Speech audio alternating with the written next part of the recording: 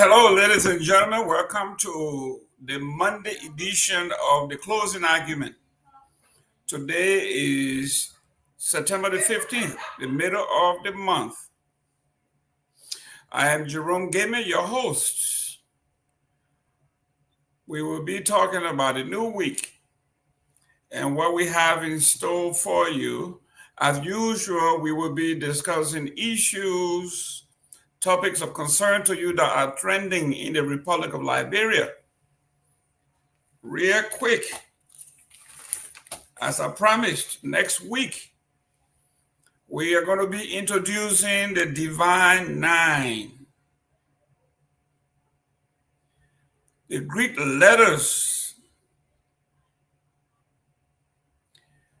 We're going to talk about what is the Divine Nine.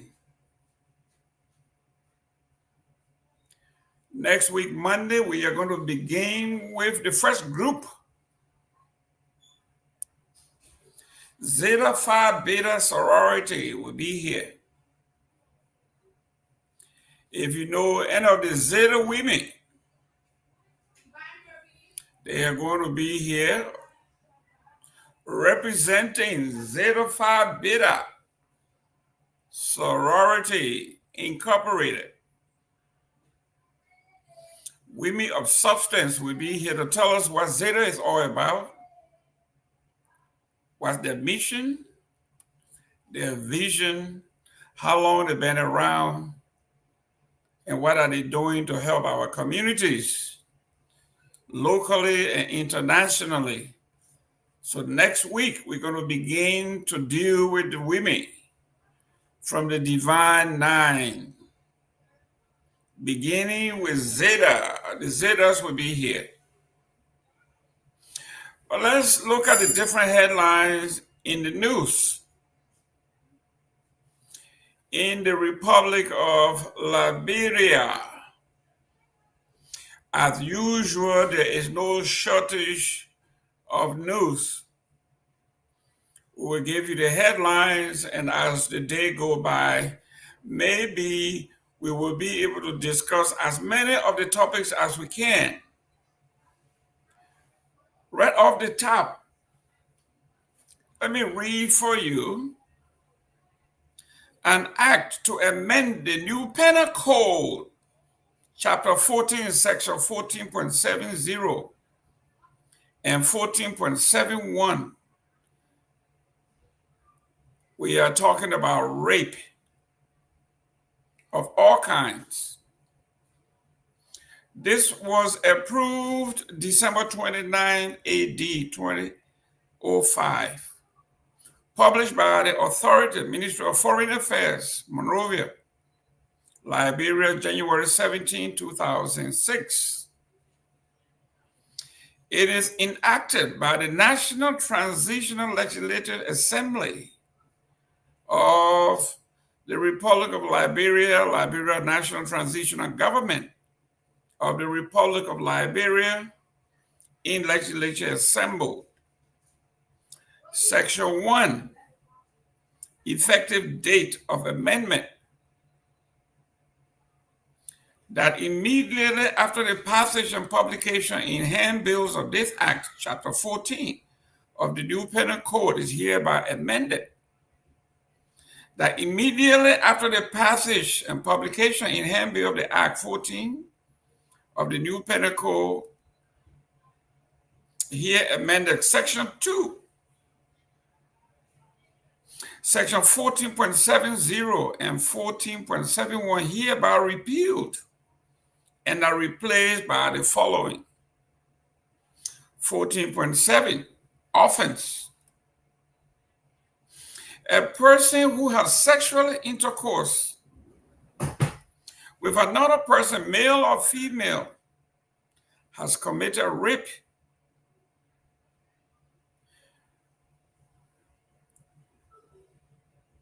If he intentionally penetrates blah, blah, blah, blah, without the victim's consent,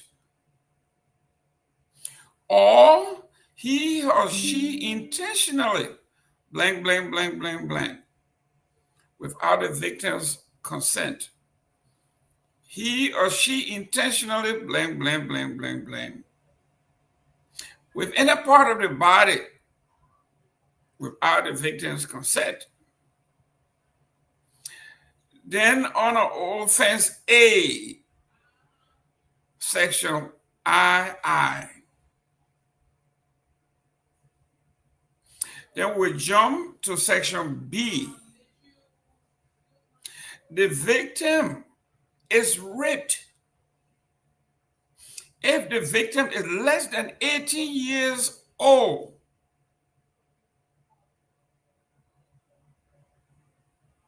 Let me read this again. It is considered rape if the victim is 18 years or less. Anybody that is less than 18 years cannot consent to sex.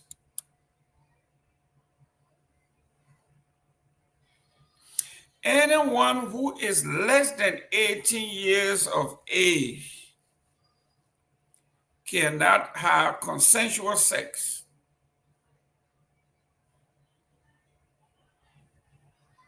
with an adult. This brings me to this article. Deputy Youth Minister accused of rape, misuse of funds, takes leave of office. Written by Edwin Dolo, the Liberia investigator.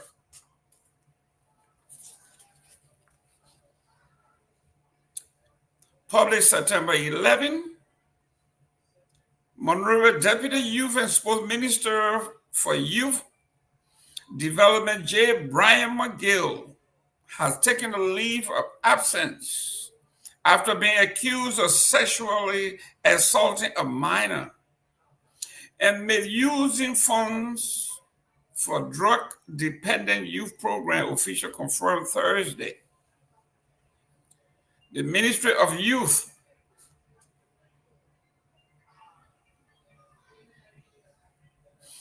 and Sports said McGill requested leave to avoid any perception of interference with this ongoing investigation.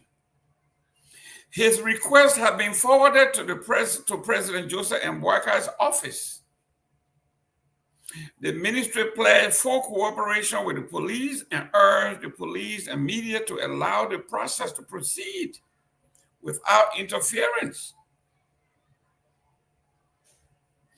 The Liberian National Police is investigating a complaint filed by Christopher Davis, a ministry employee and father of the alleged victim. Ministry sources say the 14-year-old girl whose guardian self food at the ministry were allegedly lured into McGill's office on more than one occasion.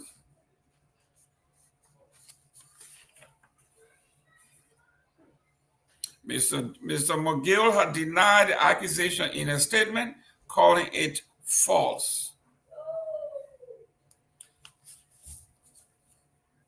Do I have issue with the system as it is? Yes. In our republic and under our penal code, if someone is accused of murder or rape, the person is never allowed to take a leave of absence pending investigation. That is not what the law says. Mr. McGill should be in prison waiting his pre-trial date. No one that I know or have heard of that have been accused of rape I stand to be corrected. If you are a legal mind, if you have an example of when someone was accused of murder and or rape, where the person was given the luxury to leave and go home until the investigation can be concluded. This is not the justice that we cried for. You must well go to the temple of justice and remove the veil or the scarf over the face of Lady Justice.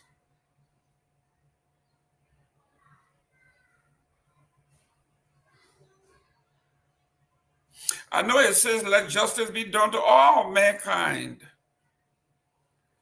That the justice is blind or supposed to be blind.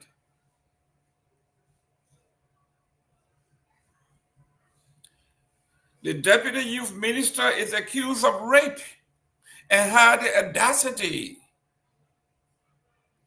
to ask and be given a vacation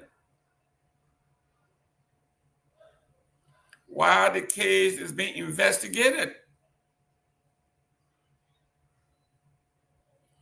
If a Gayman or a Pewee or a Sanvee or a Tomalin was accused of rape, I don't know if the Liberian police will let me leave, take a vacation, go to the United States or go to Grand Bassa, my hometown, and be chilling.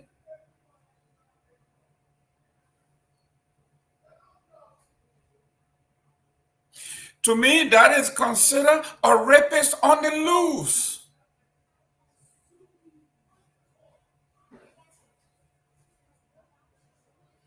He is a rapist on the loose.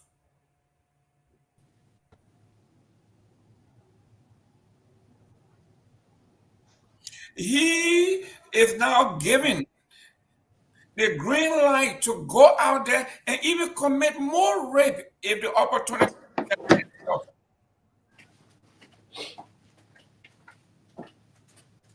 This is why when someone is accused of rape or murder,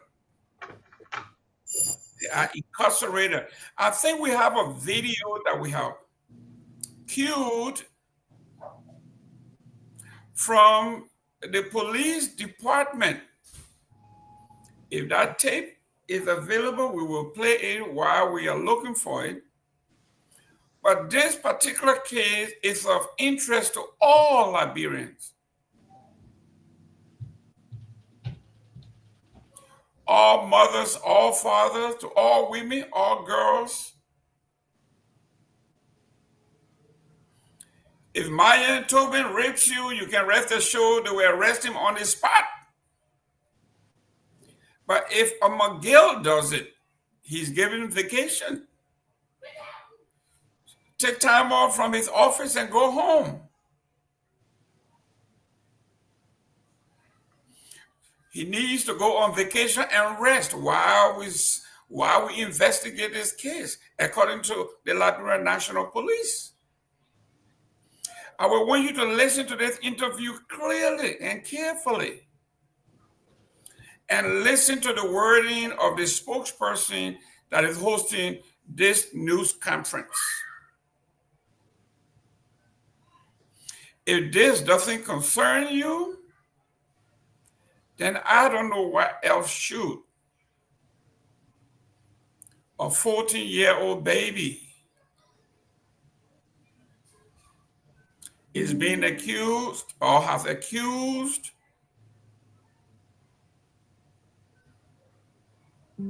a top government official of rape. As always, we say rape is usually done by people, members of the family, people with whom we have relationship. In this case, the father of this girl works or has some relationship at the ministry. And this is his daughter being taken advantage of by someone who is powerful. Let's listen.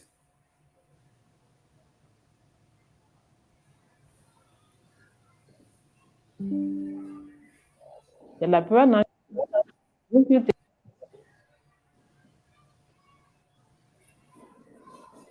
Good evening, Liberia.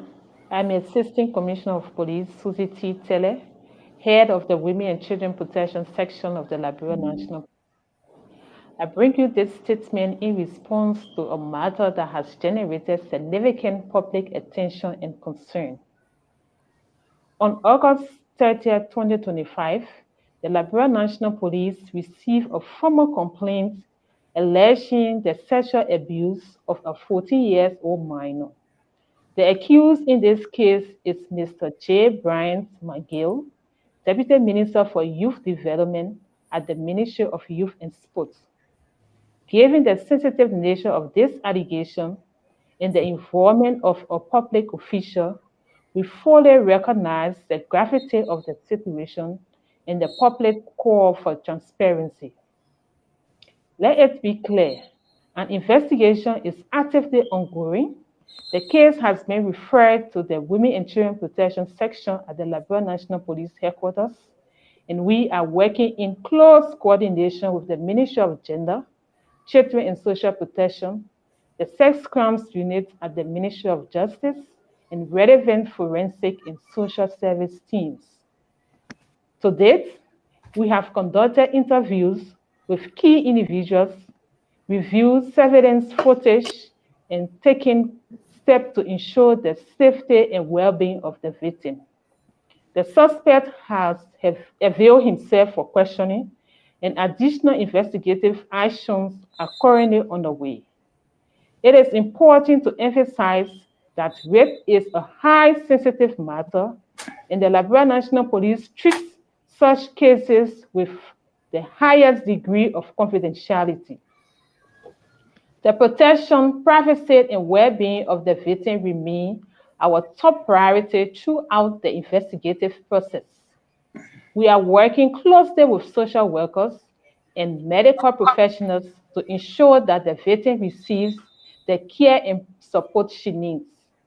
The Liberia National Police wishes to assure the public that no one is above the law. We remain firmly committed to impartiality, professionalism, and the pursuit of justice, regardless of status or affiliation. We respectfully ask the public to refrain from speculation and allow the investigative process to proceed with integrity and care. We understand the emotional weight this case carries and are treating it with the seriousness it deserves. Updates will be provided as appropriate, and we will continue to act in the best interest of justice and the protection of vulnerable persons. Thank you for your continued trust in the Liberia National Police. Ladies and gentlemen, you just listened to the Liberia National Police. If nothing upsets you, for the police to say the media, the public, should remain mute until the investigation is complete. And to use a keyword, he availed himself. Did the police say mute or exercise patience? So we have to be, and sorry for me interrupting the way. Listen. Yes. Did they say mute or exercise patience? But no one should exercise patience when No, Jerome. Mr. Pewee, let us not go there. No, I just no, read. Listen, I just Yes. read the law to you. The law says anyone under 18 cannot consent to sex. Yes. And if you are accused, and why you didn't also emphasize in the law is that this case is, it's non-bailable. That's correct. It's non-bailable. That's correct. What also the very law is saying, before one can be, now listen, you have to have reasonable cause to charge the person with rape, because he has not yet been charged. Listen, I'm coming a little bit. No, I don't want to be saying that. I don't want you. Listen. Go ahead. Yeah, that's my point. He has not yet been charged, and the reason why I want the Liberia National Police us to give the police some time to do her investigation. We do not give, when you are accused of rape or murder, we don't give you a chance. You have to be arrested. But before you are accused or before you are arrested for those, and that's the reason why in the advanced society, like here, you were bad with me on that. Sometime a murder, not sometimes. In this case, in many cases, in many cases, they will have to conduct investigation and have prima facie. Listen, if you don't have prima facie, it's difficult to move on to arrest, and that's where the police is. No, Mr. Pewee, I am trained. I operate a school. Go ahead. When a case of rape, if you are accused, you will be arrested. If it's bailable, you will be bailed out. If it's non-bailable, you will not be bailed out until you go to court. Can you give me a little time? Can you give me a little time what I'm saying? I don't want you, because the way you coming in, countering me and not allowing me to say what I want to say. No, I'm allowing you to say. I'm going strictly by the law. This is why I researched the law. I listen to the anybody under 18. Yeah, I'm coming there. I'm listening to the head of Women and Children Division of the Liberia National Police. And what I'm saying that, because when you said, they said we should keep quiet. That's why. What did she say? Did the police? What did she say? Patient. What did she say? She didn't say. That's why I asked you. 1 minute. Myean, could you replay the tape, please? Because it's a sensitive case, and they don't just want to move to conclusion. Let's listen.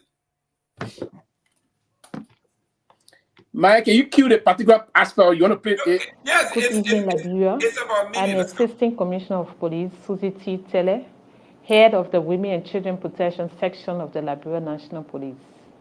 I bring you this statement in response to a matter that has generated significant public attention and concern.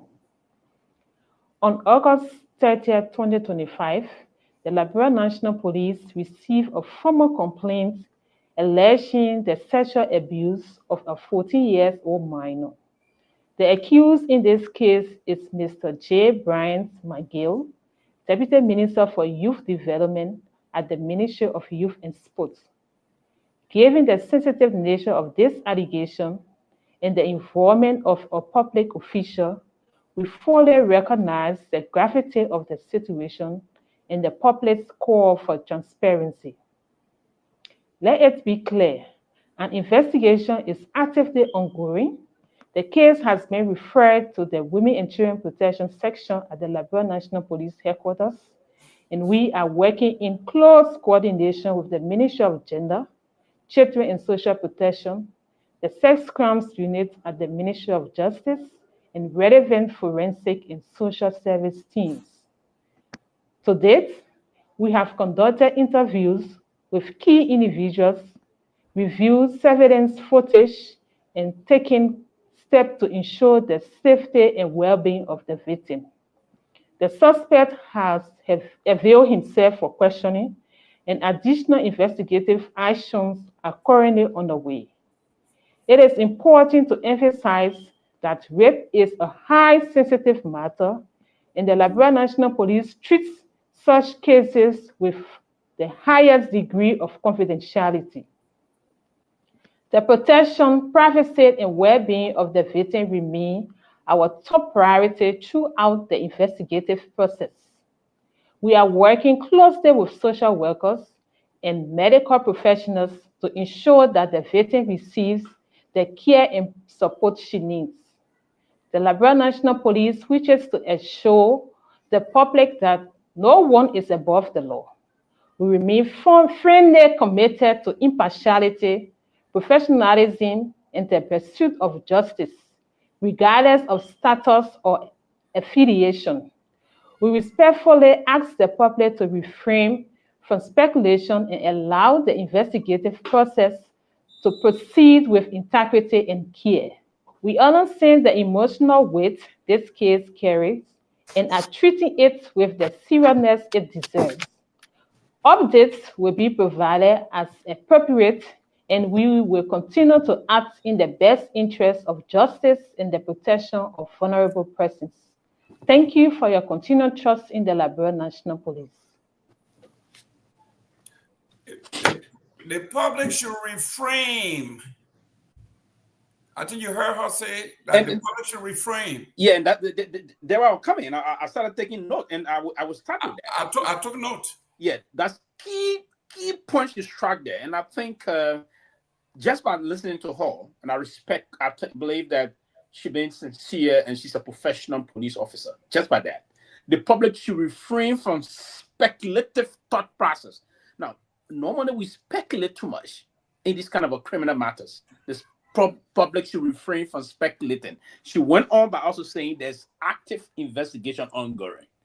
Active investigation ongoing. Now, Mr. Gayman, Ben Sanvee, I'm a student of criminal justice. Currently, when there's active investigation ongoing, we don't want people to speculate.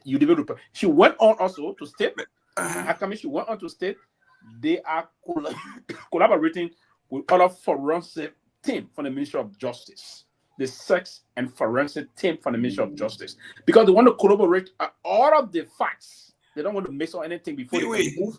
Pewee. That is not the work of the police at this point. What's the work of the police? Listen, the word refrain. Just put it up on your dictionary. What does it say? It says stop. Yes, stop speculating. Yes, stop. That means we are not speculating. No. She said, no. I will come in defense. No, listen to this. Listen to this, Pewee. Yes. She said a formal complaint. Yes. Of sexual abuse have been filed. Yes. Okay.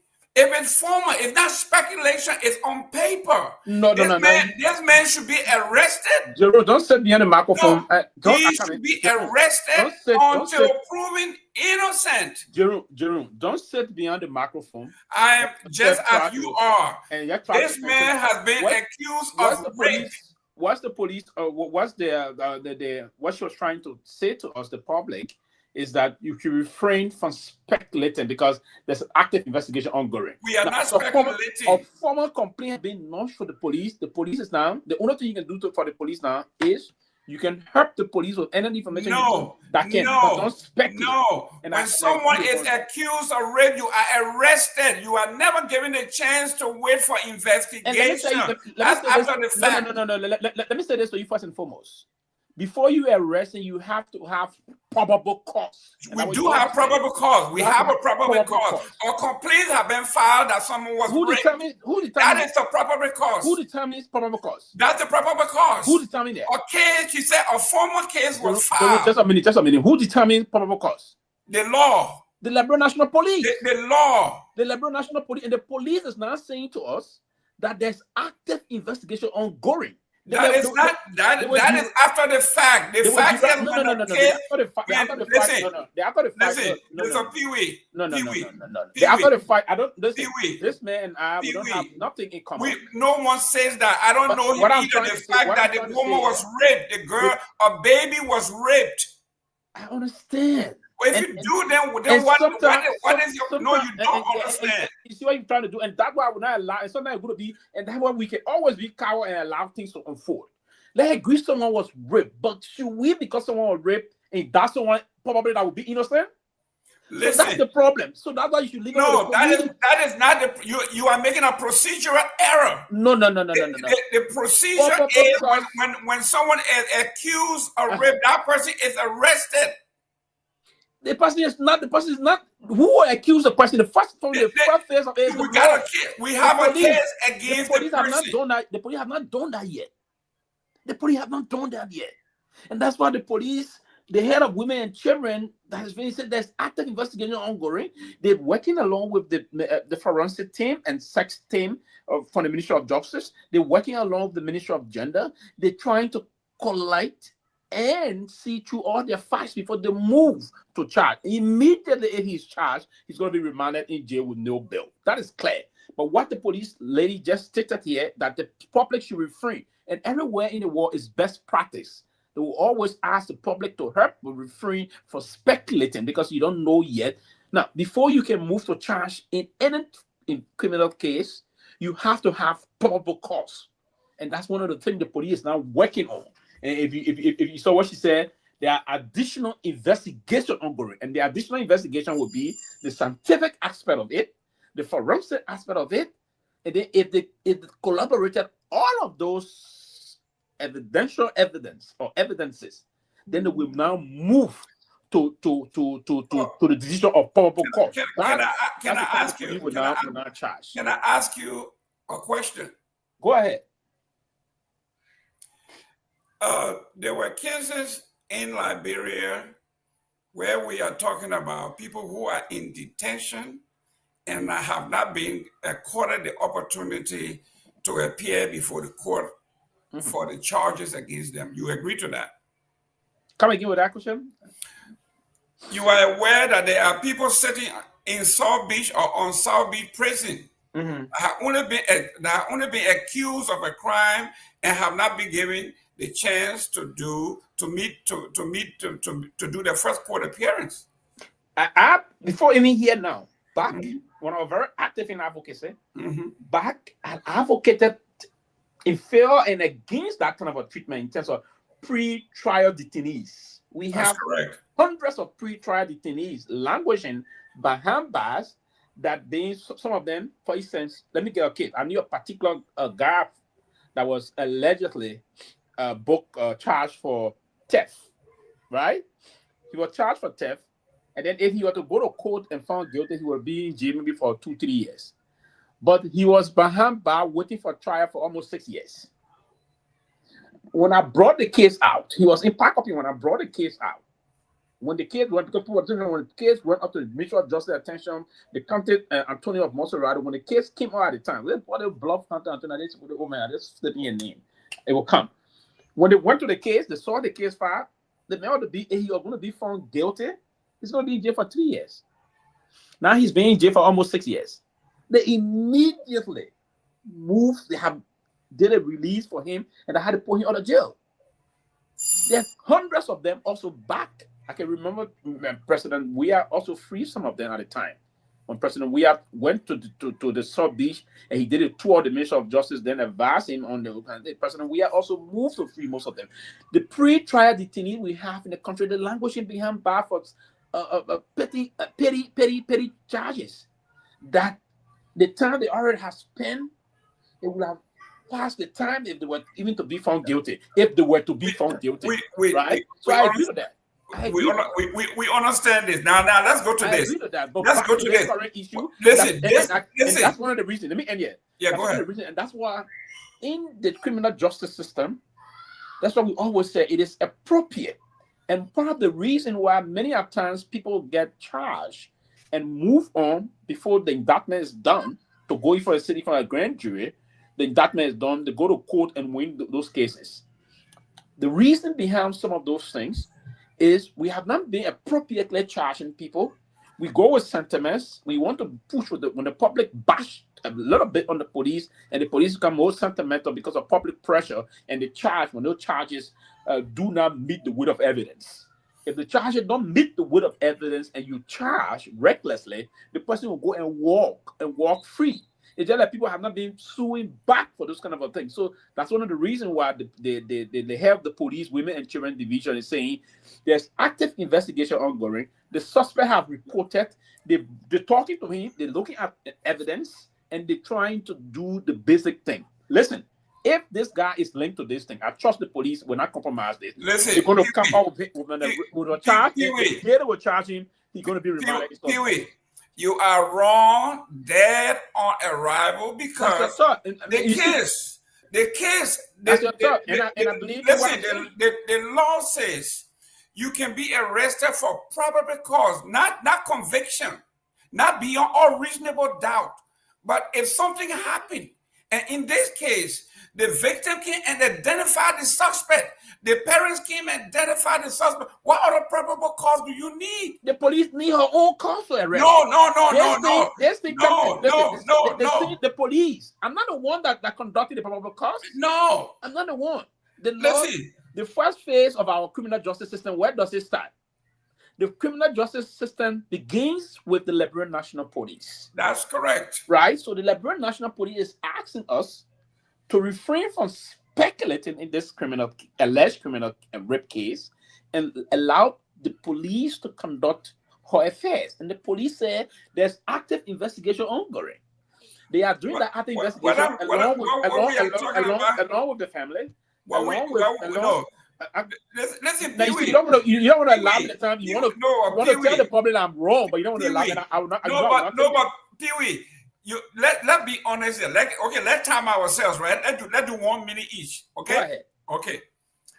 A probable cause is not a case beyond all reasonable doubt.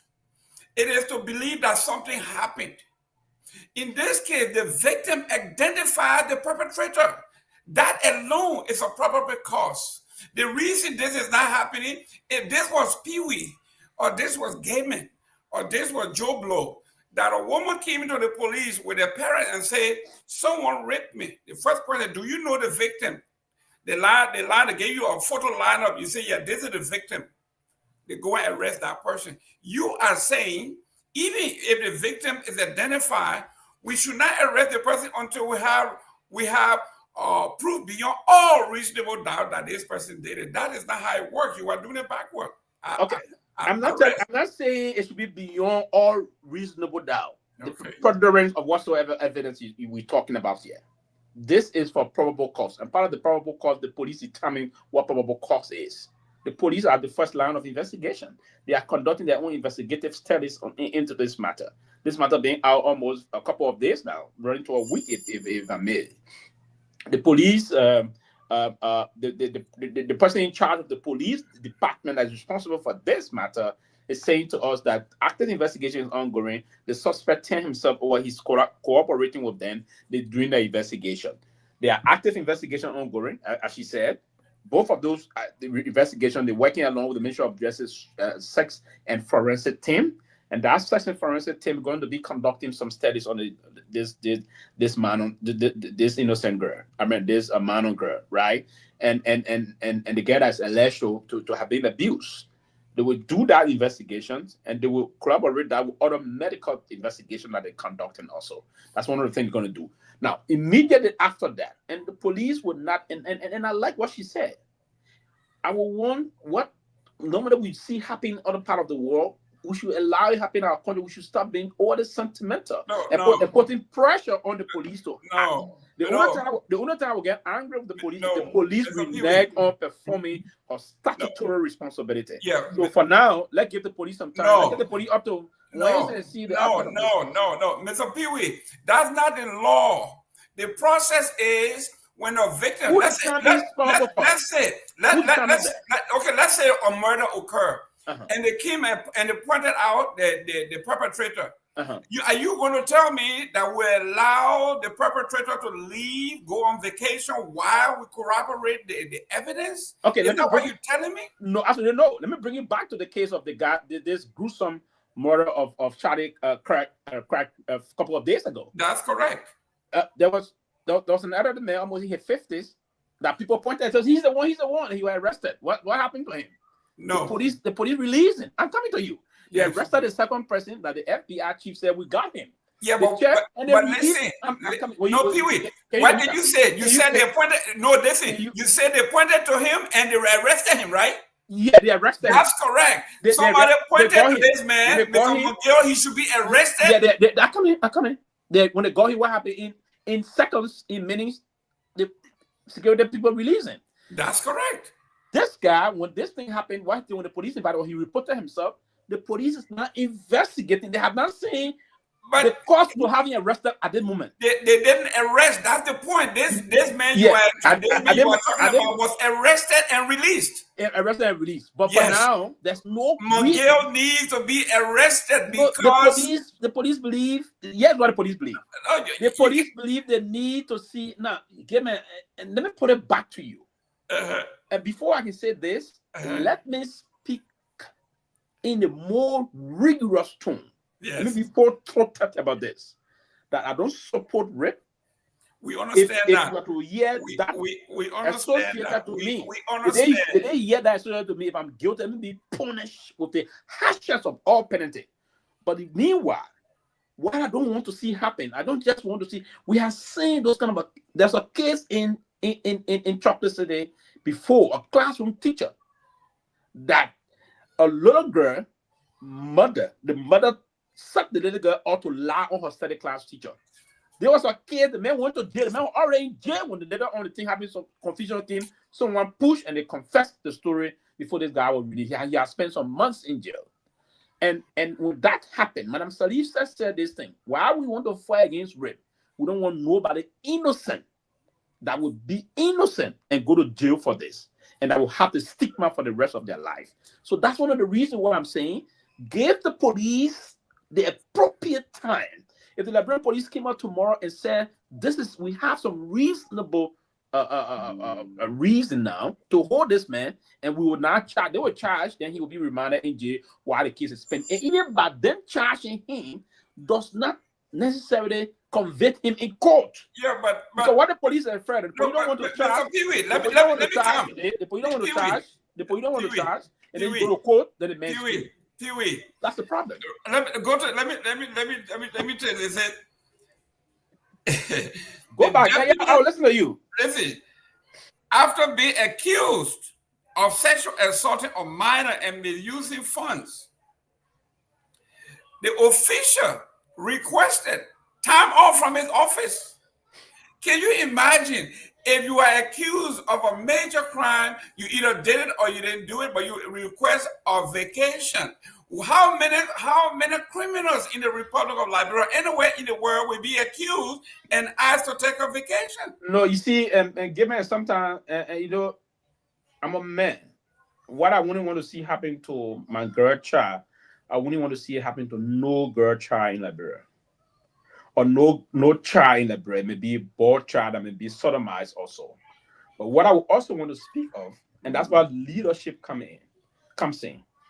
To be a good leader, you should be able to strike the balance. You should be able to do some quick evaluations and strike a balance here and speak to the mind of those that are affected and whatsoever. So to bring them to check in terms of difficult times. What I'm saying here is not the issue about the mayor asking. The reason why the mayor asked for that, and the reason why that unfolded, probably they missed something because they don't want him to be active in his position. No, I'm coming. You see, Pewee.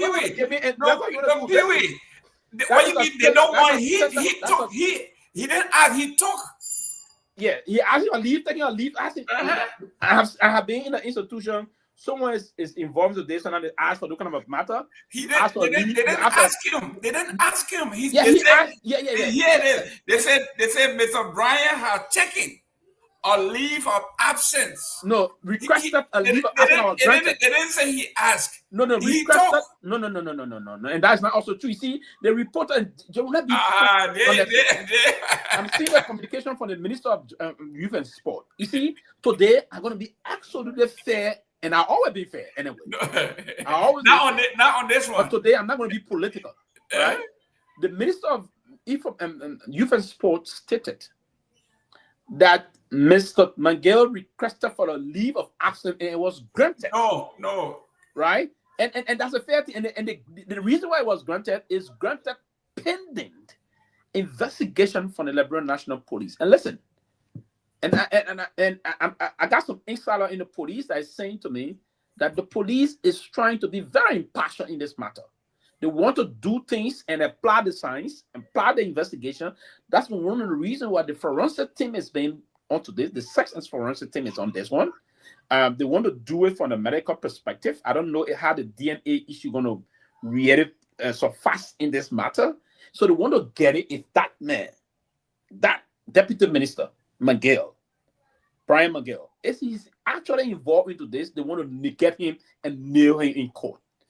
That's the intent. They don't want to get him haphazardly, and then he get a good, brilliant team of lawyers that will come and get him out eventually during the time of trial. They want to get him, and that's what my police source is telling me. Say, Pewee, hey, we are taking time to get to this case, and we'll get to the bottom of this case, and if there will be charges, those charges are going to come in, and then we're going to go to court. Those evidence of bulk of evidences, if you will, going to be used to have him nailed and send him to jail for life or many years. So that's the reason. That's one of the reasons why I'm saying today. And we all agree, even in the House when the law was being passed, people started speculating. Do you know that Senator Prince Moy, before was someone said Senator Prince Moy did this, the other lawmaker did the other thing. If you open a floodgate in the kind of case, and they say well, Jerome was involved into rape or raping a man, then they just get Jerome. You put all of the men, people will start sucking people up in the country, and that's why the police want to stop. And that's why we men that are against this thing, saying to us, why we against rape and we want to condemn rapists, it is important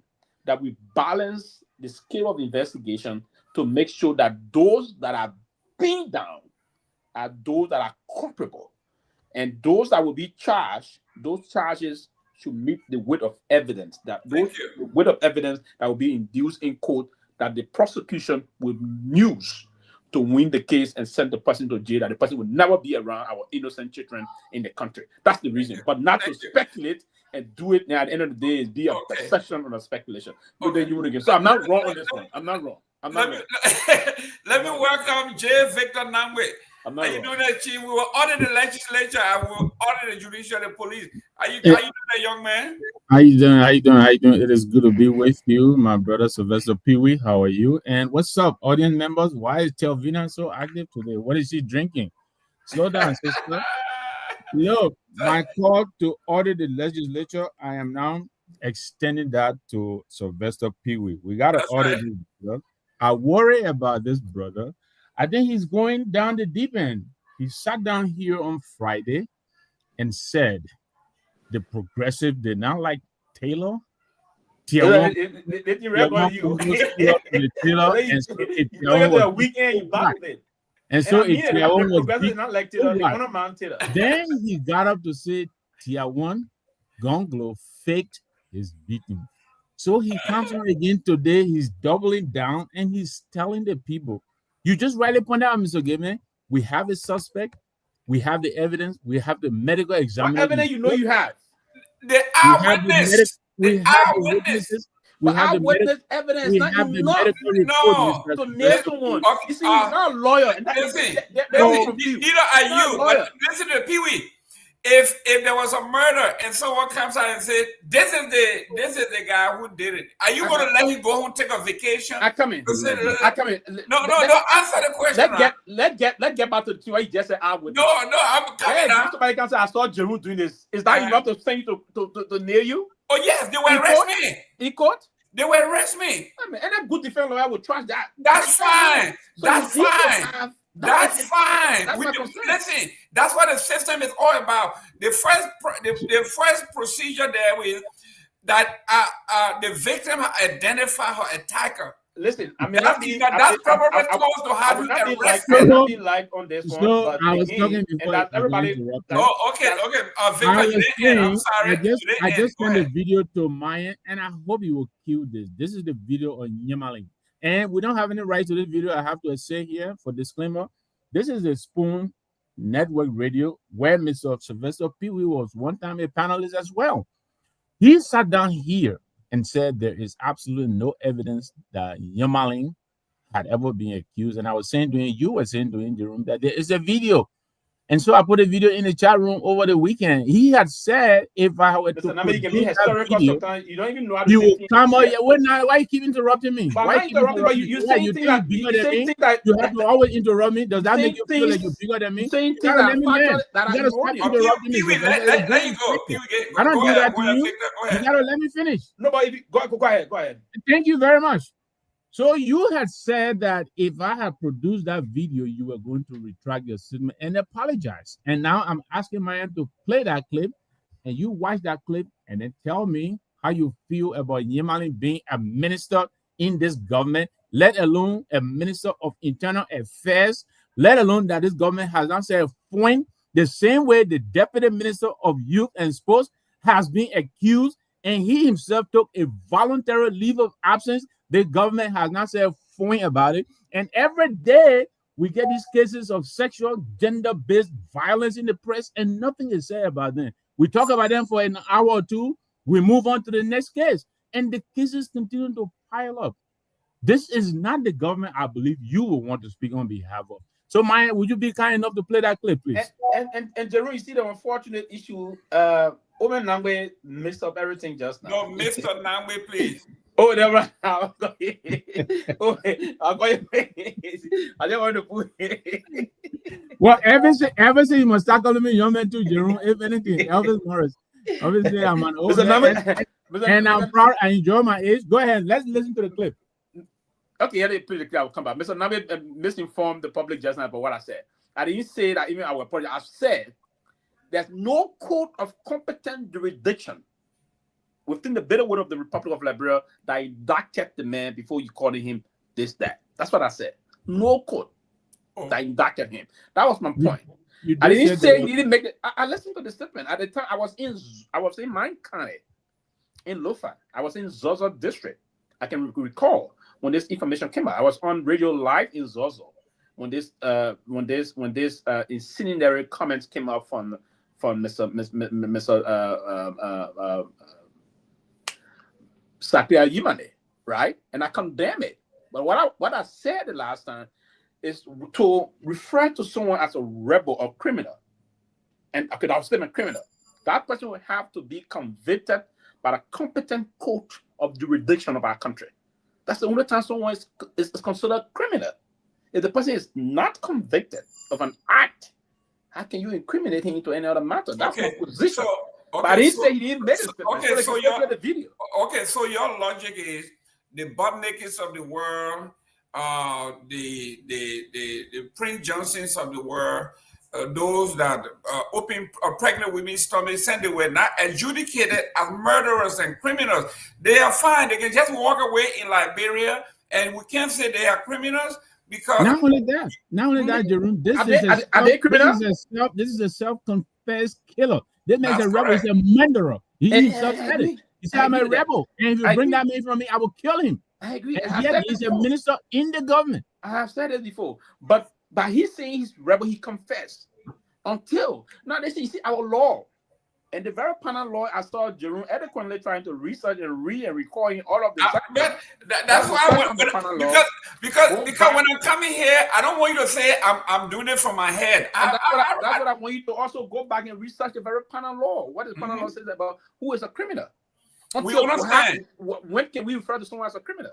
Yeah, but no one is. That's what it said in the country. Everyone is innocent until proven otherwise. Granted. But there are certain procedural steps that are required. If this man is accused, let me quickly clarify this point. If the man is accused, and there's evidence and a witness, he shouldn't be walking the face of this earth. Let me clarify something before we move on. Mr. Nagbe said, my own big brother Nagbe said just now that I was not a panelist, and I seen Tavina saying the same. I was not a panelist. I did an appearance on Spoon before. I was invited to be a panelist when the guys left from Spoon at the time. When you have the leg of Garguah and others, I was invited personally to be a panelist on Spoon. I made my debut. Hey man, are you telling me I use a white spoon for nothing? Because I use a white because of you. I made my debut appearance. Pewee. I made my debut appearance, but I later on. Pewee. Let me ask you. So I just want to say that I did appear. Let me ask you a question. A couple of times. Let me ask you a question. There is this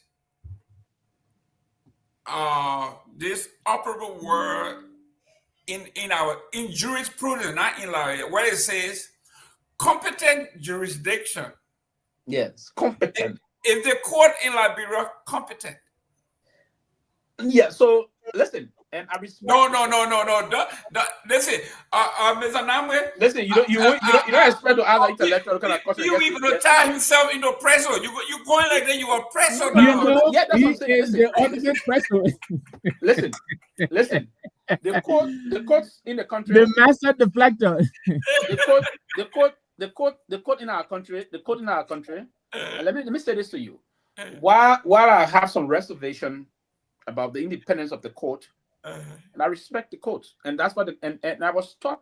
You see, I am a constitutionalist. I believe in the Constitution of the Republic. But let me ask you this, Sylvester. And the Constitution says we should respect the court. Let me ask you this. Article 65. I come in there, and that's why I said I got my own reservation about the independence of the court. Let me drift from my sterling. But yeah, I know, right? Can I ask you a question, Sylvester? The courts are Do you competent, believe an arrest warrant should be out for this deputy minister? Okay, let's go to the video tape. Look at you, man. Take a pen. Yes, there should be a arrest warrant should be up for him if there's probable reason to arrest. Let's talk about it on the other side of the video. Let's look at your uncle taking a pen. Look at you, Millie. Look. Okay, very well. Good, let's go there. And they say, but I tried from the market. You see, we just go. Can you go back and play the video? Yeah, go back to it. Yeah, play the whole thing so we can hear. Play, man. And you're right. That's my uncle. Traditional. It's my traditional uncle, right? Mm-hmm. But I'm not defending him here because he's my traditional uncle. I'm defending him here because these are all propaganda, and that is meant to spree out and smell him. Go back to the video. Yeah, go back. Put it. Is there any audio? Listen to the lady.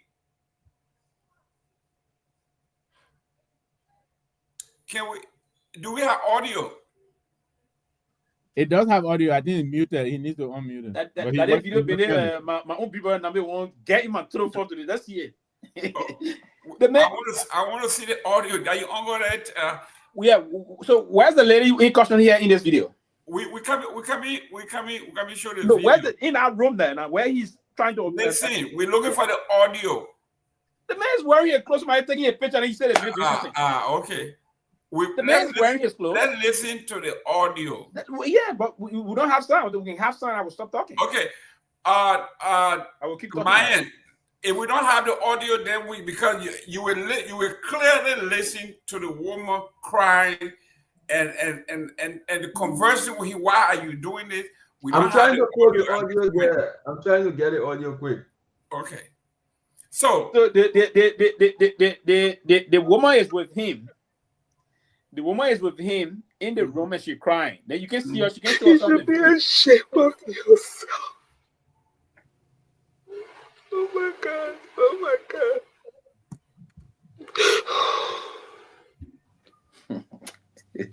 Why did you put it like this?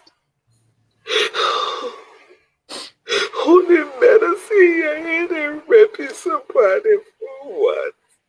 What is this? What is this? Oh God. But you see, Jerome.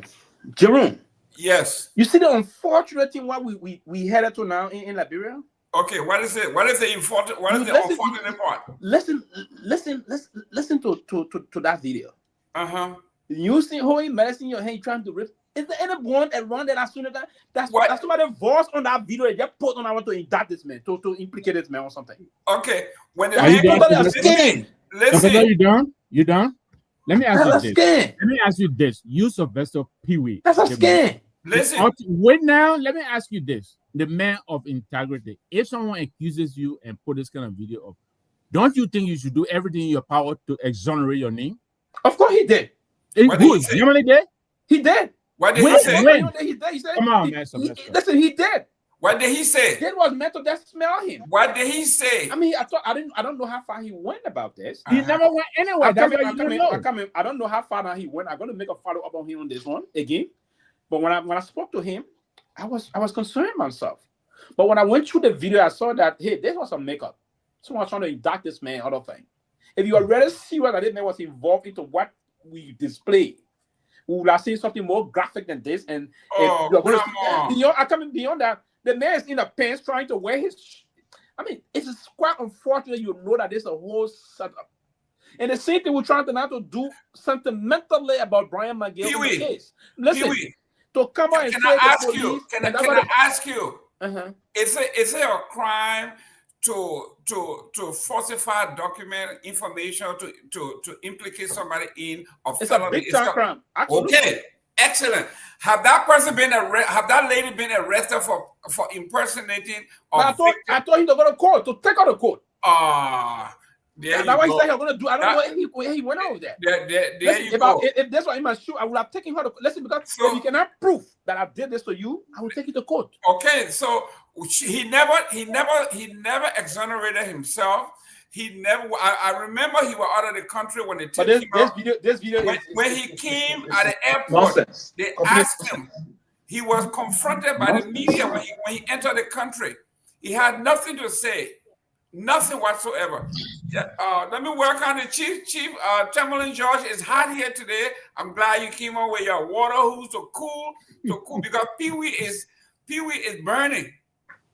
I mean, he is twisting and turning and twisting and turning, and there's nowhere for him to go anymore. We have listen. The war is not twisting and turning. Pewee has been realistic. Listen, and Pewee is not sentimental. No, Pewee is not. Pewee is not sentimental. Pewee is not going because of public sentiments or public pressure. No, Mr. Brian McGill is being investigated by the police. Give the police time to do an investigation.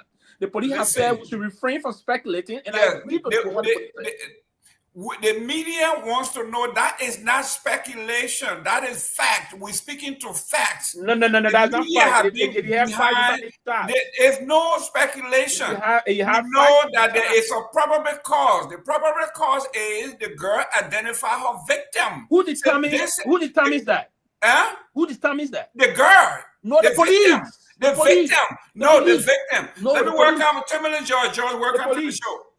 Well, it's good to be on the show. Let me say, happy to be on the show and welcome to everybody who watching the show. But I have to side with Pewee on this issue because the fact of the matter is that anybody can accuse you of something. We agree. But the police, if by the police have probable cause to arrest that person, and they have the probable cause. Why they say investigating? Because the police is biased. No. The police is biased. This is a crime against government officials and nobody. Let me ask you this. When there is don't the police man the podium almost every hour to give you update on the matter? They tell you what they're doing. They tell you the suspects that lie. They tell you all of the stuff they're doing. That's what this lady is doing. She's assuring the public they are aware of the case. They're on the case. They will let us know at the end of the case. I think that's fair enough. But by now, the man should be behind bars. He shouldn't be walking around. No. You can't just put somebody behind bars just like that, Mr. Nagbe. First of all, the Ministry of Gender is involved. Justice is involved. And so forth, right? And the case is being followed by rights from all over the country. The fact of the matter is that they must check this girl, get DNA samples and everything before you if they have it and you do the DNA samples, everything, you have evidence that this man DNA is in this girl, you're making an arrest. But just by somebody accusing you and saying something like that, look, I'm against. I got 4 daughters, and I will always be a woman's advocate for women and children because I come from a family of a lot of women. 5 sisters, 4 daughters, and so forth. I'm telling you this. To just say somebody is ripped me and you just arrest a person like that, gentlemen, let's be realistic. Let's be realistic. No, but Mr. Gayman. So imagine because tomorrow if somebody come and say Mr. Gayman raped me, my arrest you Mr. Gayman? Listen. Should you be arrested? Yes. Why? Listen. If I am accused, if anyone in Liberia is accused of rape, that person is going to be arrested unless you are a member of the elite class or the ruling class. Because there are thousands, maybe hundreds of folks that are on South Beach that have been accused of rape that were taken there. And we just talk about pre-trial detainees. That is a problem in the Republic of Liberia. Why? Because they want to take that predator out of the audience, out of the public eye. This man has been accused. The victim has identified him. The father has identified him. And the police. Can only refer to someone as a predator when the person has been convicted. Listen. So are we discounting the medical I'm talking report? about the perpetrator. The perpetrator has been identified by the girl, the victim. I hear as a school administrator, if a child accuses any of my staff of abuse, sexual abuse. Let me put it quickly. Listen. If you went to Buchanan this coming vacation, and then someone just say you went in the house or a child 15-year-old came from there and say, "Oh, Gayman raped me." They should that grab you and put you in jail? The police will give her the benefit of the doubt. But if they bring the medical evidence and it points to you, they should grab you. So my question is, so when we have our differences, right? But the police, let us get, and I'll be honest with you, right? I respect some of the folks that are the national police who are there. Okay, I respect them a lot. Most of them I respect them. But the problem, for instance, look at, I'm not a fan of Francis Jumani. I'm no fan of his. I'm one of those who even told the Senate, say, you should reject this man. That video show was Yemeni. You tell us a fake video. They in the background. Why did I come in the game? Then the person crying against you. That problem trying to avoid. That kind of lies. The man put it close down. He said, "Oh, hey, he raped me." Why don't you on that case? Because everybody was a fake Sonny. Let's be frank. Okay. Let's be honest with ourselves. If the police get probable cause, and I come in now. They have done an investigation, so now, okay, we're not making an arrest now. We keep it. It may have been a question of interest. Yes. Now we got evidence to find arrest this man. You won't go to arrest somebody that the evidence is not there, and you lose the case. And Jerome, here's another point quickly, Jerome. Another point, Jerome, quickly. So it is possible. I listened to Big Brother Nagbe saying something that is important also. It's possible, and I've seen our own friends all on the stream making their own comment, and I respect all of the comments coming in. It is possible. Don't look at the comments. Yeah, it's possible. I've seen a case also that someone that was the arrival of the someone that was leader of the CMC is just joined us. He's the only one someone that was raped before, and that particular child, I think was 16 years. You got mail. That child was 16 years old, and said this person tempered with them. It is possible that person didn't do it, but that child was tempering. Someone else was tempering with the person.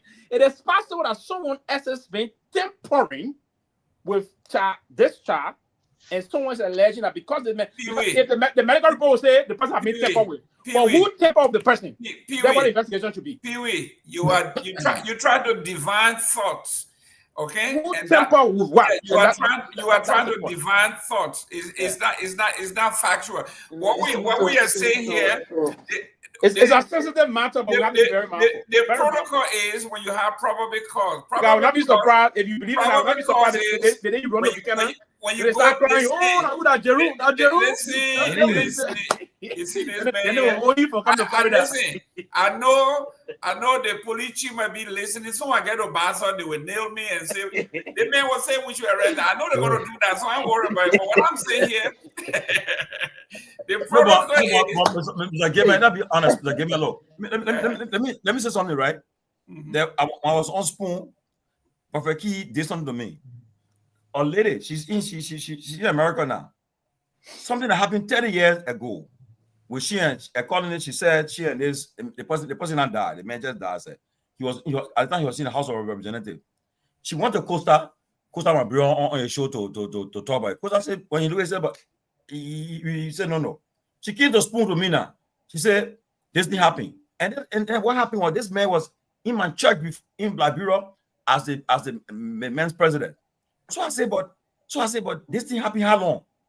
30 years ago. Then I said, but did you file a case with the police? She said, yeah. Where the police? Where the police? No, she said no. I said, well, then where the police? No police case. And then, man, I said, you know the court, they charge you on the man. They can't be on a platform and say, Tomalin George did this to me 10 years ago. I said, you want to destroy this man? I said, but you have nothing much to say about this man. She would have said the man did us a hawk. So I called the man. The man said, look, I raised her, she stayed with me, but she lied on me. So what happened? But he wrong. He said, Tomalin George took money to suppress rape case. So when he did that thing, I just came out there on spoon and said, look, what he said, it didn't happen.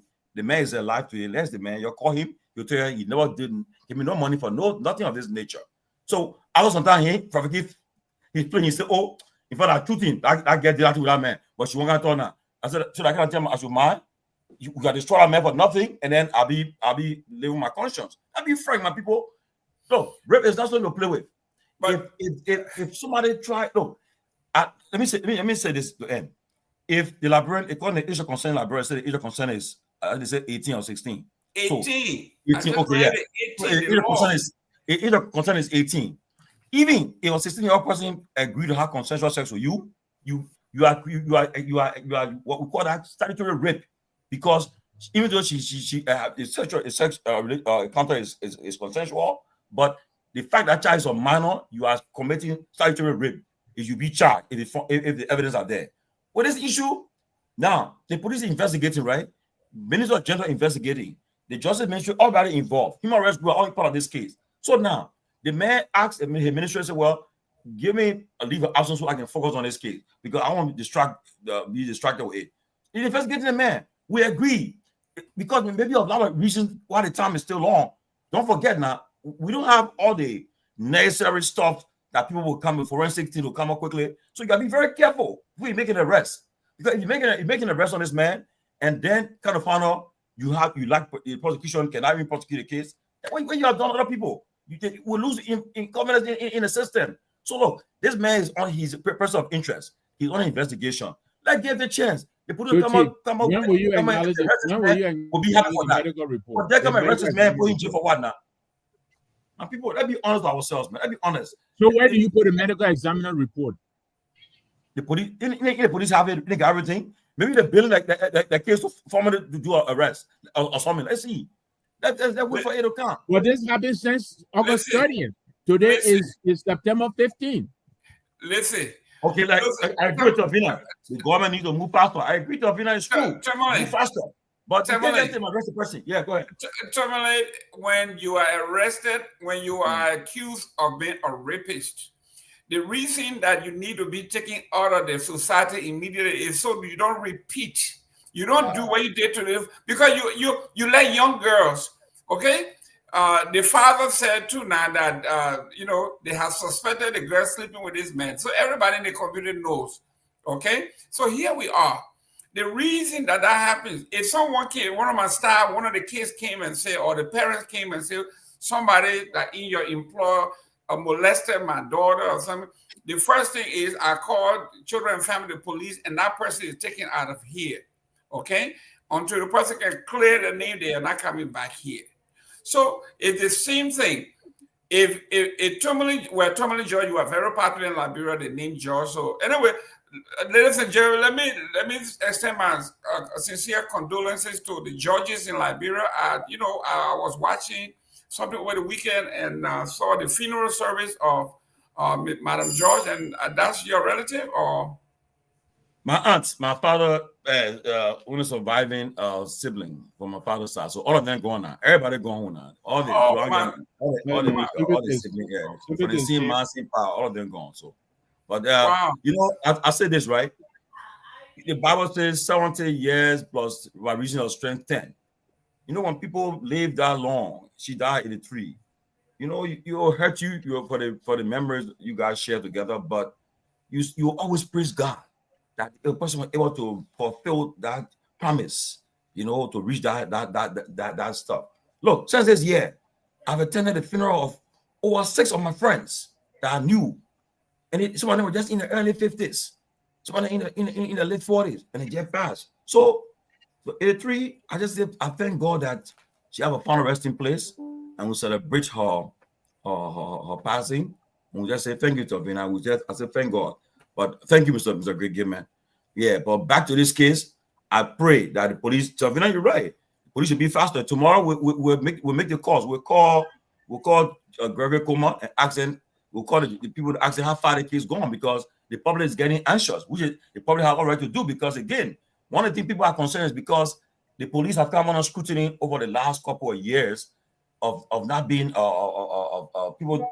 Some people have lost confidence in the police. So this is why this kind of perception people will have right now. Okay, it's important that the government speed it up so that the case should be brought to book. If this man should be arrested, arrest this man, charge him. But right now he's a person of interest.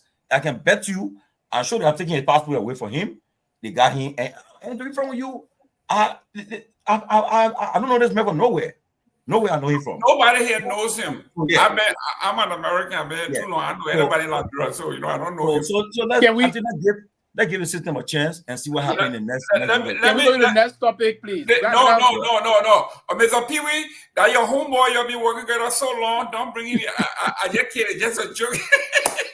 There we go. I'm going to fire by now. Let me welcome Seleke Kromah. Seleke, welcome, Chief.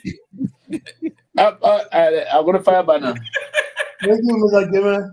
Yeah, okay. Yeah, but honestly, Mr. Gayman, there's no. Where can the other people find that? Gee, No. You said something. Is it related to the former CDC McGill? No, man. No. Oh, okay. No. Let me welcome. sympathy, man. Sorry for your loss. Thank you, sir. Let me welcome our friends and. The political leader in that. He's taking a call. He's He'll come back. He's taking a call. Let me work on Care Radio 95.9 FM. He's talking to a new political advisor. I think Seleke got something to say. The new political advisor, how many again? Oh, many coming. No, you see though, I'm sorry. I don't have look. I'm in a chat room right now. Many is coming as the new political advisor to the political leader. I'm in a chat room with Many, right? And then you coming on an intense fire because I don't think it's the right to affiliate with what you want to affiliate with. Okay. No, it's a right to affiliate with whatsoever, and I agree, and that's the constitution call for that. But again, if you vacillate too much in a period of time in politics, you are not taking seriously. That's the major thing. But is it right? It is right, but if the mayor's coming home. The mayor's coming home. One at a time. Yeah, this is becoming a troubling pattern, right? For Liberia Party. Hey, come on now. But you gotta see Jerome. When Kamara joined the CMC, that problem. When Dopoh Motherfucker joined the CMC, Sylvester, what would do now? Now you see people go all kind of places. You don't say anything, but when they join the issue CMC, of Fanta about Dopoh, Mr. Nagbe, no issue of Fanta about Dopoh. Dopoh has joined all the parties like that. So what? So what? So all the parties like that. Jerome. Let me speak to 1 minute. Pewee, go ahead. You got 1 minute. Yes. Let me say this to you, Mr. Nagbe, and I understand clearly. Sometimes you suffer from Pewee anemia, right? That's why I said so now. Pewee ain't coming here. Wait, I be what to be for. What was that? Pewee anemia. That's a new word. Pewee anemia. So again, when I said the thing about the progressive the weekend, when you couldn't sleep, you didn't have a sleep, and you had this probably this little Pewee anemia. Yeah, that's the kind of line, right? So, but let me consistently say what I said with the reason. I'm never. I gotta work on the political leader. I'm coming there. I'm never. And the reason why I'm even laughing about Dopoh coming to the CMC is that Dopoh is coming back home from his philosophical leader from the Liberia Party left. So it's a trend, right?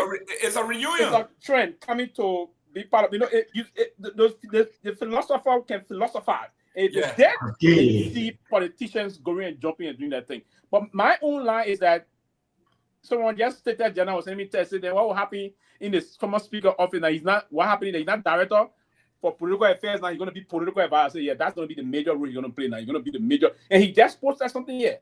He said, that's what he posted. He said, after almost a decade at the Liberia Party, I'm moving on to the CMC to explore new approaches to national progress. I look forward to working for a unified opposition and victory in 2029. So many. Nowadays, you help in Bepalo. Okay, guys. So I mean, welcome, Sabine. Welcome to you. Tomalin, welcome the political leader. Want to officially welcome I called him yesterday. He's president today, the de facto leader of the opposition, because he's the only opposition leader that really on the news every day, speaking and holding the government accountable. He's up. So right now, he's the de facto leader of the opposition right now, I can say, because he's the only one on the front line right now engaging the government. The Honorable Musa Hassan Ability. He went for the vice president here today. Yeah, and before the PR speak, let me say this, right? Today I was talking to Costa, right? And he made me laugh. And we laugh about it because he said, Tony, when have you been a crime if you go on your page and delete something from there that what crime committing and on your own page? And it's not funny because everybody deleting. I mean, we all posted our page and delete it from there. So I go making BLA for. Even that's something get wrong. That's why they do those things sometimes. Listen, how about the former speaker? And the former speaker also deleted something on my page too. So what happened now? Who deleted what? Thank you. I'm enjoying the debate though, but it's good to be back on the liveliest of talk show where I feel the most comfort and relaxation. Nobody will attack you.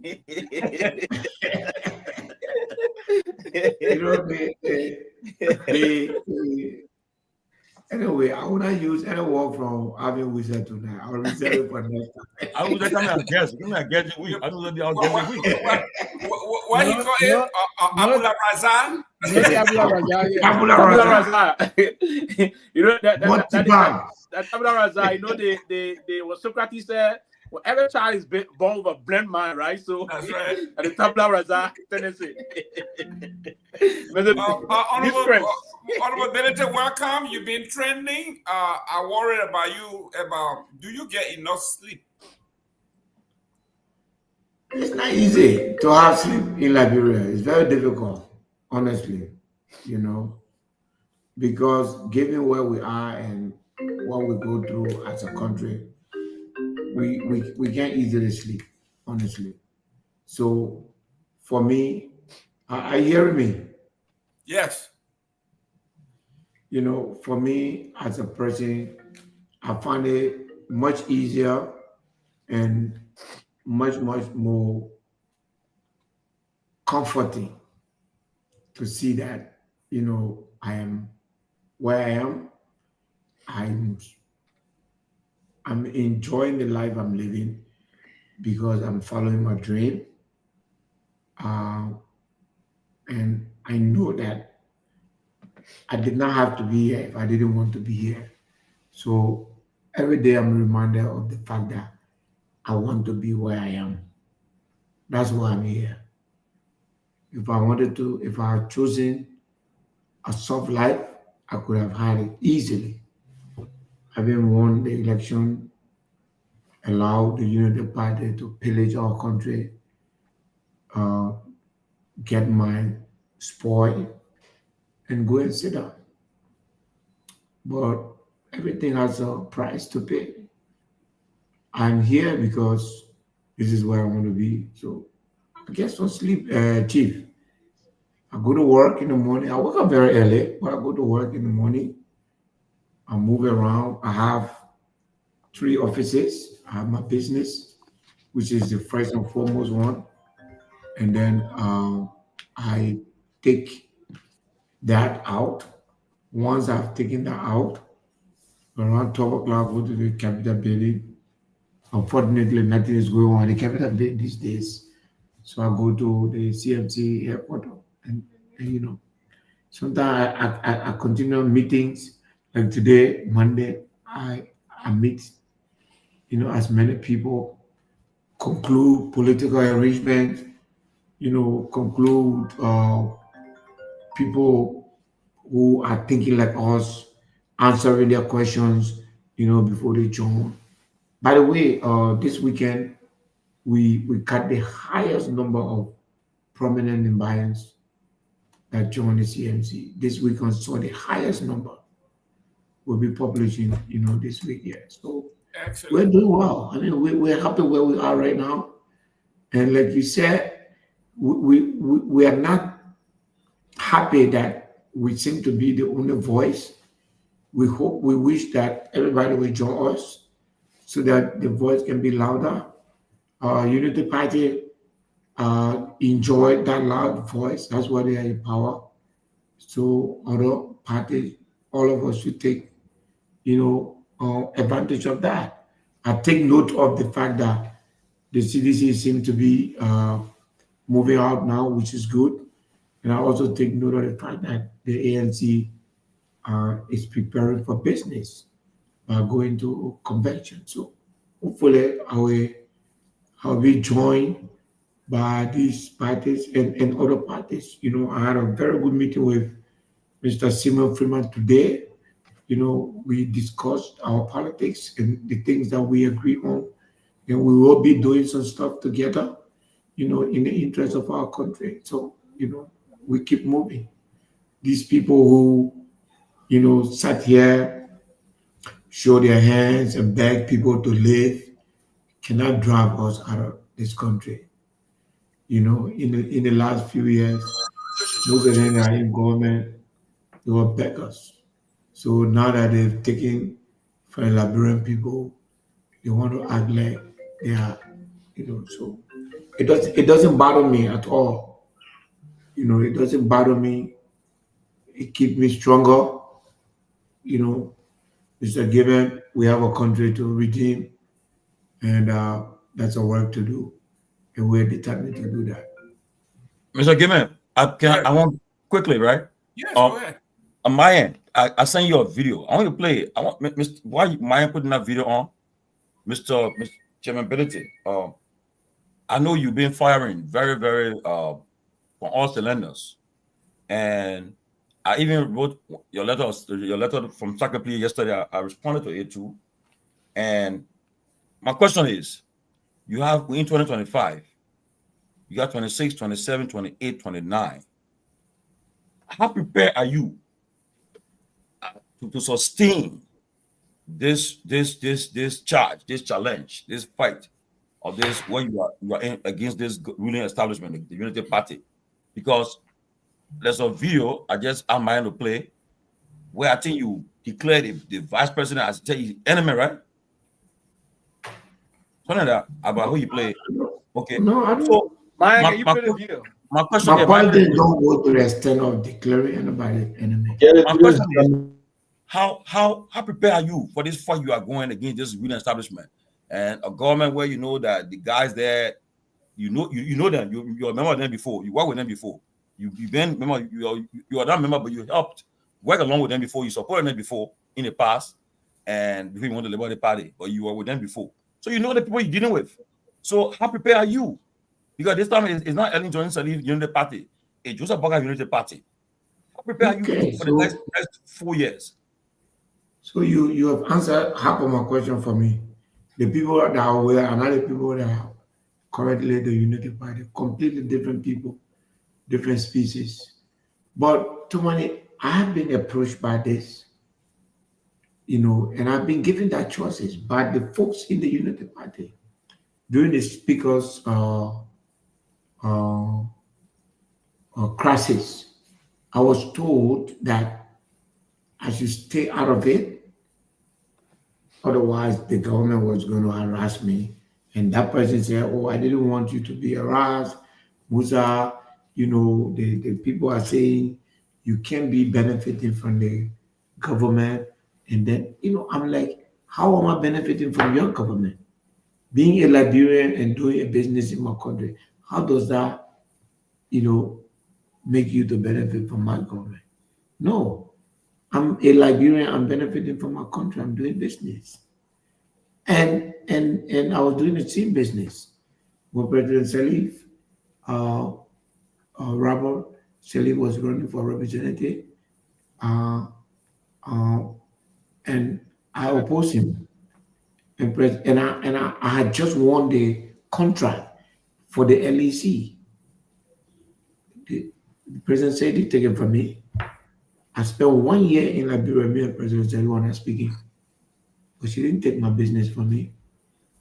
I remember the guys on the board at that time, knowing that I had difficulty with the president, wanted to take this very FPRC contract.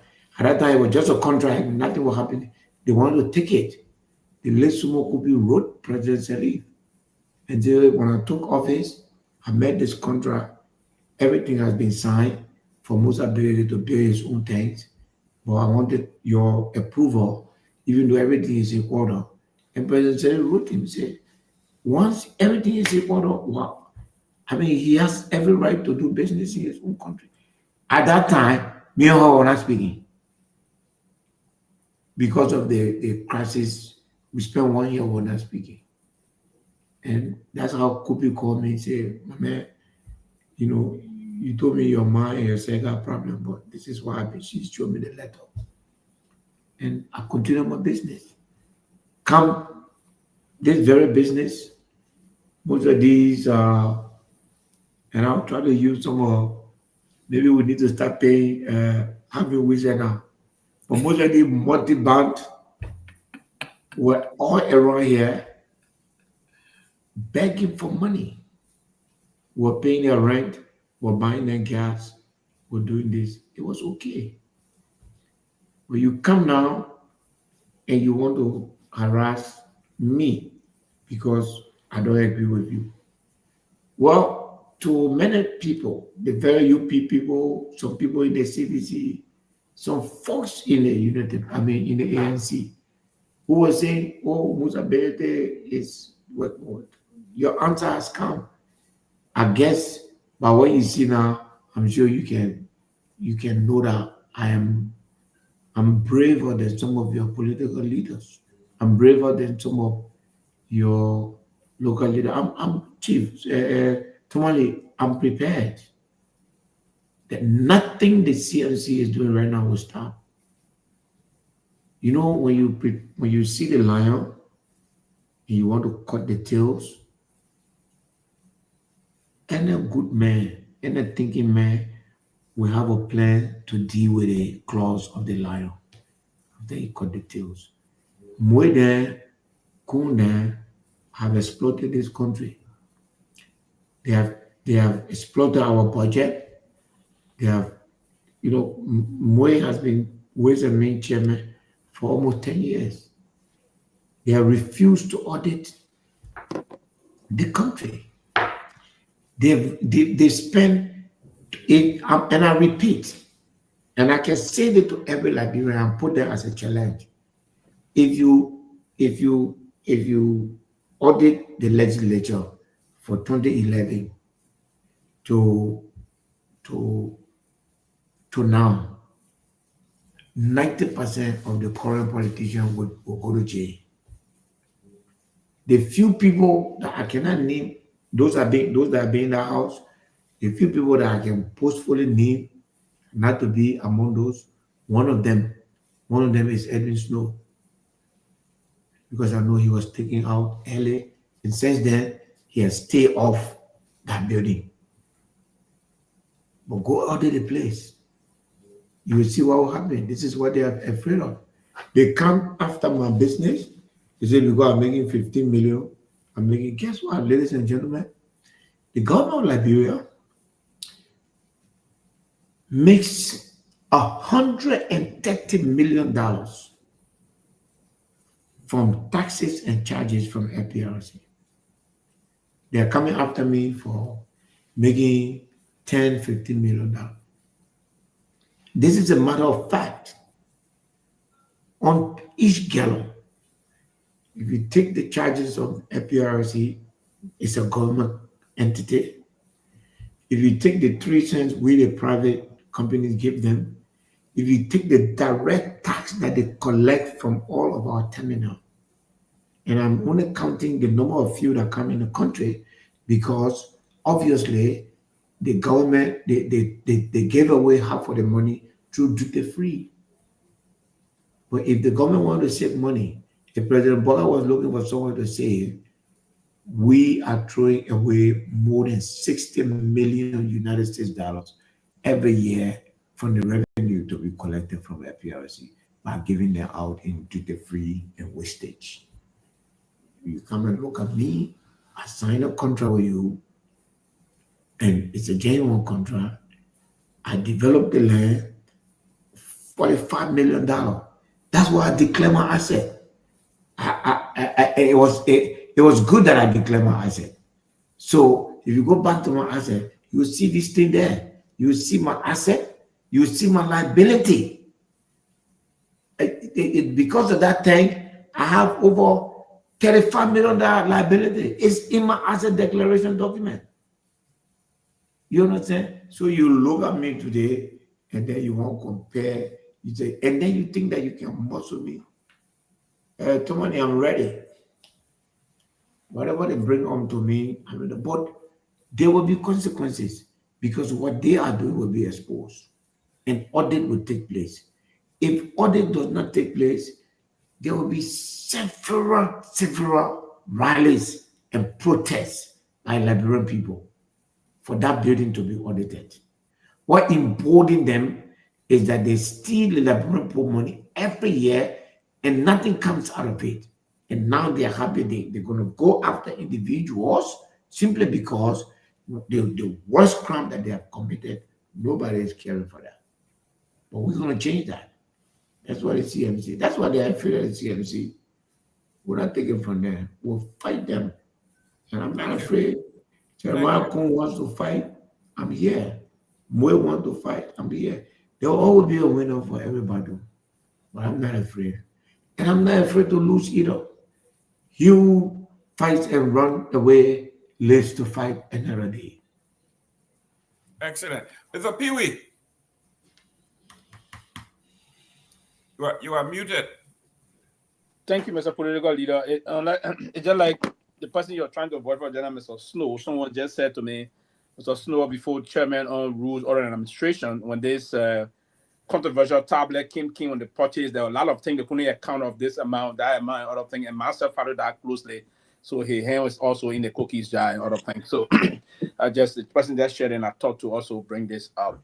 But I do agree with you sincerely that there's a need for the house to be audited on a more serious note. And I also do agree, before I can just come up quickly here, do agree that all of what you just explained is true. And I think you took the bold step to challenge the status quo correctly. And it is quite unfortunate that you be targeted because you are a politician.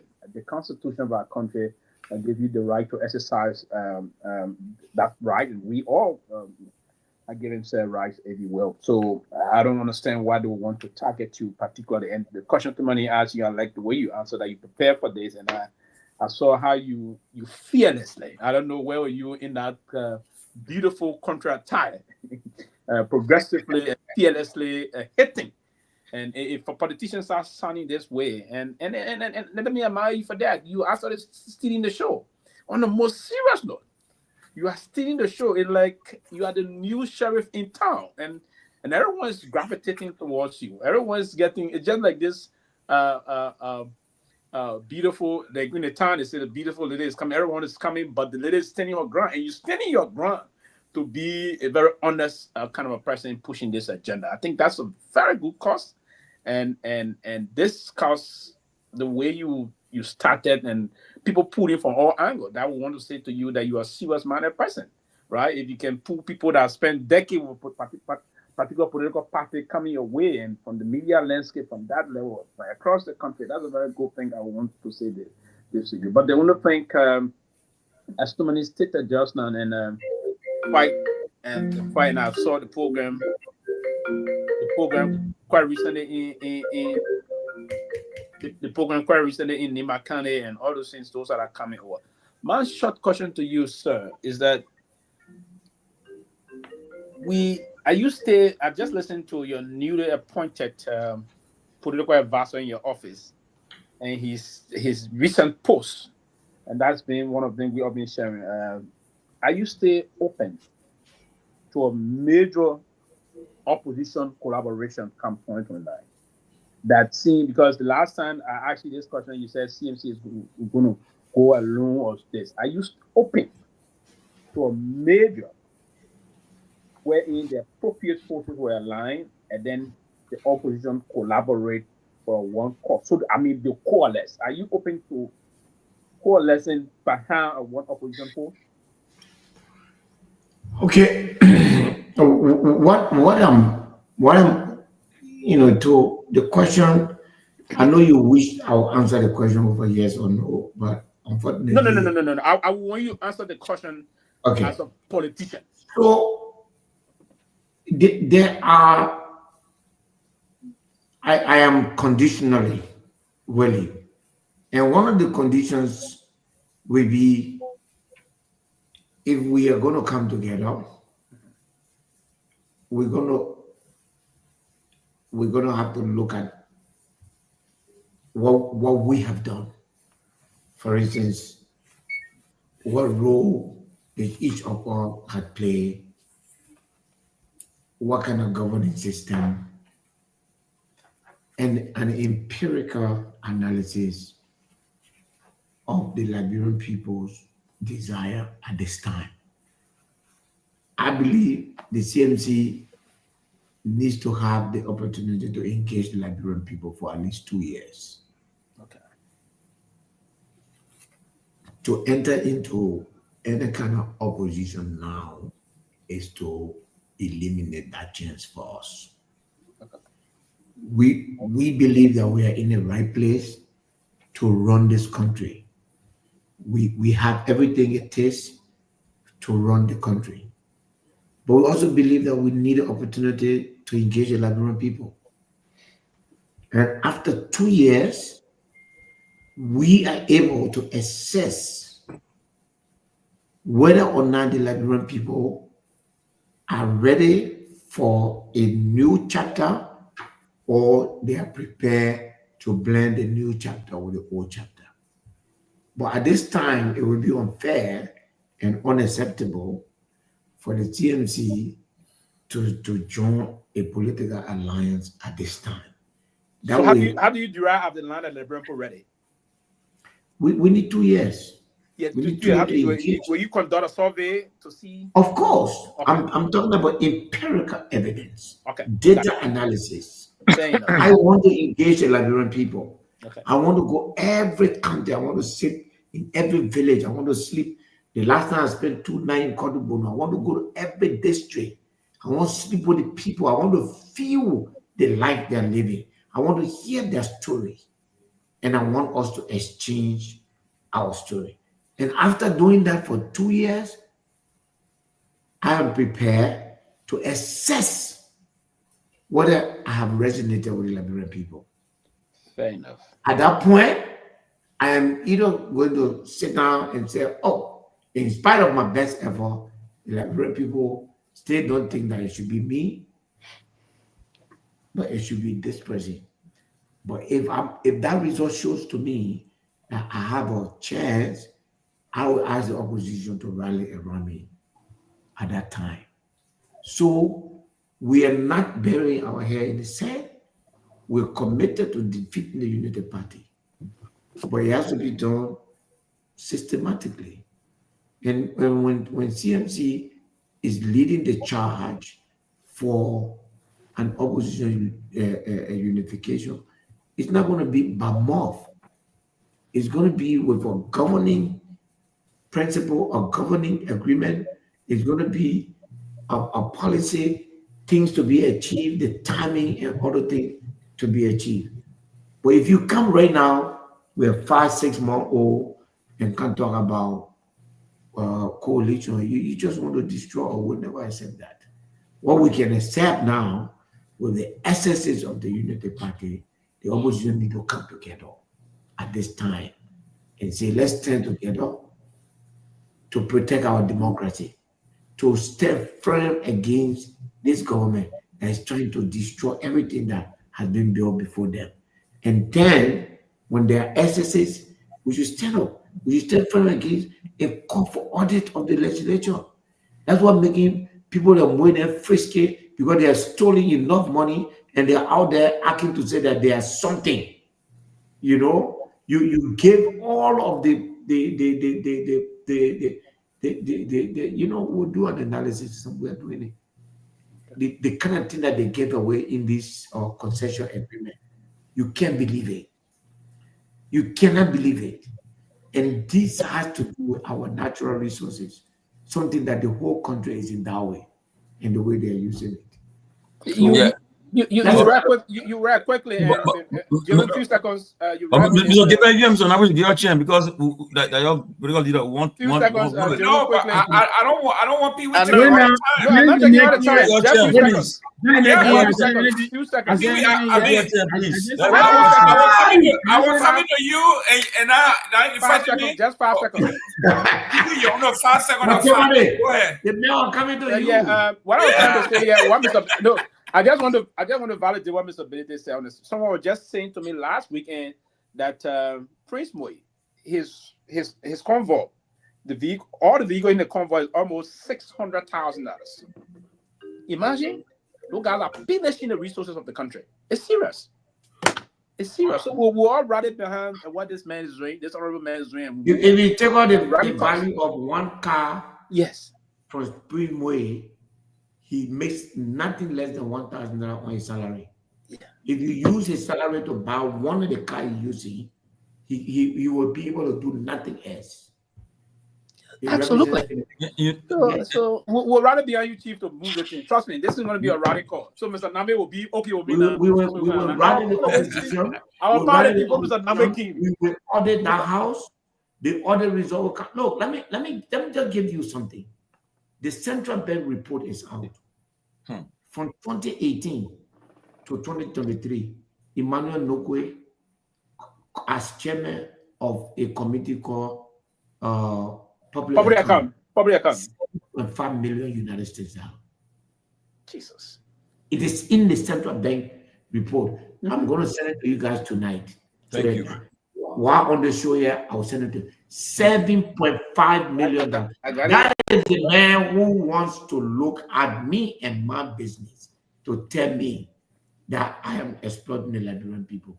When you are there extorting money from business people, after you fail to extort money from me, then you want to come and fight me. You can't fight me politically because you've been stealing money. And I can say that because I see it in the report. One committee of the legislature in 6 years' time takes away from this poor country $7.5 million United States dollars. To do what? Just in the pockets, nothing to do. Look, but Pewee, you ask. I will send a report to you. I will send a report to you now. And I will get you probably get asked. You see that? You said something. I just want somebody to come in. That's all. Go ahead. Yeah, you said something that make a lot of sense, right? Look, the audit, and that's the only institution I see that have not been audited. And like you said, and it's not you alone. So somebody said it. They said the main thing about audit, things can happen. When Kofa talk about audit, they gang up on him and they make sure they took him out. The reason why you remember the legislature, they can't expel you. You're not doing nothing inappropriate. So you have the fortitude, you can stand with them and call for an audit. But it should be a national call because 2029 is coming. And if people ask you and you answer the question, yes. For me, I said it today to somebody in a chat room. It is the issue about coming together. It's very important. We shouldn't make mistakes from 2020, 2011, 2017, and so forth. Yes, do your survey, your voter perception survey you are doing. It's good. Visit all the electoral district. And like you said, if you honestly say, look, I've seen from what I've done, I've been throughout the country, and I see my chances clear. I think if I go forward, I will win. Or if you finally say, well, from what I see so far, based and do an independent survey. Somebody's independent group to do it, should be honest with you. Is it independent and international? Yes, yeah, so the facts. I'm not gonna do something here where people feel that. It will either be Queenie Parks or Pew International. Good. Or any of those international, almost like an auditing firm. Very to good. Come and assess my capacity. Yes. And that's the capacity of if that report showed that Musa Belede for the last 3 years has done so well, he has merged so much with the Liberian people that they believe that he's the right person. I will ask the opposition to rally around me. That's how you do it. Okay. If that report showed that with all that I have done, I have not been able to crack through, I will take another course for the sake of this country. That's good. I believe that I did that in 2022. People believe that everything I was doing in Nimba, I was not going to win. I won. I'm using that same strategy now. I'm going across the country. Tomalin, we in 2 months, we have registered 63,000 Liberians in the CNC. As I speak to you, we have registered 63,000 Liberians. In fact, we just brought in additional ID card machine today to bring in. So that's okay. That's ID card. That's identity. That's not a vote. But what we are doing. And remember, in Nimba, we have not even launched the ID card system yet. This is from Bon County, Myean, and part of Lofa County, and then Magibi County in District 1 Grand Bazaar. We have not touched Monserrado. We have not touched the Western Belt. We have not touched Nimba County yet. This weekend, those counties will be launched. That's so good. we That's believe in our faith, but we will not bury our head in the sand because this country cannot stay with these guys. So at the end of the day, I think we have a good chance. I believe sincerely in our chance, and it also embedded in the kind of work we are going to do for Liberian people and the way we will conduct ourselves in the next 2 years. Yes. So we'll be you know, the only thing I'll tell you the truth, right? I'm happy that you say you bring independent people to do it because one thing I know about, like, from the time I've been following Liberian politics, one thing I know about our people, they love Adika and T-shirt Benny. I tell you about them. They love Adika and T-shirt. That when I say take Adika, they will come, they want to see the picture there. I know about them good. So it's good you bring in independent people to give you that. That's why if the Adika Yeah. was the thing that we're depending on, we'll not be talking about that pool. What we want to do is that at least as a new party, chief, the part that people can stop, stay in line to take our Adika, we consider it a plus. Mhm. It may not be 100 plus, but it's something. At the end of the day, we will get the facts. We will work and work and work. We'll work all over the country. We will do for the Liberian people what government and politicians have refused to do for them over the years. And we'll ask them that if you allow us and give us power, we'll do more. And then we'll come back and set that independent body to say, what do you think of the CMC? What do you think of Musa Belede? Chief, wherever that result takes us is where we'll go. Honest, fair game. And also the audit. You know, it shouldn't be you alone. And I think it's about time that everyone get involved. Because look, I'll tell you some folks today. The problem one of the major problems we face in our country is our lawmakers. They are the major problem. They have the power of oversight, they have the power to do a lot of stuff. They control the budget. They are the one who control the power of the purse. But what, like you said, what they do, they have given themselves the money. And most of them will only talk because as example, if they say this fire service is on a Tomalin job, I don't have oversight over that fire service. That budget, that fire service budget, I get my cuttings already. They will approve it, or they will say, oh yeah, we put 5 million for the fire service. But mind you, that budget you're talking about, you have the cutting side. You have the cutting side. I'm an evident. I'm evident. As chairman of the National Security Committee, the security people were shocked. Wow. When I had my first meeting with them, I said, the budget that you all brought to me, based on my analysis, which I think that you people deserve, there is not a dime that I won. That I won. Excellent. Wow. I can't call their name here, Yeah. But if you know them, go ask them. I have a know. meeting. You understand? So these are some of the things.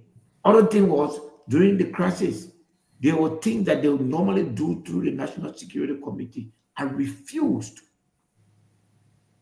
You understand? I refused it. So if you hear the Nagbe, the Vice President Kun, the making big more for money that they never earn. The Moy man say he's making business. Why is he afraid to declare asset?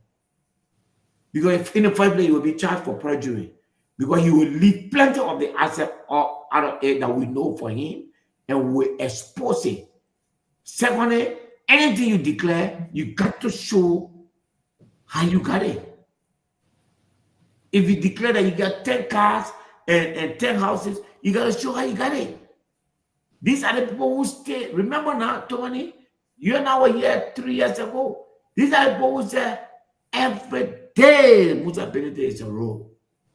Musa Benete is criminal. 20 months after you take office, the crime you think I committed now is for me to. So you see my legitimate source of money. You see my legitimate source of revenue. You say, oh, okay, you didn't see it, but you're not so making. Really?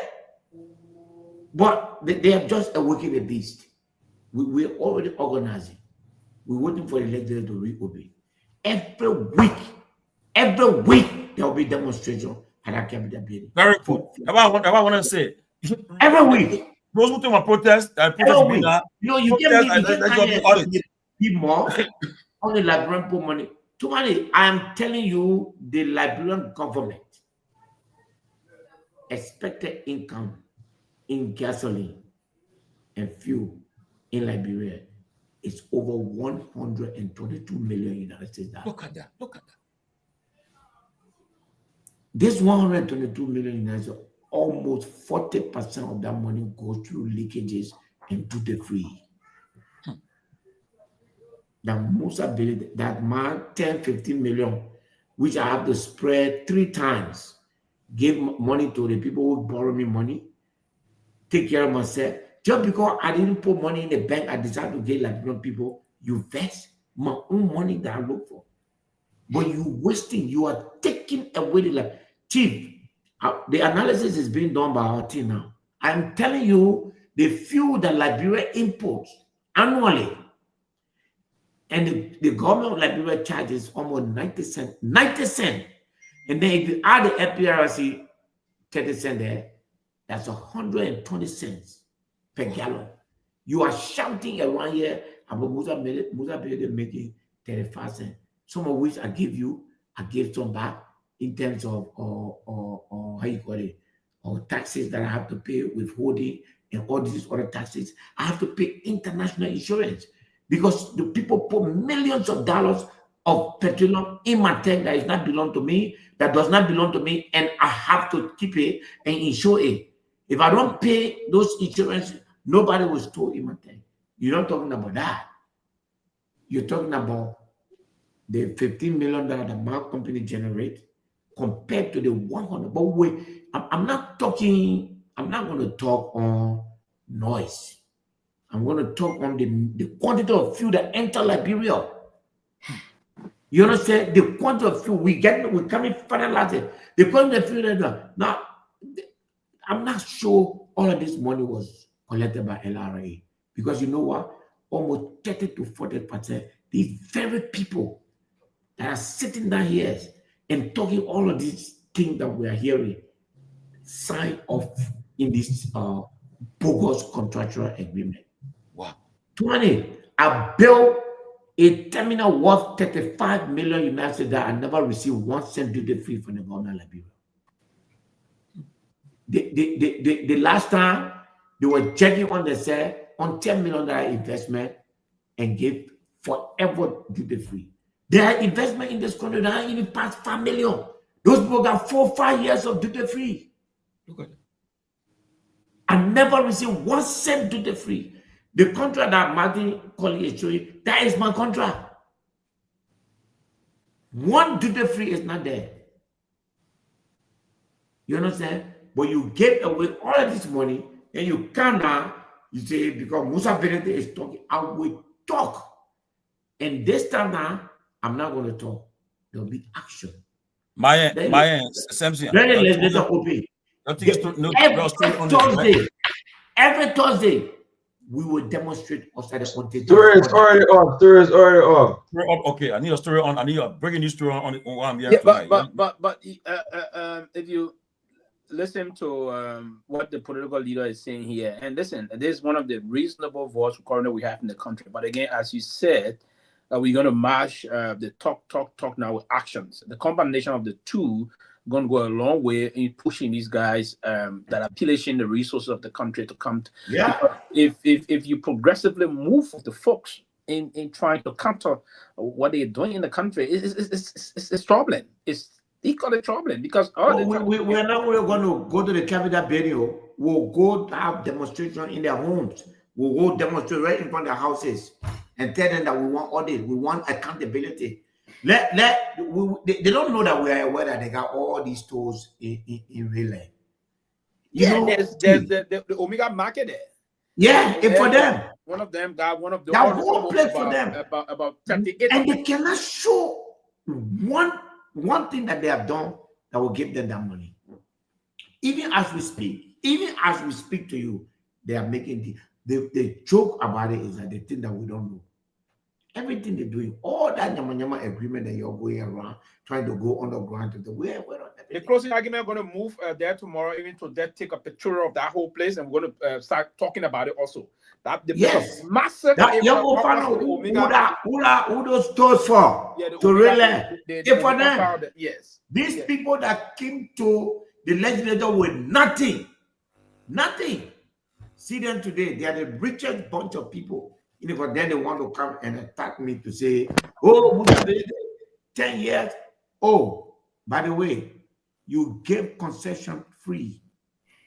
There are concessions in this country that gave the Liberian government only about $28 million. Guess what? That same company received more than $30 million worth of duty free.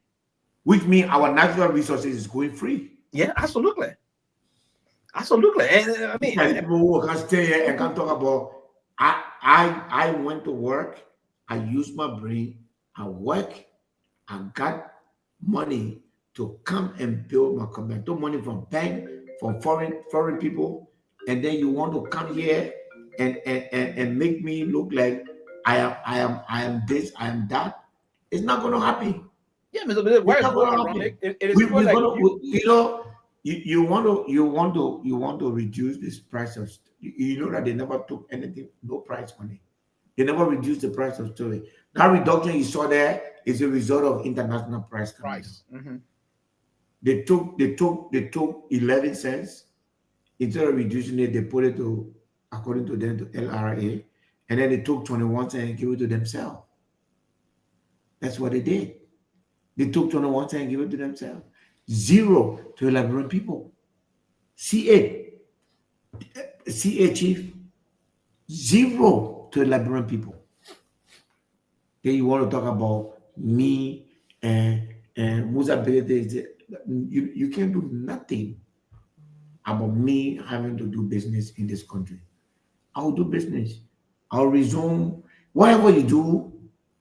I'm going to take advantage of the law. People say, oh, the code will not do nothing. I got no other option. Yeah, no, the code. That's the only option. Yeah, Mr. Nagbe. That's what the civil law code is there for. We're going to go there. Yeah, whatever. Yeah, Mr. Pewee. Yeah, well, I think that any point for the political leader. Well, and your man Tomalin said, Jerome, I'll call you now, then you make it call again. Okay, if you don't want to tell them, we'll go to Seleke. Go ahead. No, yeah, go ahead. Look, Chief, welcome. It's good to see you, man. How's everything going? Yeah. I read your letter like Tomalin did, and I'm sure many others did, and you're quite clear on who you believe is behind all of this. You call out the vice president, and I know you're saying it here. You want to be a little bit more specific because I'm sure a lot of people are listening, and the letter talked about the two types of leadership.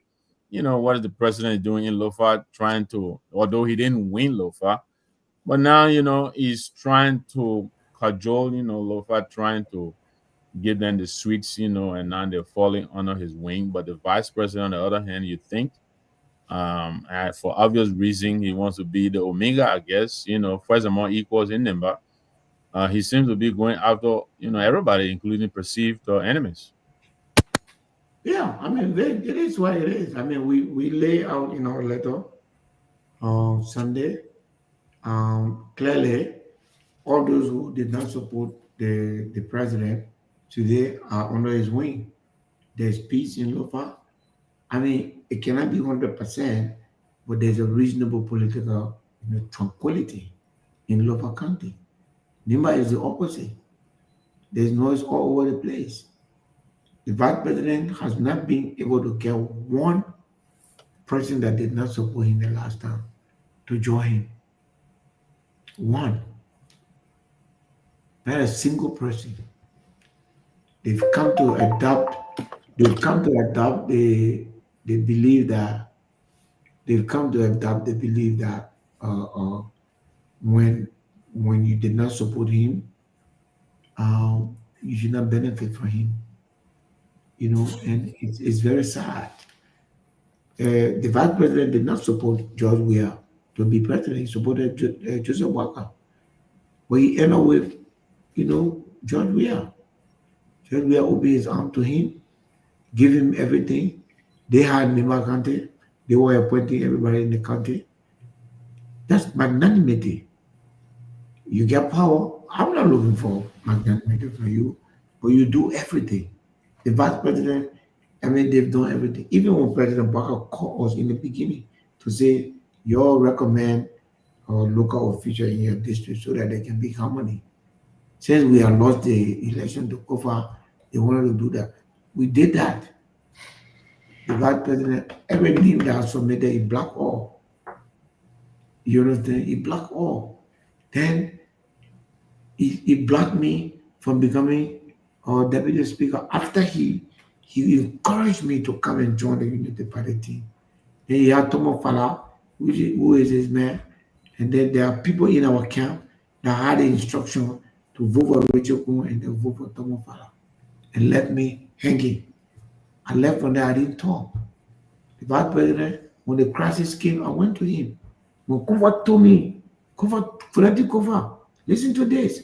Funati Kofa told me that Muta, go to the vice president and then let's arrange election. I'm going to resign and then finish with it. In the early stage, I went to the vice president in the morning. In the afternoon, I carried 3 other lawmakers with me. The vice president took the phone, he went inside, he talked to Tomo Fala. He came by, he said, Tomo Fala said, then he brought the phone out after talking to Tomo Fala. Tomo Fala said, no, we don't agree. He may not resign, not knowing they finished concocting to have the election the next day in our absence. He did that to me. And then when everything fell apart, and then we were going to have election, he got on radio in Liberia to say when there's election for speaker, I will support Musa.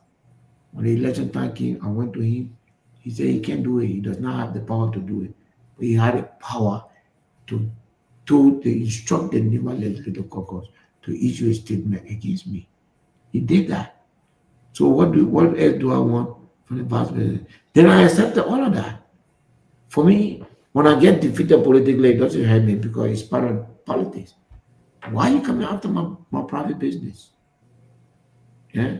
Why are you coming after my private business? You know that I'm helping you and myself, our people. The things that you did not do for 13, 15 years, that's what I'm doing for our people now. And then you're stopping me to diminish my capacity to help my people. How do you do that? You have money. You have millions of dollars. You decide not to use it. I make my money and decide to use it on my people. How is that wrong? And then you come after me like this. Well, I told the vice president, by the way, I informed him. I didn't surprise the vice president. I don't like that. I sent you a message. I said, I'm aware of what you're doing. and I'm going to publicly attack you and I'll call your name. I told him that. Wow. 1 week before I did my post yesterday. I did that. Thank you. Mr. Kromah. Thank you for holding on for you now. Yeah, but Chief. Thank you, Sylvester. Also, and welcome aboard, Sylvester. It's nice of you to finally make I like your background, man. What is it? I said, welcome. It's good to hear you finally make it formal. But listen, no. Give me 1 minute. Let me say this to you. You're not starting. You're not starting again. The political leader is saying knows the rest of the story. Okay. Listen, I'm not a coward. I'm not being one.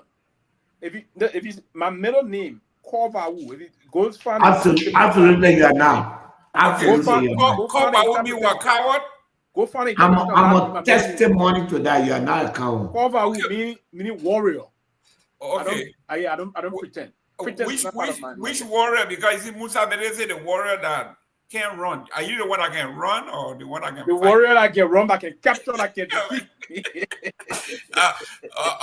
Let's go, Kromah. Let's go. Go ahead. Yeah.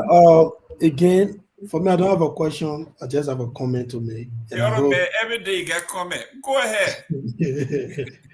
Yeah, but on a serious note, this is not politics.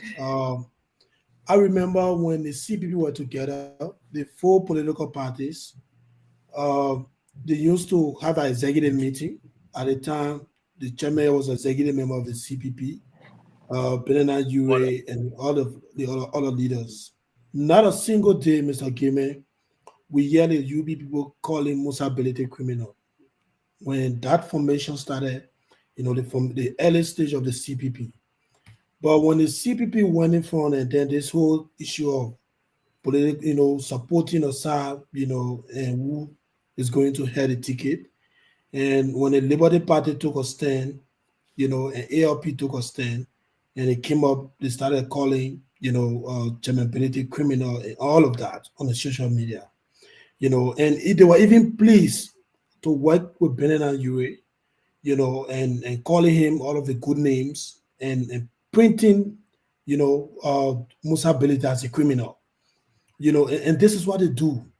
And the people who don't understand, they follow suit and all of that. So basically for me, I'm just here wishing you all the best, Chairman. We are standing with you. And this belief, I will close on this because Mr. Gayman already complaining. This belief that when Oseku, because recently this comment is coming from, recently Senator Corner did a post, wishing the chairman all the best, and I saw most of them coming on a post, tribalism, you standing with your Mandingo brother, and all kind of nonsense. Seleke can support Abraham, Moses, Elizana, and the rest of the other people. There's no tribalism. But when Seleke stay with Musa, then that's a tribalism. And this is a nonsense we got to get rid of. And people who you expect to know better, and I see Abdullah Katama, or Big Brother that I respect so much, asking Amara Kone to come and clarify. Amara Kone don't owe anybody any explanation. He's standing with Musa Belete, and all of us, we are standing with him. We don't care anyhow you want to misinterpret it, whatsoever. I'm not from CMC. I'm not a member of CMC, but for the people to target him, because he's doing well for his people and he's disagreeing with them politically, and you say everybody should fight him, that's the only way you can be pleased. And once a Seku say, I stand with Belete, and you say it's a tribalism, then that's something you got to figure out. So basically, this whole thing is politics. And that's what I said that, look, we don't have to speak in everything. And most of us Liberians is that every issue that come on Facebook or on the internet, even if you don't have much information about it, we want to have a say into it. Everybody is a lawyer in Liberia. Everybody is a doctor. Everybody is a security expert. Any other issue that take on the internet, we want to have an opinion about it. So for me, I don't know much about the LPRC issue, but the fact that I know this thing is a witch hunt, because they said they took the charges, the fees, whatever it is, to give it to the government of Liberia, but the gas price is still the same price in Liberia. Yeah. And you see that supporters all on Facebook, Musak Bilede, and this is where you know that it's personal. I saw most of them on Facebook saying, look, ain't saying man, we'll bring it down. So I'm just thinking, if you bring this man down, is it going to provide job for Liberians?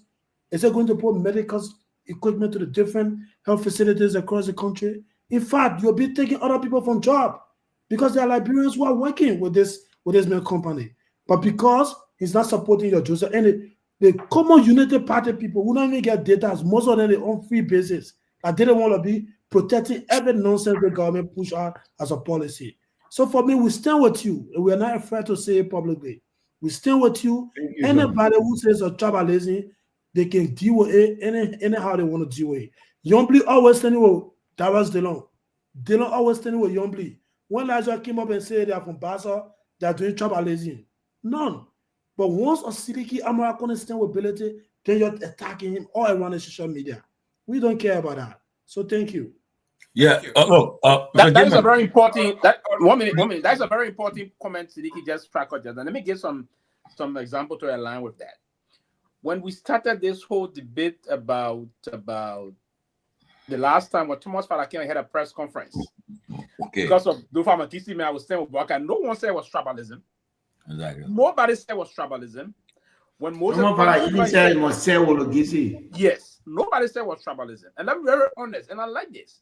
We have to desist, and this part of the debate we have to ensure that, because the thing that is, and these are things that can metastasize in the country and go in a more negative way. It got to stop.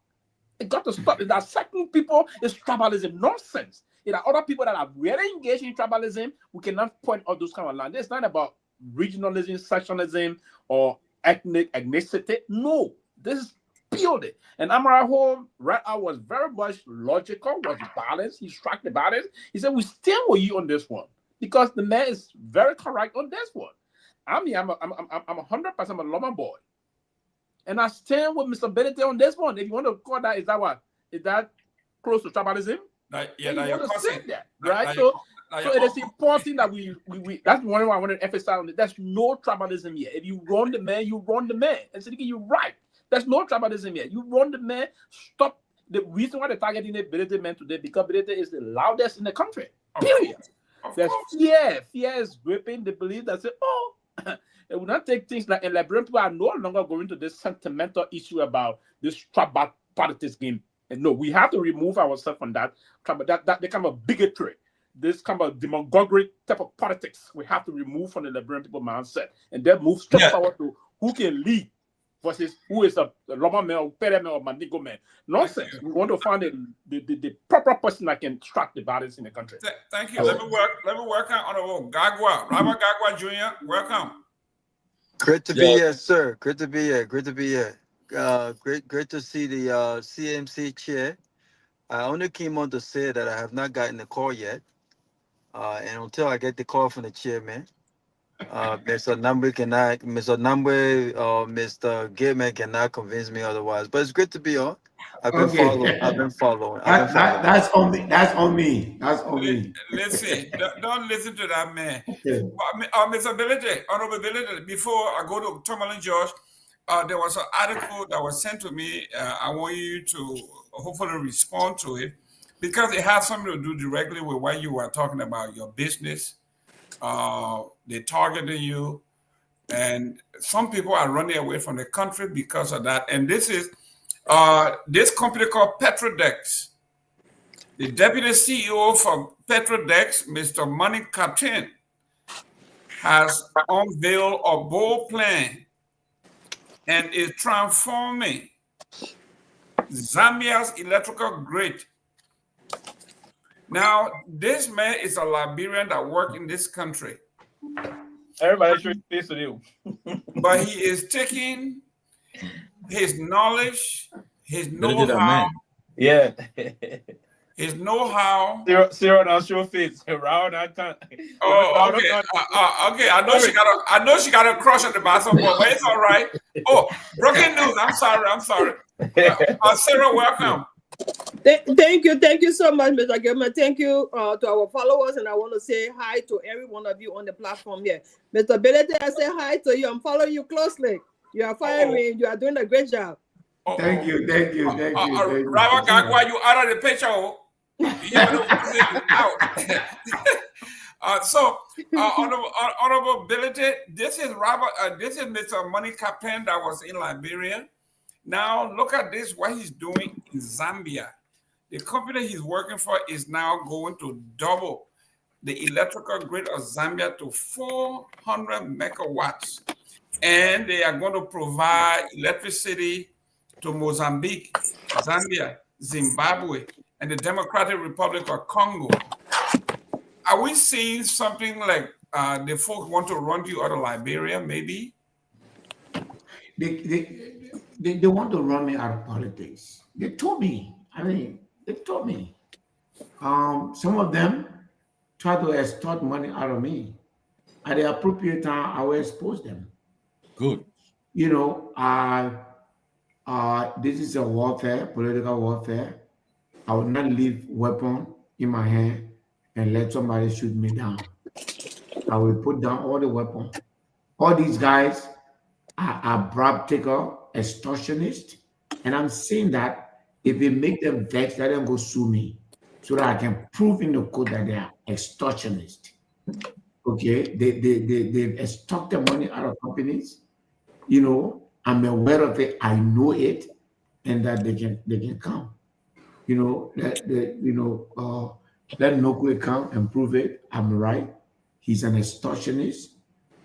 He takes bribe.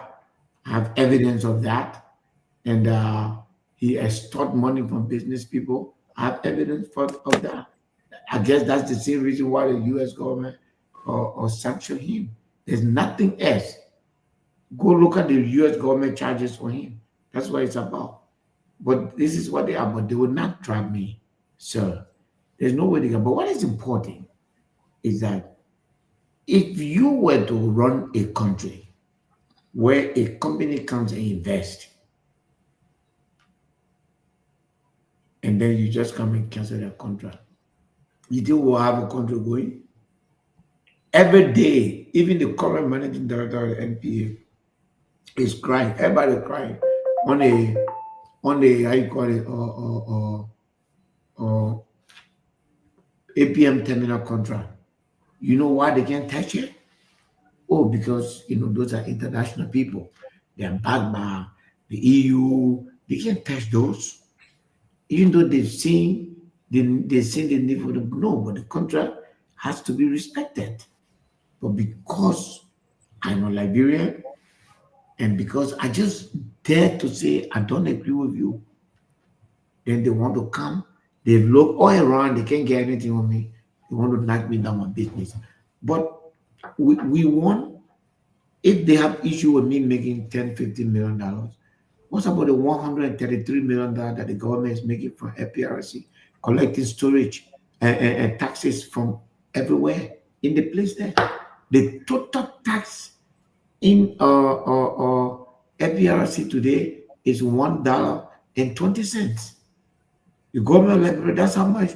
If product is stored at FPRC 35 cents, and if it's stored at my place, it's government $101. It's 90 cents.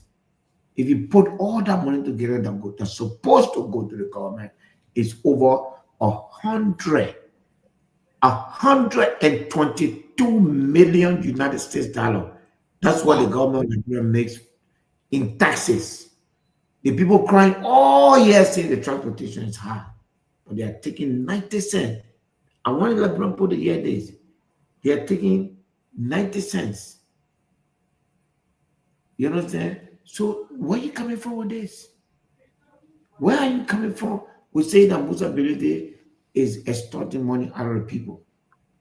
I mean, you know that there are companies in this country that for a 70-cent tax, because I think there's 45 cents and then there's 30 cents. So that's 75 cents. And then that's 75 cents. And if you add the 35 cents to that, that gives you, I think, 110 from FPRC. That's what the government of Liberia is going to make.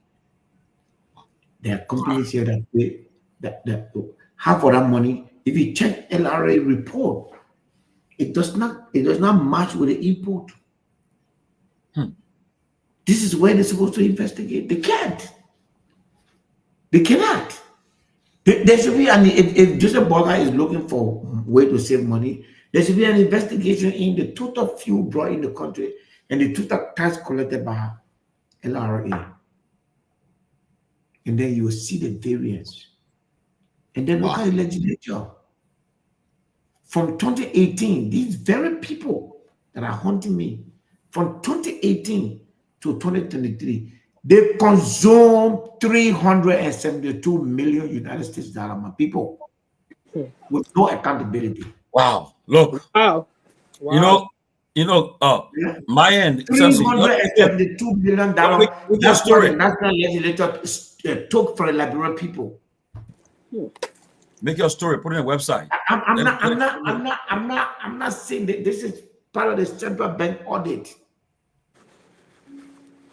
The past audit. Y'all will see it. Y'all get the central bank report.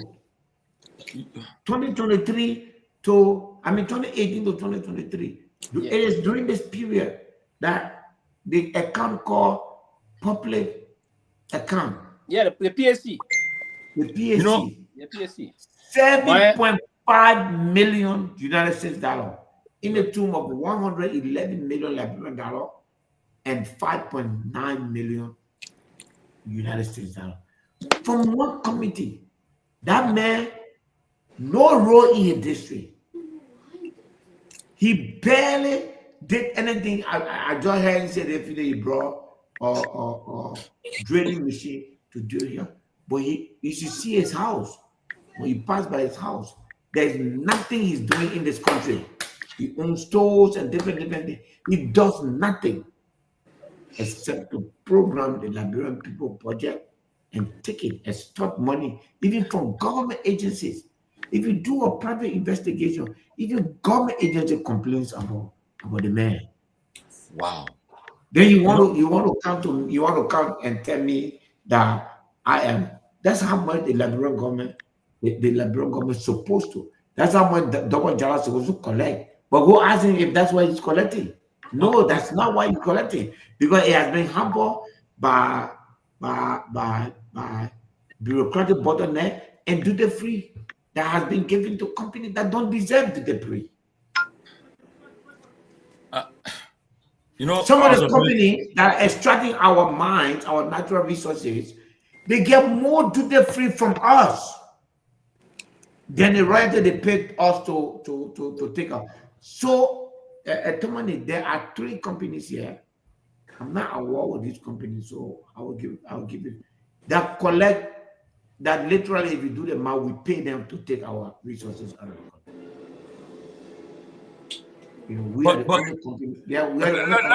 Let me go to Sarah. Sarah, welcome. The political leader is here. Nagbe and myself will not be taking part. We'll just be passing on. So it's your turn. Anyway, thank you so much for the show, and thank you for having me. I want to say thank you to our followers in the comment section. Mr. Ability, I don't really have anything much to say. I admire your strength. I admire your resilience, and I really wish there were maybe 3, 4, 5 of you guys like you that will help us to straighten our country, that will help us to expose the ills in our society. I mean, a lot of people say a whole lot of stuff about you. You this, you that, you stole road fund, you did that one, you did that one. But you can stand up for yourself. You can stand up and speak the fact to the Liberian people. These people, the other people on the other side, let them come out and come back, let's say, or rebuke some of the things that you are saying. They can't, because they know the things that you're saying. It's true. You are exposing them. I just want to commend you for your resilience. And I say continue to do it, because at the end of the day, it's all for our people. Every last one of us here on the platform, regardless of political party, we want it for the best of our people. That's why we are here. And to see you, a lone soldier, standing for your people, standing for the Liberian people, I must commend you for it. I mean, I saw your post this evening about comment with those multi-banks and puppets and what you call them. Buccaneers. Well, Buccaneers, thank you. Well, anyway, I'll say, thank you. I'm following the show. If I have any other comment or question, I will. But at this point, I really don't have nothing to say but to commend you for everything you are doing and continue to do it. Bravo to you. Thank you, sir. Thank you. Let me go to Robert. And a notice to the Liberian government. I have always said this, and I'm going to say it the thousandth time. You have the power. You have the prosecution power. You have the authority. If Musa Ability, if Honorable Musa Ability owes you road fund, take him to court. Exactly so. You have the power to do so. Anybody owes you, take them to court. You have the power. How can you have not taken Musa to court? You've been running around here and you have the power. You're taking arsonists to court. You're taking everybody to court, but you will not take a man who owes you $6 million, according to you. $6 million. And he's sitting right there. You're catching him. Robert Garguah, your turn. Thank you. The wrong propaganda. Listen, I think that, Representative Ability is equipped enough to defend himself. What I will say is that before he became representative, people made outlandish accusations with regards to corruption. People made accusations with regards, and people questioned his leadership ability. And listen, we live in a society where we believe and we must protect the rights of every Liberian to free speech.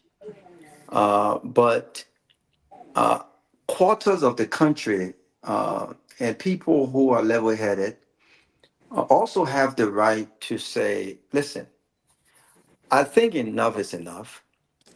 And to say, we've come to the conclusion that it's easy to talk. It's easy to make allegations. It's easy to elevate this politics of fear. All of these things are easy. It's a bit more difficult and it's a bit more harder to prove by evidence the allegations made. And I think what Musa has done, and even those who don't agree with him politically would agree, that he's shown that he has the leadership skills to make a difference when given an opportunity. And if you've ever been in leadership in your professional life, you know that, no one is perfect. We've not succeeded or achieved everything we plan out to achieve. But seizing moments actually matters, right? That when you are given that moment or second chance or third chance to change the narrative, it's up to you. It's up to you. Your resume won't count. Your years of experience won't count. What will count is what you can show that you've done contrary to all of the noise. And we heard the noise. Who Musa Ability was. Oh, Musa is this. Musa is this. Musa has shown and proved contrary to what everyone has said. And even those who don't agree with the man. By the way, I'm not a member of CMC. I'm not a member of any political party, though, and I will get to the point that my brother who dreams like CMC. I will get to the point where my brother Seleke just made. Even though they have taken relationships and they have an affiliation to something else, the records are there. I'm not a member. But hold your heart, because when I do become a member of a political party, it will not be secret. It will be public. And we'll be more firing than we are. No, yeah, every day you're not. We can hear you speak one party you go. Neo-progressive. So when you Victor and Mr. Gayman, every day when I join, when you join. Neo-progressive. Neo-progressive. Please tell Neo-progressive to hold his hat. Yeah, I hold my hat. Robert Garguah. Stop interrupting. Sorry. The show is being recorded. It's on the record. And so I said that to say, and I think there are many level-headed people in Liberia. The noise will not matter. The political fear, the politics of fear will not matter. What will truly matter are the tangibles. What this government said they would do better than CDC, and what they have done, and what they have to show come 2029. That's what will matter. All of this whole Musa ability, ordinary people, Musa ability, this, none of this will matter. Oh, let's come in 1%, let's come in 10%. None of this will matter. What will matter is, have you delivered? Have you delivered? So, Musa, I just want to say, don't worry about this stuff.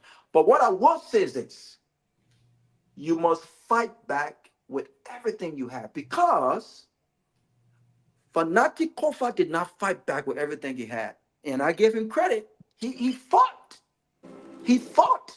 But eventually he succumbed. You must fight, because this is how bullies work. Bullies will poke you. They will throw bits at you. They will come at you. They're looking to see your weakness. They want to identify your weakness. And as soon as they do, they won't stop.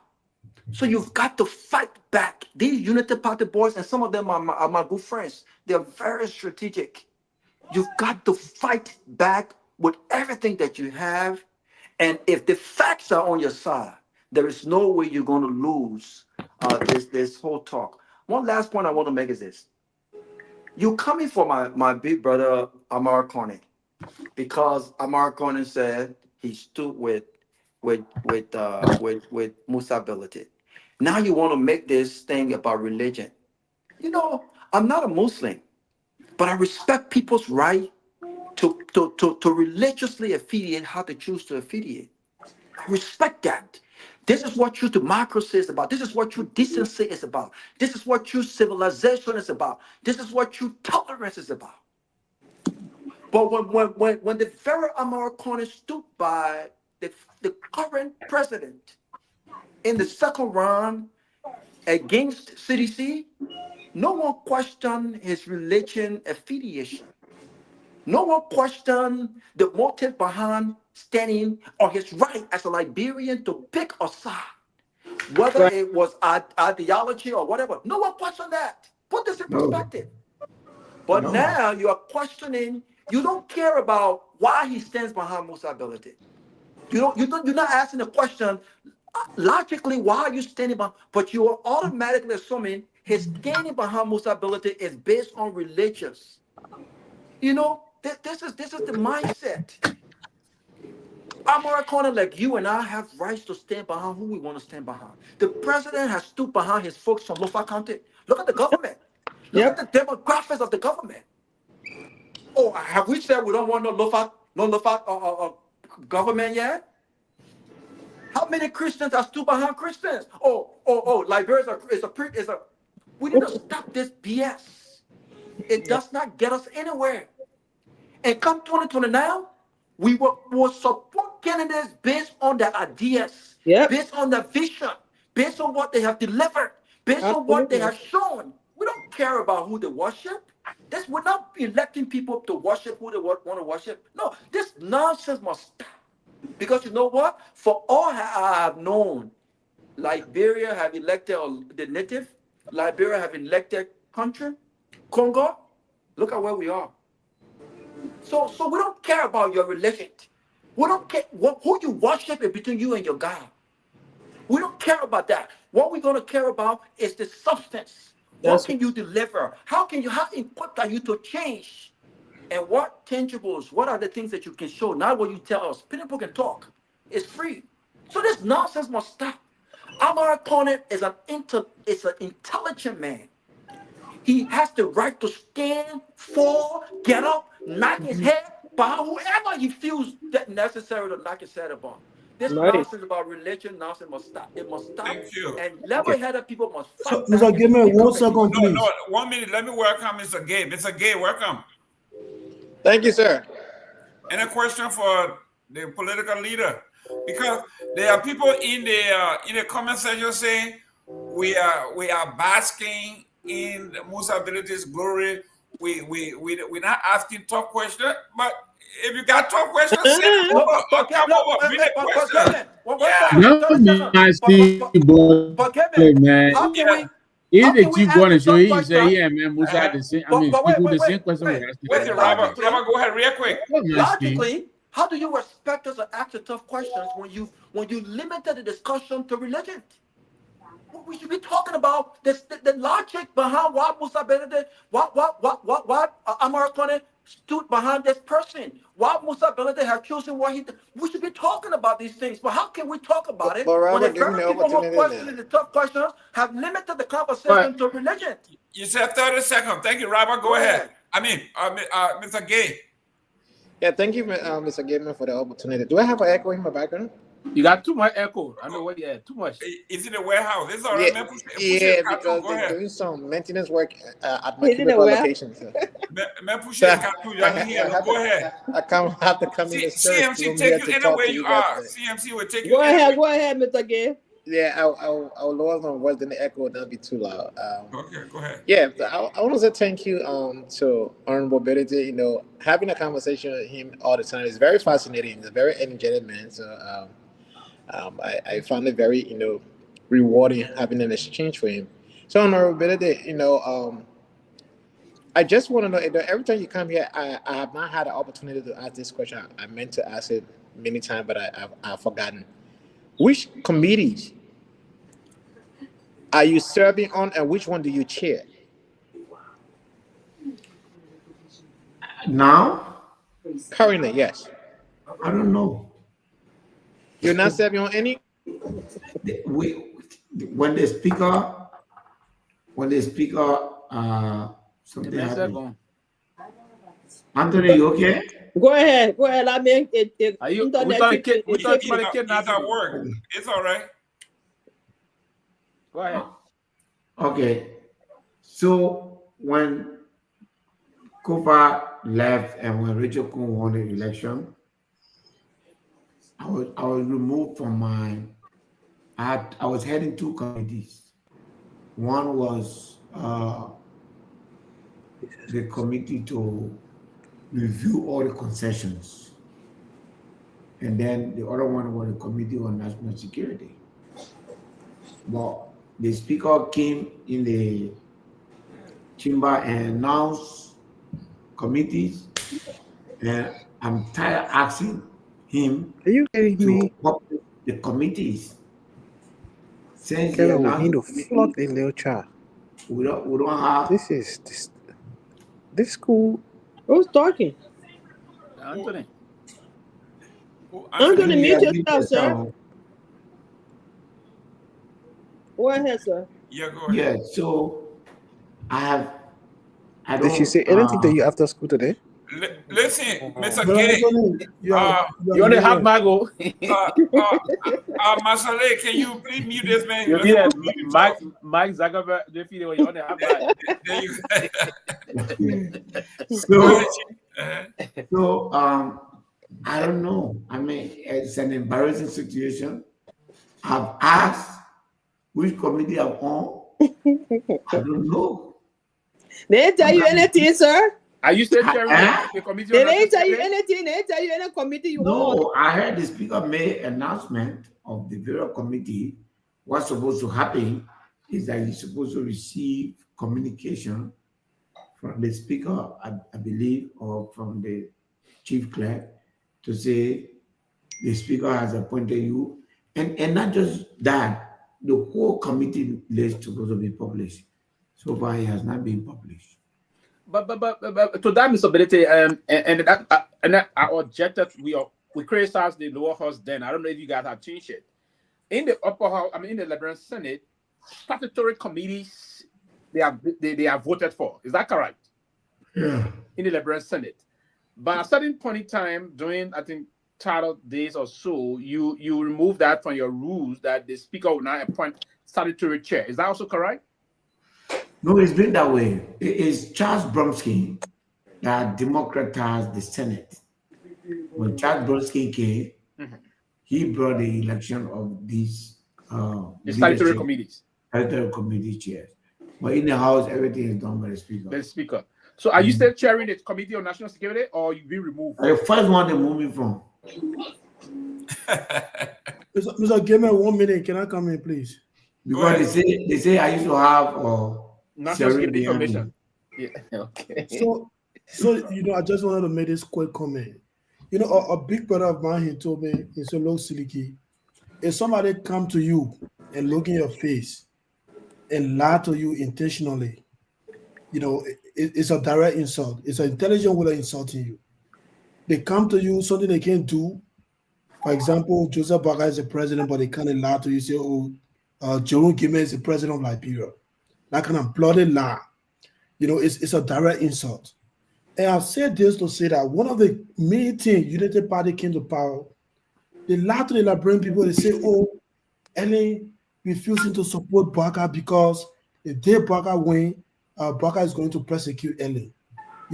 And she's corrupt, and Joe Boakai is a honest man, so she now want to support the old man because she knows very well when the old man win, the old man will persecute her, all that kind of nonsense. Yeah, we heard that. Boakai been president almost 2 years now. Ellen read that in the country. What's going on? Why they can persecute her? And the sad thing about this thing is that this same United Party surrogate, anytime they bring that nonsense, they will go on Facebook and make themselves look like a fool and be defending the kind of people. I will ask a question: where is the investigation with Ellen Johnson-Sirleaf when you told us that this is exactly why she could not support you, and now you have the power to persecute her? You can persecute her, but today you're forgetting about all our warning, and some of them don't even get charged with walking people water. But anybody UP people say they corrupt, they will go on Facebook and start calling you criminal and all kinds of names. So they should be getting vexed that what up to now, after a year, almost 2 years, now Joseph Boakai is yet to prosecute Ellen Johnson-Sirleaf after they made a case that, Ellen could not support Boakai because Ellen is corrupt. And Ellen is right there in the country. So I just wanted to pass on this. And it should stop. You can't be making yourself all of, like a fool like that. Every nonsense people bring you support it. You not get your own way of thinking, you can't think independently. People will just push you to just be saying all kinds of nonsense on Facebook. Thank you. Hello, everybody. Let me, Dr. Peabody, welcome. Good to see everybody. Thank you for coming into class. Yeah, no. Sorry, teacher. Sorry, professor. How you doing, Chief? Good to see you, man. Good to see you. Good. The chairman is here. Any question, any concern, any comment? Well, I see that they are making significant gain. In the last 6 months, they have had about 62,000 people joining. What is the momentum behind that, Chairman Ability? The fatigue. The Liberian people, they want something different. Honestly, that's what I get. They want something different. They want something new. I hope that the other parties, the new parties, the parties that have not tested power before, I hope we can take the lead in this. I hope we can trust ourselves in front, not just the CMC. The people want to see something different, and I can feel it.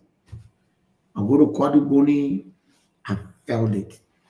Yesterday, I went to, was it yesterday? No, on Sunday. Saturday, I was in district, full Nimakande. I felt it. I felt the people were way everywhere. And we enjoy ourselves. We stay with the community. We sleep sometimes. I don't even like to stay in Monrovia anymore. I'm leaving. Today is what, Tuesday? Monday. I'm leaving Wednesday. I went back. We're having a good time. We enjoy ourselves. We're killing chicken, goat. Enjoy ourselves. While you're making noise in Monrovia here, we're having the people. I've never seen this before in my life. But based on what I know Liberia to be right now, there's nothing a United Party can do to maintain power. I'm telling you. I've never. It's like the people have locked their minds against them. Nothing is reverberating up there. I'm telling you. Take it from me, Tomani. Everything that is happening here, it is not reverberating. As far as the people are concerned, they're just waiting for 2029 to change this government. Tomalin, Can I ask a quick question, please? Can I ask a quick question? Tomalin next. Go ahead. Yeah, let me look. Mr. Ability, before I got smart line, but before the person comes, let me say this. And I can go on record to say this, right? I think since recent time, we're the only legislator that have come up this blunt and bold to call out the sitting vice president and call the names of senators who are engaged in the betrayal of the public trust. And honestly, since tonight, I'll tell you somebody, the person we texting back and forth. Hey, what you did tonight? What you doing tonight? You change people who have different perceptions about you, their minds are changing. This is how politicians should do it. Be blunt, be bold, call names of people that are involved in betraying the public trust. And I'm telling you. Chairman, look. And those who talk about protest, they wanted to protest it. Protest on all of the legislature. Protest. Let them wait. Let them wait. We'll help you. Every Thursday. It should be done. We will protest until there is. What a news up all you call a news tonight. And I have my boss down right already. And that story is trending now. It's good. People are doing the watch because you know what you're doing? Many people have not. They're always afraid. I want trouble. I want to call names. But we all know.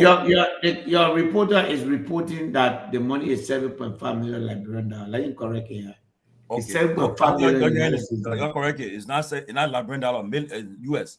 And furthermore, I like how they begin to take the story from. He said, and the representatives cited the central bank report.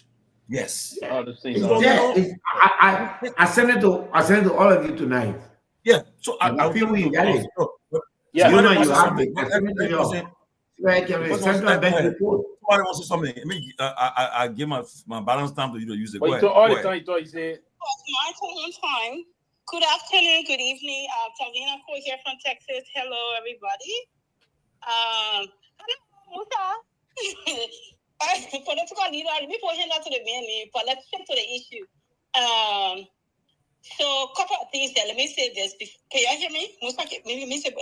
You loud. All the people that are part of CMC, we are political leader candidates, so all of you but increase yourself to between your objectivity and your so you don't be biased. Talvina says so. So that's why we're not taking part. No, you're all in the conversation. I can't get other people chance. You're political leader. You're other people ask questions. But there's the only chance they have to speak to your political leader. So all of you are not even on the panel. The issue. Other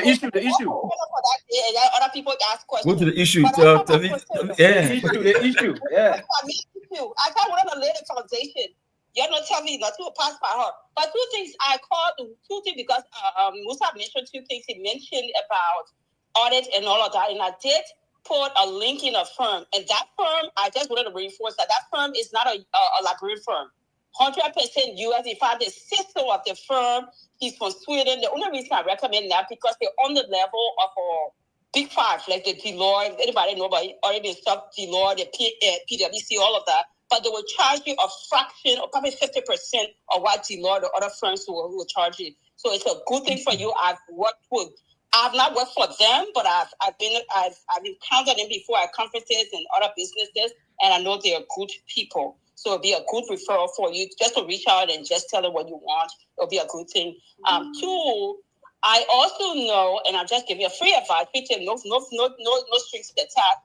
I also know a gentleman that's in the testing phase. He's launching this one's 100% Liberian. He's launching a voting app. It's in a testing phase right now, and he's contacted me to be one of his user asset testers just because he knows I'm in IT and cybersecurity to test it. But it's for Liberia, and it's a good app, especially you that's starting early, Mr. Ability. you use it as a tool, like you go in the counties, using it to guide your election process, or just to test the water. Just for example, to say, if election were today and you put these people on the ballot, who are you going to vote for? And you use that information to drive your planning and all of that. He's 100% Liberia. He's in Texas here. And so I'll be happy to give any of your people then his, but it's in a testing phase. He's about to launch it, but he's testing it, getting the box or like any other application for you. But it's a very good tool. He's starting early, and I think it will be a good thing for you guys to promote it, test it, test it out. Let him do a demo for you and stuff like that. But I just want to throw it out there. So that's all I have to say. Y'all have a good day. Thank you. Thank you. Thank you. So, I think Debbie, I got the link. I will check them out. And then we want to convince ourselves as a party and first challenge ourselves. So we're not here to bury our head in the sand.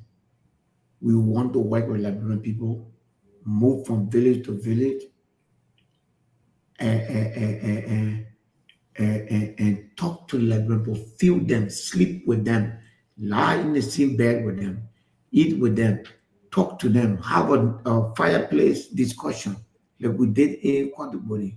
We slept in the evening, we had a fireplace discussion. After 2 years of that, we want to bring in a company that will do an investigation and say, at this point in time, will you consider the CMC to head this country? The outcome of that poll, that analysis, will determine any further political action to be taken. Excellent. Can I ask a quick question real quick, please? Mr. Gayman, let me ask a quick question. Go ahead. Thank you. I'm not sure if this question has been asked, but I've been wanting to hear his thoughts on this issue. So, two things. I want you to share your thoughts on, since as a representative, what are your thoughts on the issue of rape in Liberia? Because I think it has become total. I mean, it's become an epidemic. What's your thoughts on that? And what plans do you have, both as a representative and as the political leader of CMC? What plans do you have, let's say over the next month or two, to really address the nation on a way forward with regards to dealing with this epidemic of rape in the country? We just heard a story about the Deputy Youth and Sports Minister allegedly raped a 14-year-old young girl, and we didn't see no serious action from the government. In fact, he had to put in a leave of absence, which was accepted by the Ministry of Youth and Sports. Secondly, we know that your party have already responded and issued a statement on this whole headline news with your global chair. I want to ask you this question, and it's up to you to answer or respond or not.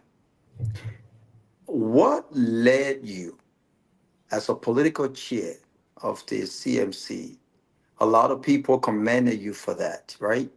What led you to believe that it was important that just based on your own character, based on your own movement and how you carry yourself, to issue a statement denouncing the deportment of your global chair with the interaction on Spawn with Jackie? Because I think the easier political path would have been defensive, right? I was surprised when I saw that. I didn't think that. You want to answer the question now? No, I'm not asking a question. I'm just saying I'm laying the premise. I didn't think that, it was that serious to abandon her or, dismiss her, as some were calling you. But the statement was very strong. And in hindsight, I think it was important that the statement reflected the party and the political leader. But what motivated you to say, you know what, this is the right thing to do with regards to that statement? Thank you. So on the first issue, the CMC, the moment we are declared as the winner, which has a transitional period of 90 days or thereabout. We will immediately work with the government, the outgoing government, to put in place a DNA testing center in all 15 counties. That will eliminate immediately the possibility of false accusation. If you are accused of rape, there is a simple test, DNA test, that can prove whether it is true or false. Before we even go anywhere, we don't have that, and I believe the law puts innocent people in jail, and also it let go criminals, perpetrators, and therefore we need to distinguish them. The current law does not call for bail. However, it means that if someone comes tonight under the current law to say, "Robert with me," the law say you are guilty until you prove that you are not, and that's not fair. So the easiest way to do it is to invest in the testing, so that people know the DNA test, so that you go there. Give me a year where boss man saying the same thing I said. What he's saying? No. You're not saying the same thing. You are not saying the same thing. Now you shaking. You quiet now. Mr. Presso. Mr. Presso. Just wait. Yeah, Mr. Benito, go ahead. Mr. Benito, conclude. Don't pull yourself out here before you bend and twist again. Yeah, so in that way, we can protect people because people are taking advantage of that law and just lying on people as well. And then perpetrators are walking away. So absolutely, there's a contradiction somewhere, and then we need to fix that. Yeah, but how do you tackle this whole influence as when Robert Garguah, who might know one or two folks who might have a little bit of cash, commit a crime to a young girl who is seen as a nobody, not influenced, poor. How do you connect the dot with that? Because even with that system in place, I still have money, can hire the best lawyers. I can still influence that system one way or the other. How do you connect that to ensure that we have to be vigilant. There's strong evidence. We have to be vigilant, and we have to encourage whistleblowers in the community system so that these things can be reported and the matter elevated. It's the only way. If you just have a bunch of police officers or protection officers in the community, and then they get involved into the negotiation, then the crimes are hidden, and then the girls, are just left, by themselves, and their whole life is destroyed. But once you have a system that reports these things, and then we can follow up, the children, you can follow them up, you can grab them and test them and interview them. They can be able to confess what is happening to them home, and then, we can take action. So yes, it's going to be action oriented. Rape is going to be treated under our government at the same level as drug will be treated. On the issue of our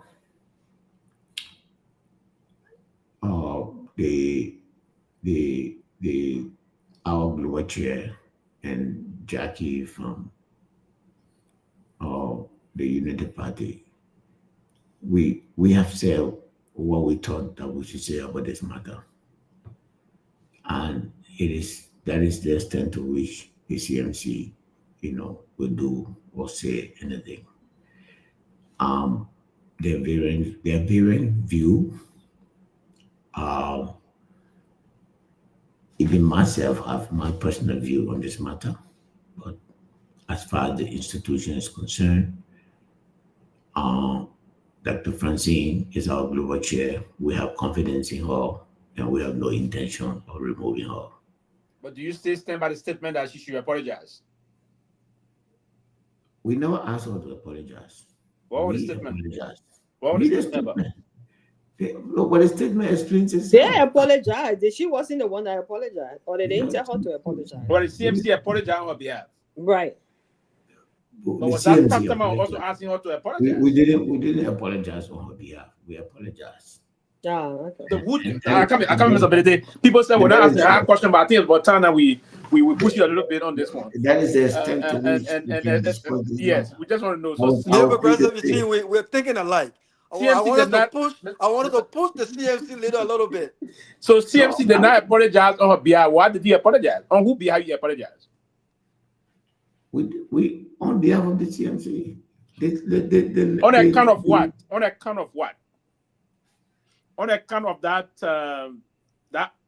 reckless outburst on the part of the global chair, or on account of what? Your words are very strong. We don't subscribe to those words. So why did he apologize? We have written in clear terms of English what our position is, and we have no intention to discuss this matter any further. Yes, sir. So I read this rule, the 48 rule of power said the boss is always right. So that's you want. So the boss is always right. So I rest my case. I'm just gonna actually go online to buy that book. I saw you were just now. Yeah. So the team is always right. So I cannot challenge you. The issue was dealt with, I believe, many. Okay. To many people, that was the right thing that the party did, but there was no intention from the beginning on the part of the party to take any further action against. No, we didn't think that the matter elevated to the action to the level of any additional action. Okay. We as a party, we recognize our strength individually. We recognize our strength as a party. The standard that we held our chairman by was not a standard that Unity Party set. They don't have standards. It was a standard. It was a CMC standard. We were just trying to uphold our own standard. We're not trying to somebody else's standard. So we just said, based on this is the party's position on this matter. And I think it was important for our people to know that we can sometimes do this. So I was going to say, Mr. Honorable Ability, is that why the global chair is not on Spoon anymore, or because of, did you guys stop her from going there at all? No, the global chair makes her own decision. So sabbatical. Okay. She makes her own decision. Who's that political what I want now? He said, how? Wow. She makes her own decision on what she wants to be. At the end of the day, as a growing party, but did the platform ask her to apologize? The global chair is actually a busy officer right now. She's going around. She's about to embark on international travel. I think she's still needed there. I think she's still needed there in order to, But she was not there because of CMC. I want people to understand that CMC met her there. Oh, okay. I want to understand that she was not there. We have, we are properly represented. But as a political leader, do you think it would be fair for her to continue there, or you think she spend more time with the party activities globally? I've never ever judged the personal decision of people that I associate with. Never. You think she'll be effective while there and serving a global chair? Whatever she does, she's performing the duty that we have for her, and we're happy with her. We trust her. We have, let me tell you something about leadership. Everybody will not like, and I want Liberians to understand that when we begin to personalize this leadership, we make the running of organization difficult. Let's look at the principles of CMC. Let's look at the things that the CMC does. You don't even know internally. People know that internally we create one another. Who come outside is a different story. So we are very strong on what we're doing, and we want people to look at the principle that we uphold.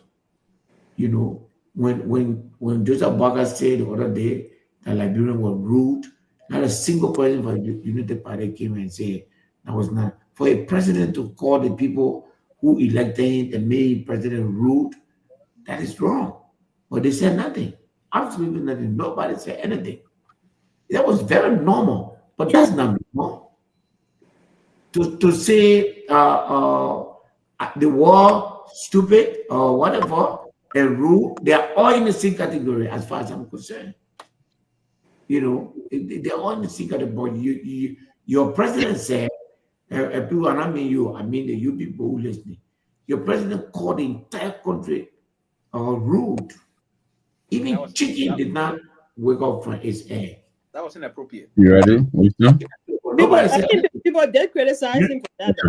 Unity Party did not say anything. Unlike the CMC, Unity Party did not say anything. Yeah, anyway. In a situation like this, our top most diaspora officer, and we feel that we disagree, we say it. While we maintain respect for her and confidence in her, we say it. United Party did not do that.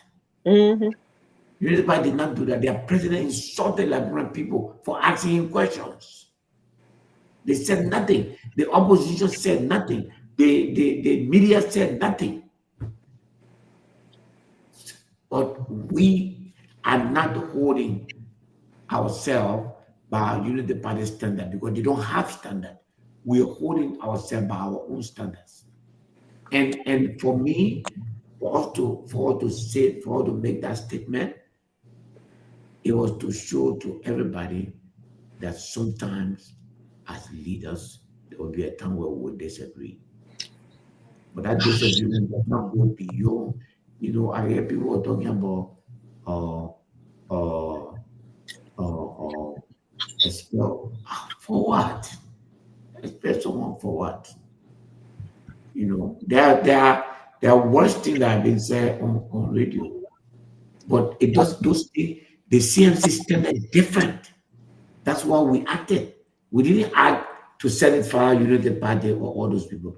We acted to satisfy ourselves and our partisans because we brought ourselves to a certain standard, to a certain level, and we wanted to keep ourselves that way. Jerome, I have a question. Jerome, I have a question. 1 minute, 1 minute, Pewee. Yeah, go ahead, Nagbe. Winston, introduce yourself. Go ahead. Well, you called many already. Okay. Thank you, Mr. Nagbe. Thanks for allowing me this opportunity to speak to my political leader. Let me say good morning to the political leader from my end and good morning to the people of Liberia. This is Winston Cooper, the chair for the CMC East Africa chapter. As a man of By the way, we are in 22 countries. Interrupting, man. Bagu is strong. Go ahead, Winston. Sorry, go ahead.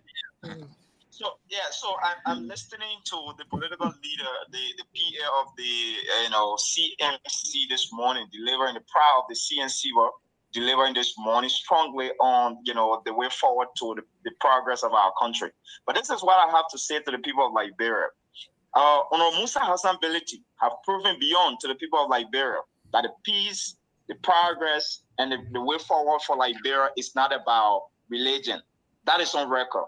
Honorable Musa Hassan Beliti has proven to the people of Liberia that he fought for accountability and transparency in the House of Representatives has been something that has been on record.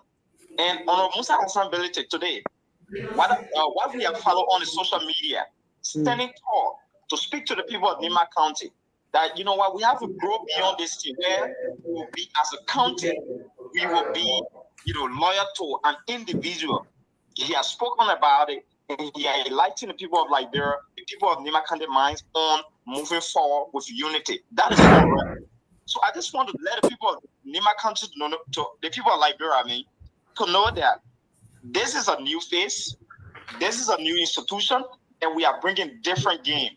We are not going to preach the same old politics. We are bringing tangible to the table. We are bringing tangible 2029. So thanks to the political leader for the level of work done. We are doing our best to make sure that the message rests with the people. He's been visiting from county to county, and he has our support. We are with him, and we will do all we can to deliver, to push the message from village to village in Liberia, from town to town, and in the diaspora as well. Thanks to you guys for the opportunity, and I look forward again to having time where our chapter will be. Is that Wisdom Koba? Yeah. Thank you. Mr. Nagbe, Jerome. Someone just says CMC is very powerful to be frank. You say, thank you, Winston. Wisdom Koba. Mexico. So we got the East Africa, other things. We will soon start hearing the North Korea Afghanistan chapter. So that No, but seriously, we have a chapter in China. we Dubai. We have a chapter. The fastest growing chapter is the Chinese chapter. Yeah. We don't interfere in local politics. Anytime we find Liberians in North Korea, we'll fund the North Korea chapter. That's correct. We have no boundary. So it doesn't mean that when you live in North Korea, so you are acting like the North Korean government. No. Excellent. But the reason behind, I want to be the reason behind why he's saying this. Why he's saying this is that the party is the fastest growing party now since CDs were funded. When CDs started, I started, right? And on the it reminded me of CDC. Yes. We are present in 22 countries. Yes. Besides Liberia, we have membership in 22 countries. No, but tell me, the record CDC set in the diaspora, you don't set it yet. No, no. I come in the USA. They're even close. We know this. So listen. CDC has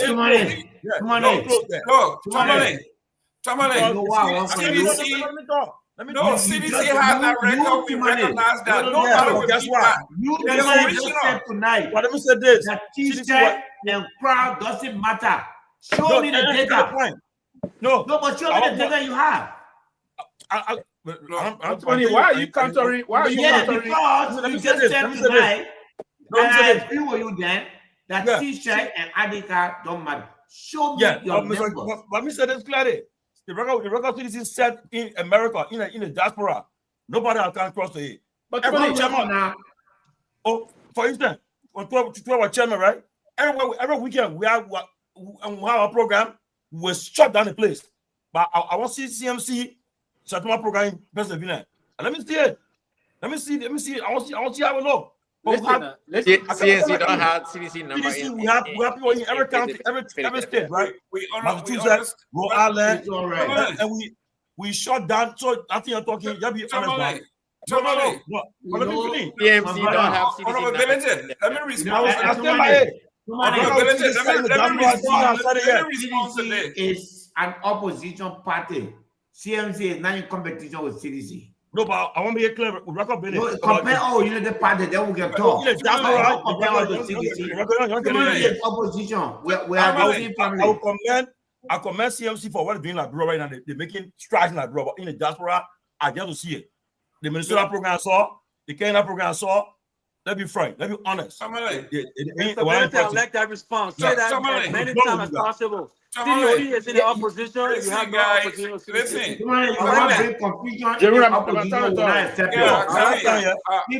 Robert, you're with now. Come on. We are not in competition with CDC.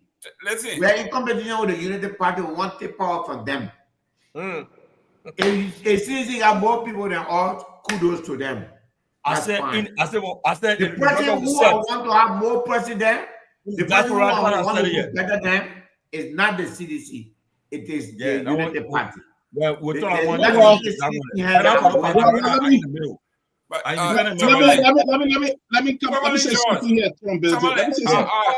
Dr. Peabody, you come in, but let me address Tomalin. You guys are the original, right? Ain't nobody can compete with what is original. You did an excellent job. Thank you.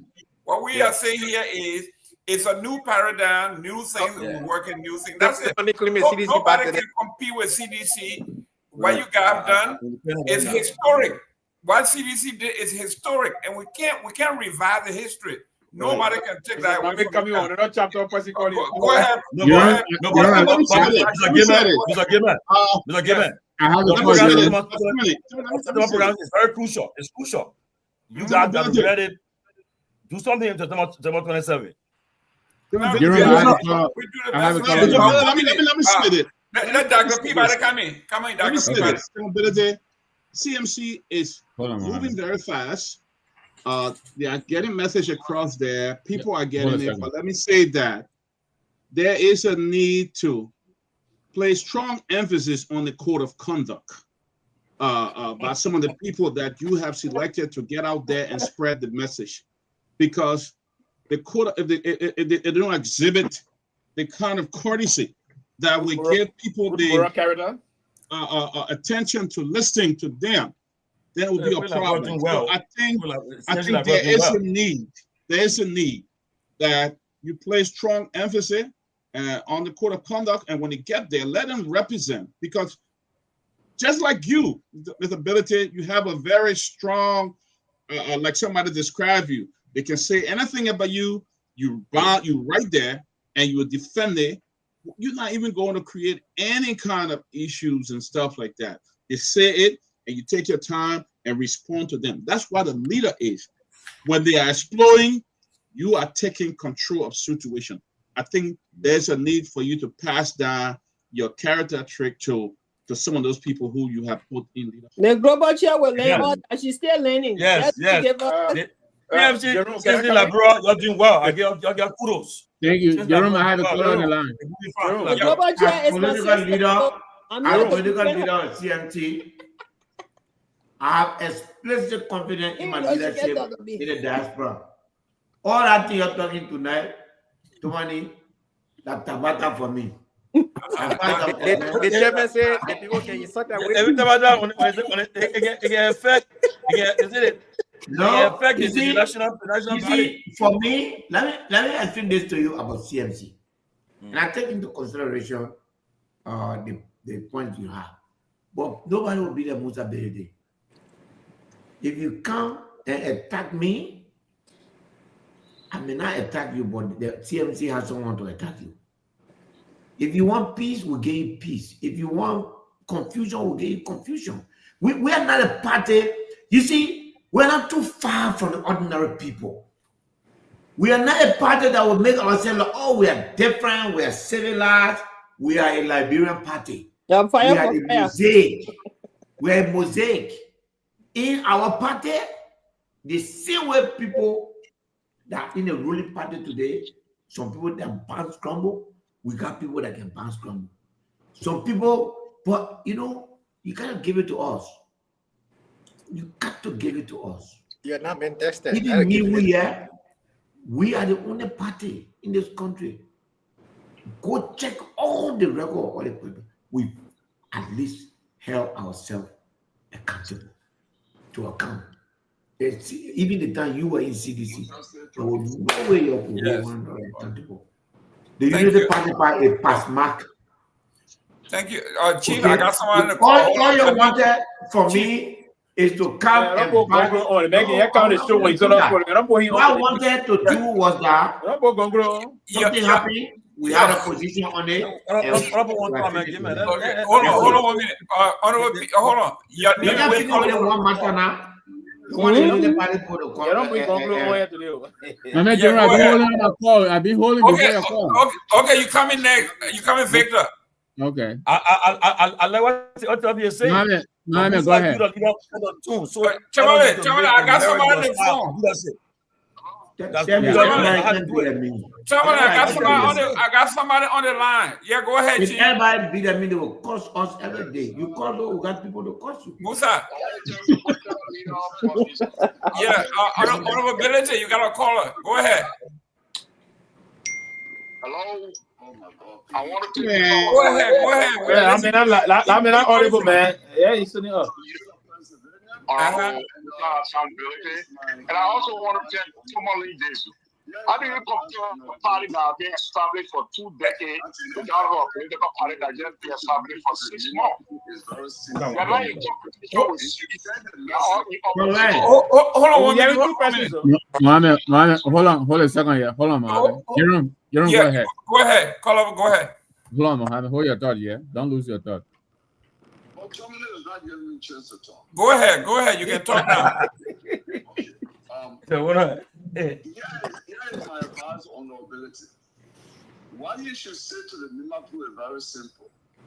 Jeremiah Kuhn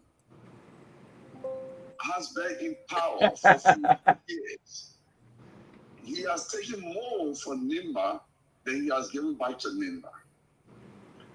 The reason he's fighting Musa Belete is the man who has been there for less than 2 years, he has built bridges that worth more than $2 million compared to what Kuhn has given by.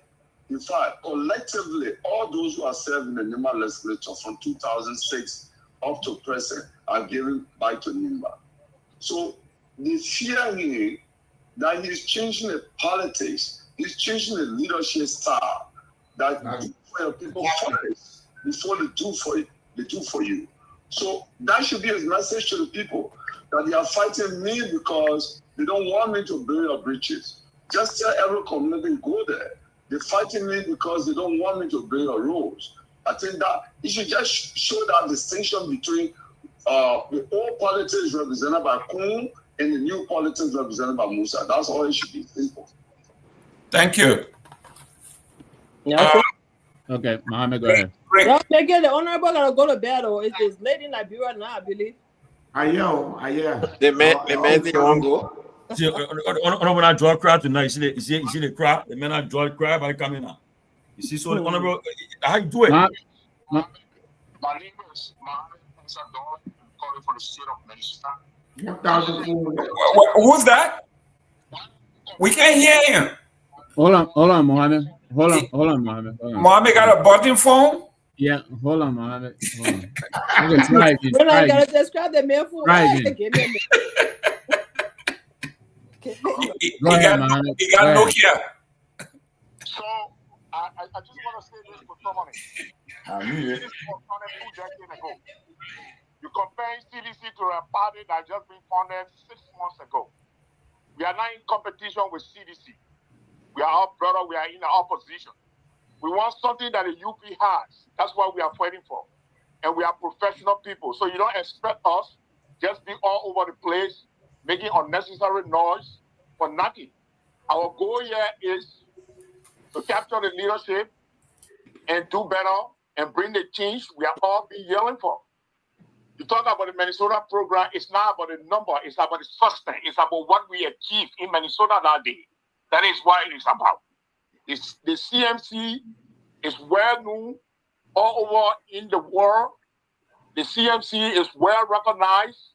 We will respond if our political leader is attacked or if people send mixed messages out there about the CMC. We are ready day and night. We are standing with him. He have our support, and our message is resounding with the people of Liberia. That is our goal. We are achieving our goal. So we are not in competition with CDC, my brother. So to those of you that say that, oh, our global chair, we should have done this, we should have done this. This is the first of its kind for a political party to come out publicly to look at their official, what they did, to say we apologize. I challenge any of you guys that are on this forum to show me your political party, a member of your political party made such a statement, and you stand with them. The political leader just make an example. The president came a few days ago and insulted the entire Liberian community. You guys didn't condemn it. Nobody said anything. But yeah, you want us to get rid of our global chair because she made a statement on Spoon TV. She was on Spoon TV before she was appointed as global chair. So the responsibility to stay on Spoon TV or not to be on Spoon TV, that is not a responsibility of CMC. That is her own choice. If she want to be there, she can be there. If she want to leave, she will leave. Thank you very much for having me. Thank you, Mohammed. No, But let me. The global chair took a bait. I want She was not clarify. supposed to answer that I want question. to She just took that bait for no reason. I want to make a clarity. I said that the record we set when we were growing, I didn't say cities are comparing them. I said when we started, Jayo started in the diaspora. Everywhere we went, we were giving numbers. Now, I said, to get clear. But don't you compare what you say, we reached that year. To the comparison. But this in the various states. The various states. I'm trying to say. Like for instance, when we went to this. It is okay. I'm not comparing it to.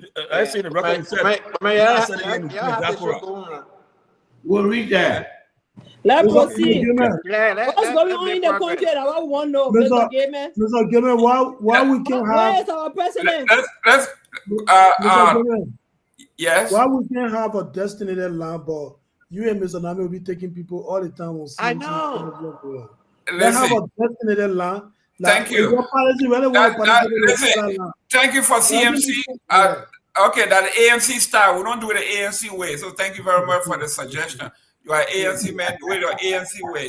There you go. That's not what ANC.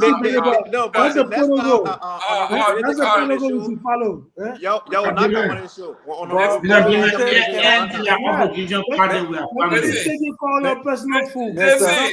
Mr. Gayman. Yeah. Mr. Gayman, can I say something, please? Because I don't think this is fair. Give me 1 second, please. Look at the show right now. You got Mr. Nagbe, whom I admire greatly. You got Mr. Gayman, another great person. You got the CMC chairman himself is on the show yet. Then you have. They got Pewee. Then you got Sylvester Pewee, the neo progressive. Who else there again? Then you have, I don't know. Listen, the whole show is CMC. So here's what I'm going to say. So the other partisans out there, and come on the show too. This is Musa Belete. I don't know how many times appearing on the show. Then you have. Come on the show. Then you have Robert who be CMC. No. It can be CMC. No, Robert, don't let CMC. I beg you, yeah. We got but listen, guys. We got two ANC here. We got Kromah and we got Gay. Then we got two CDC. We got Sarah and we got Tomalin. So what's the big? I told you. I said. No, I think because I want to show you I'm for no party. Because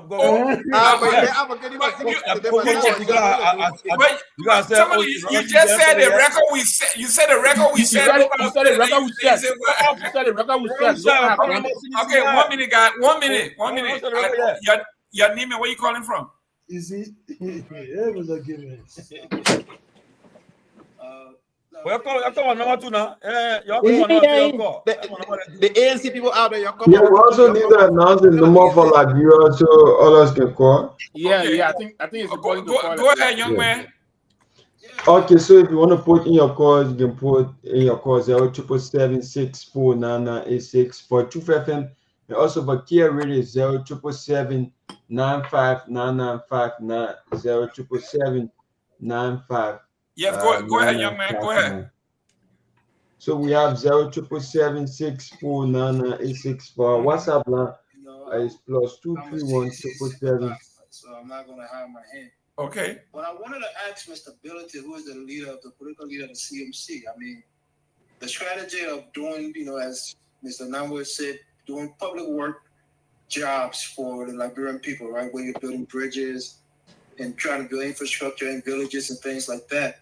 Is there a precedent for that strategy working in the political sphere of our country where a man with means can go around building bridges, building wells and pumps and win a national election? I just wanted to tell us if there's a precedent for that.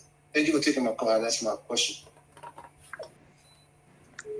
Well, I've never won a national seat, but I try it at the district level. Now we're taking it to the national level.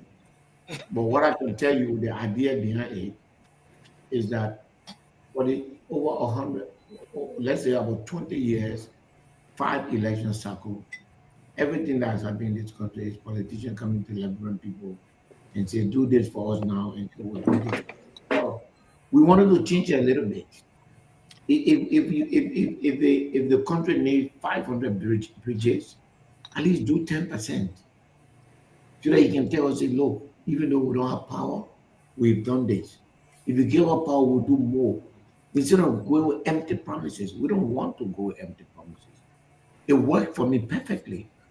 My district is the most difficult district in the whole of Nimba. As popular as Prince Johnson was, he was never able to win that district. That is the strongest point of the United Party in Nimba County. Okay? United Party has always won that seat. And they have won the highest number of votes in that district. As a fiercest critic of the United Party, I campaigned in that district and won by a margin whose difference was higher than the last margin the last time.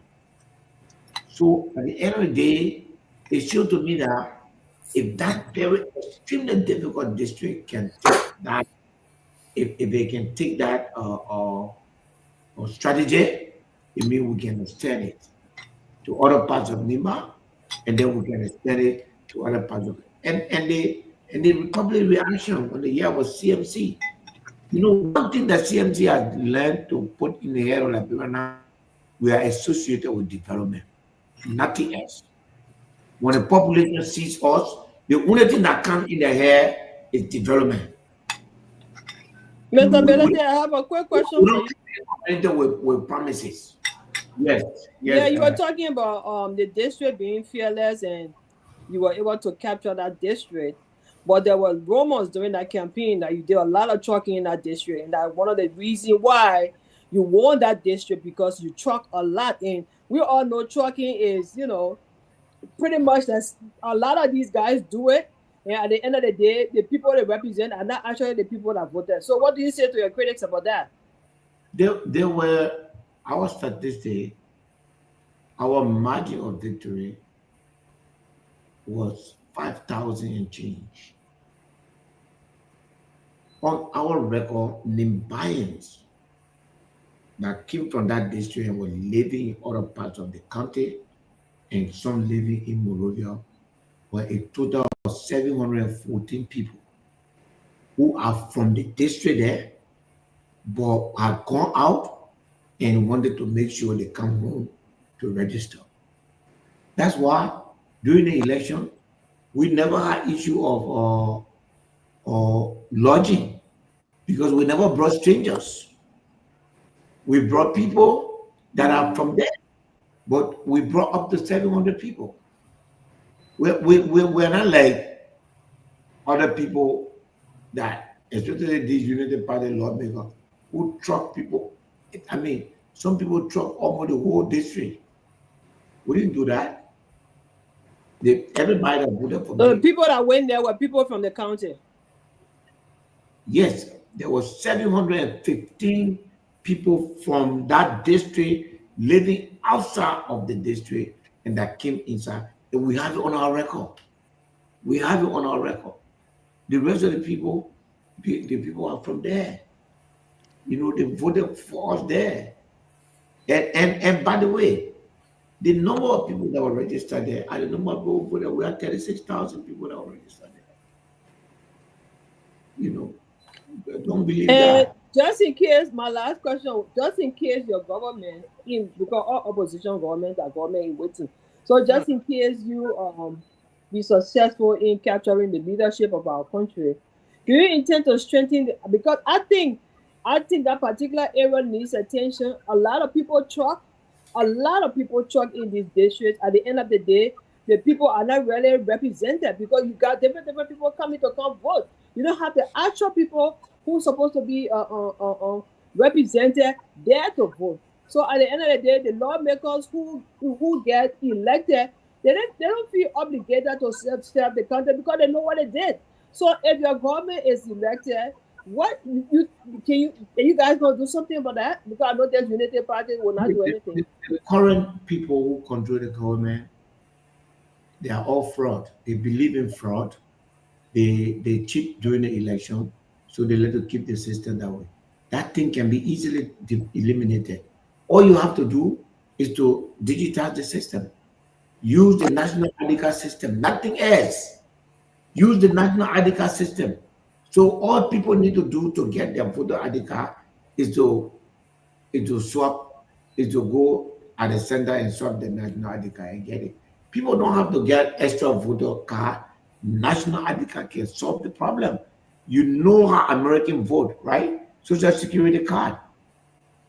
A driver license. Your driver license. If I driver license, and you have to vote within your district. Not you can vote within a specific location. You can't vote everywhere. You can't go everywhere. The only way that is possible if you have a national identification system. Because when you get a national identification, people will vote, people will register for their driver license at not area that they will be trucked in. You understand what I'm saying? So we will digitize it. And guess what?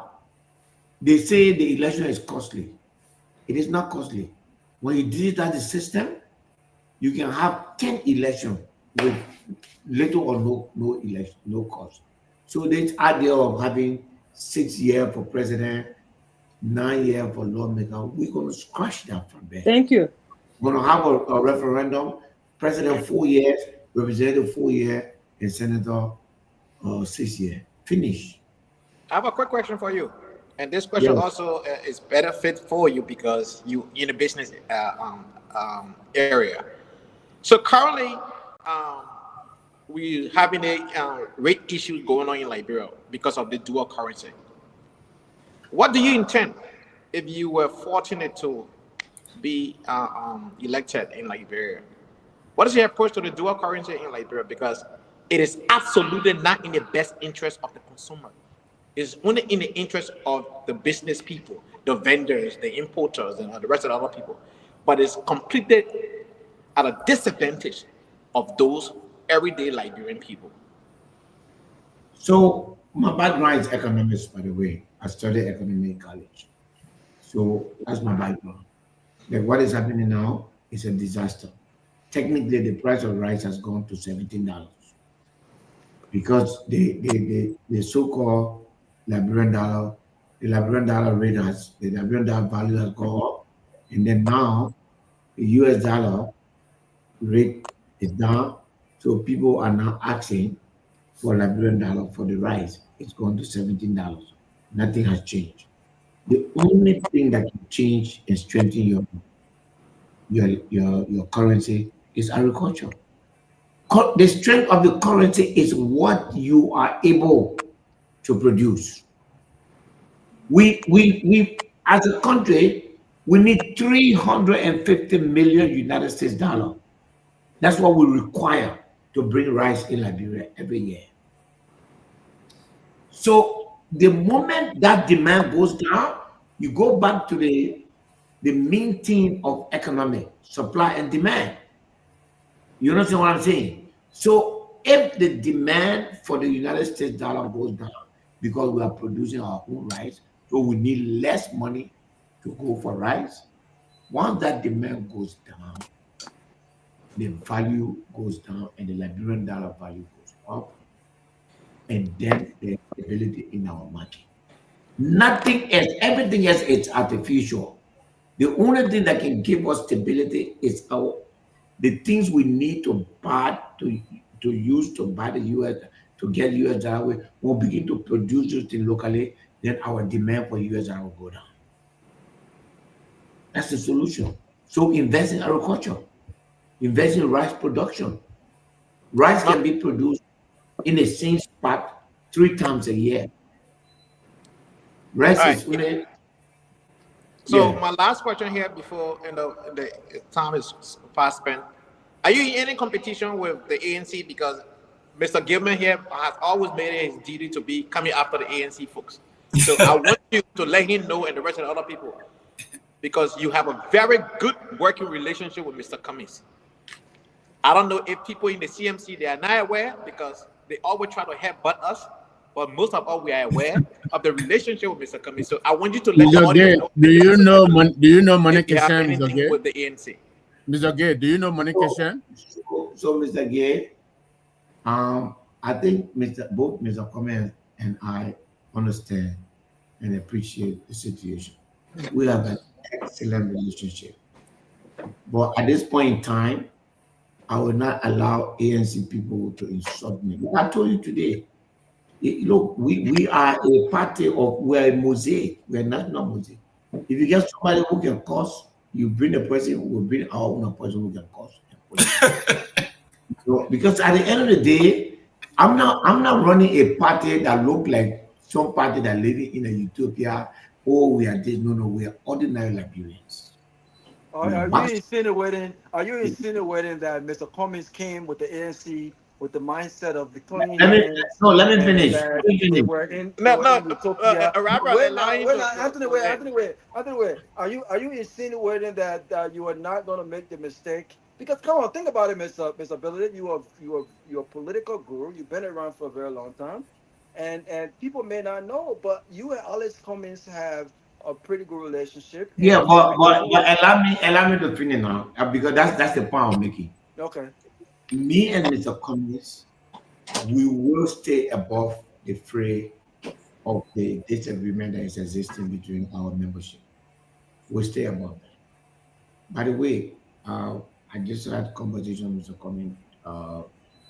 In fact, the whole weekend we're chatting, and we're meeting this week. We have excellent relationship. His wife and my wife, very good relationship. But we also recognize that we have members that throw a jab at each other. You know, look, the day it stopped for the ANC, we will stop. But we will never allow ANC. That is easy, man. We get joined up, be doing that to us on Yeah. the show. Yeah. But we will never allow folks in the ANC. So the only thing I've told my people, and I'm happy that they respect that, nobody can insult Mr. Cummings. Because he's a good man, he's a respectable man. We have an excellent relationship. I cherish that relationship above and beyond politics. So are you open to collaborate with ANC?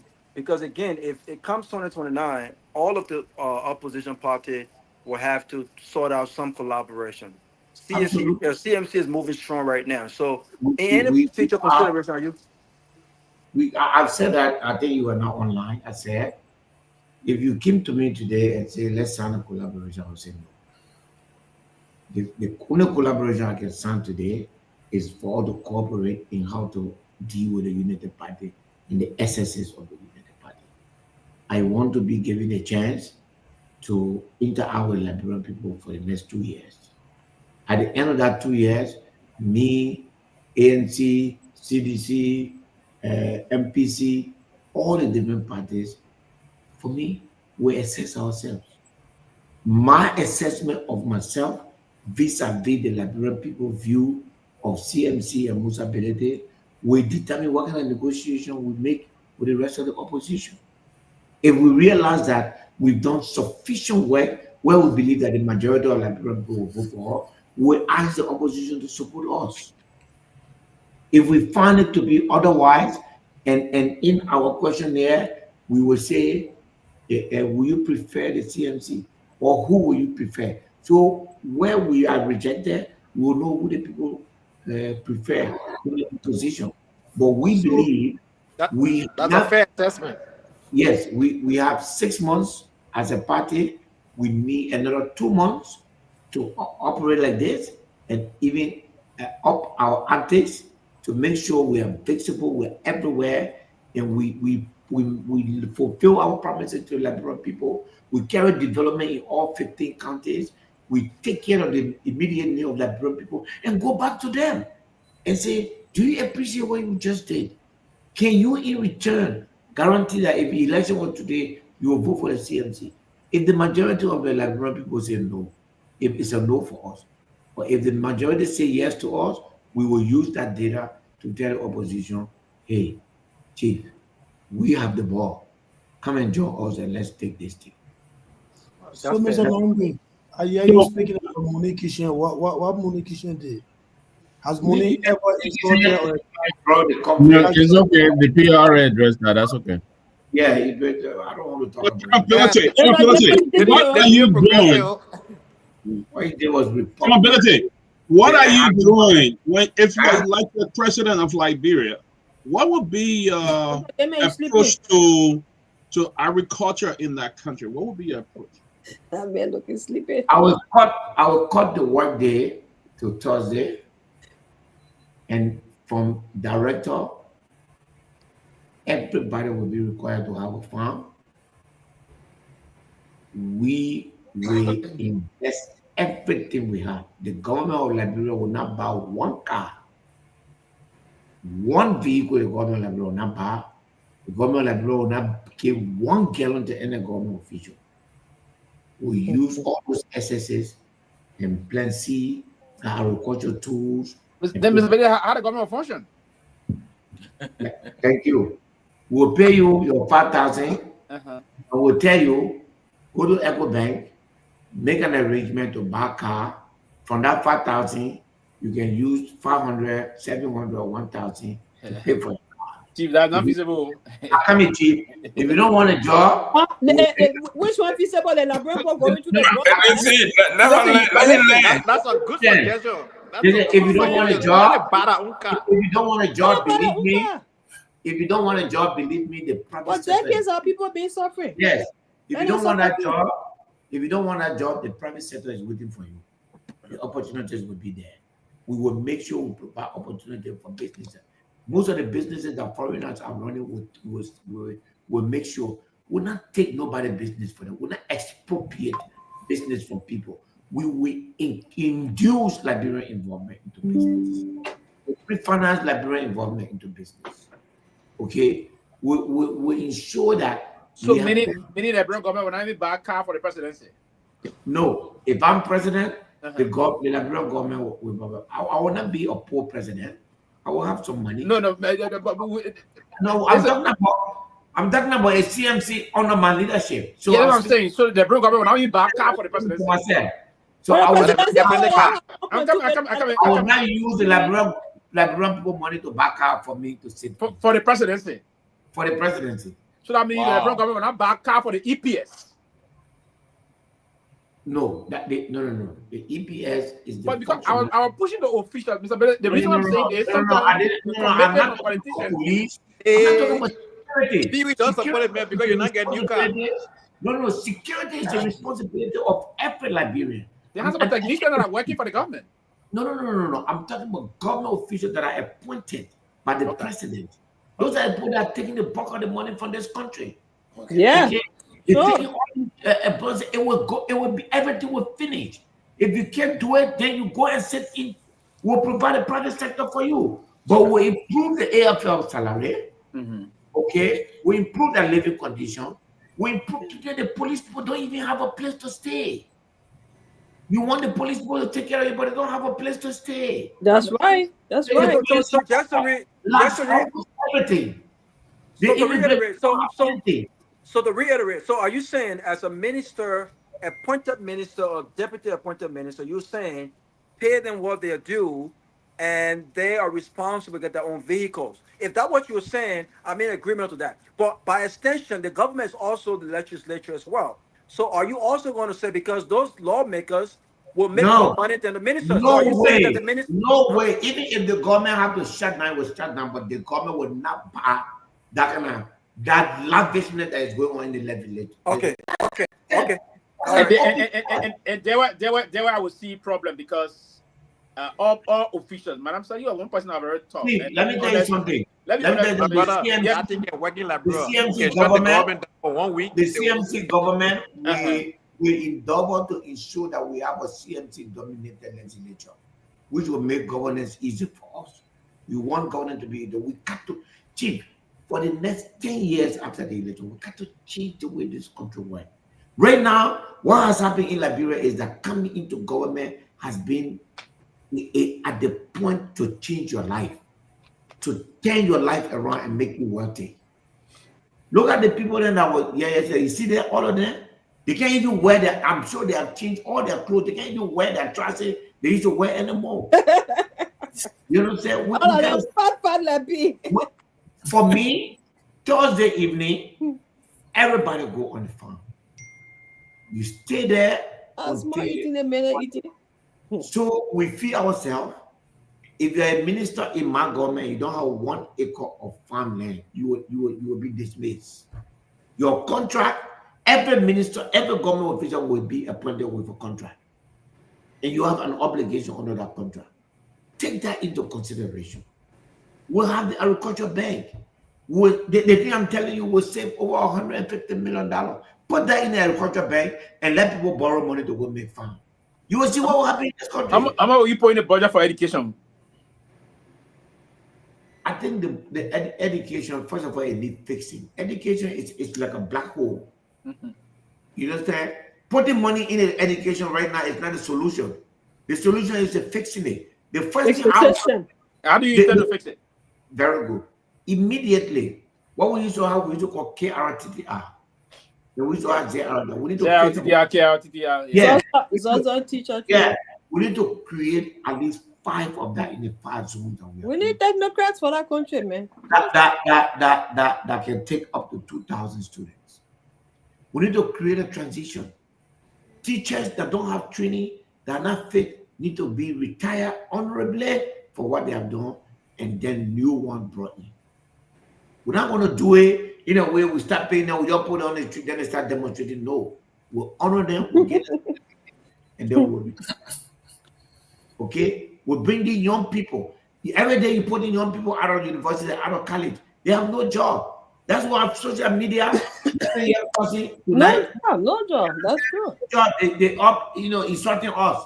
But if we're going to get a job, they're tired, they're sleeping. So we're going to be the point. That's right. That's right. We need to give our children a job. We need to create job. We need to make sure if the man guy a family land in Banga, it reach 1,000 acres, that is an asset. Yep. The bank should be able to get that man $15,000, $20,000 so that you go on a farm to go make farm, make cocoa. And guess what? Every farm produce, the government will produce buying station. That's one of the things. If you want agriculture to be encouraging, then the goods will not stay with the people and get ratty. So we found a way to make sure we buy everything from them. We get food processing center. Do you know how much Morocco brings in this country? Up to oranges. When they say Morocco come here, Morocco come here, 50% of Morocco business is cargo, agricultural cargo from Rabat. Yep. I mean, are you kidding me? Yep. You can do that. You see, apple can grow here that large.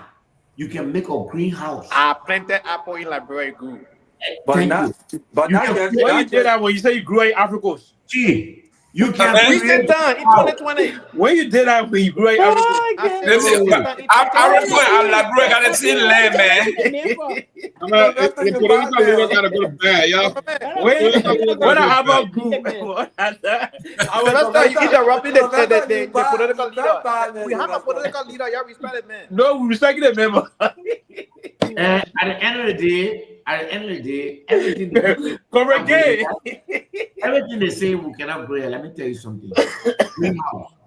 To fix one greenhouse or 1 acre worth of greenhouse, it's about 27 to 30,000. You going to bed? You can produce apple. You can produce. Also, that means apple only grow on a normal circumstances there, right? Yeah, because it requires certain number of light. But man, so you grew apple. So when you make a one apple that he grew one. He grew one. When you make I got somebody on the phone. I hope y'all can hear him. Okay, go ahead. Go ahead.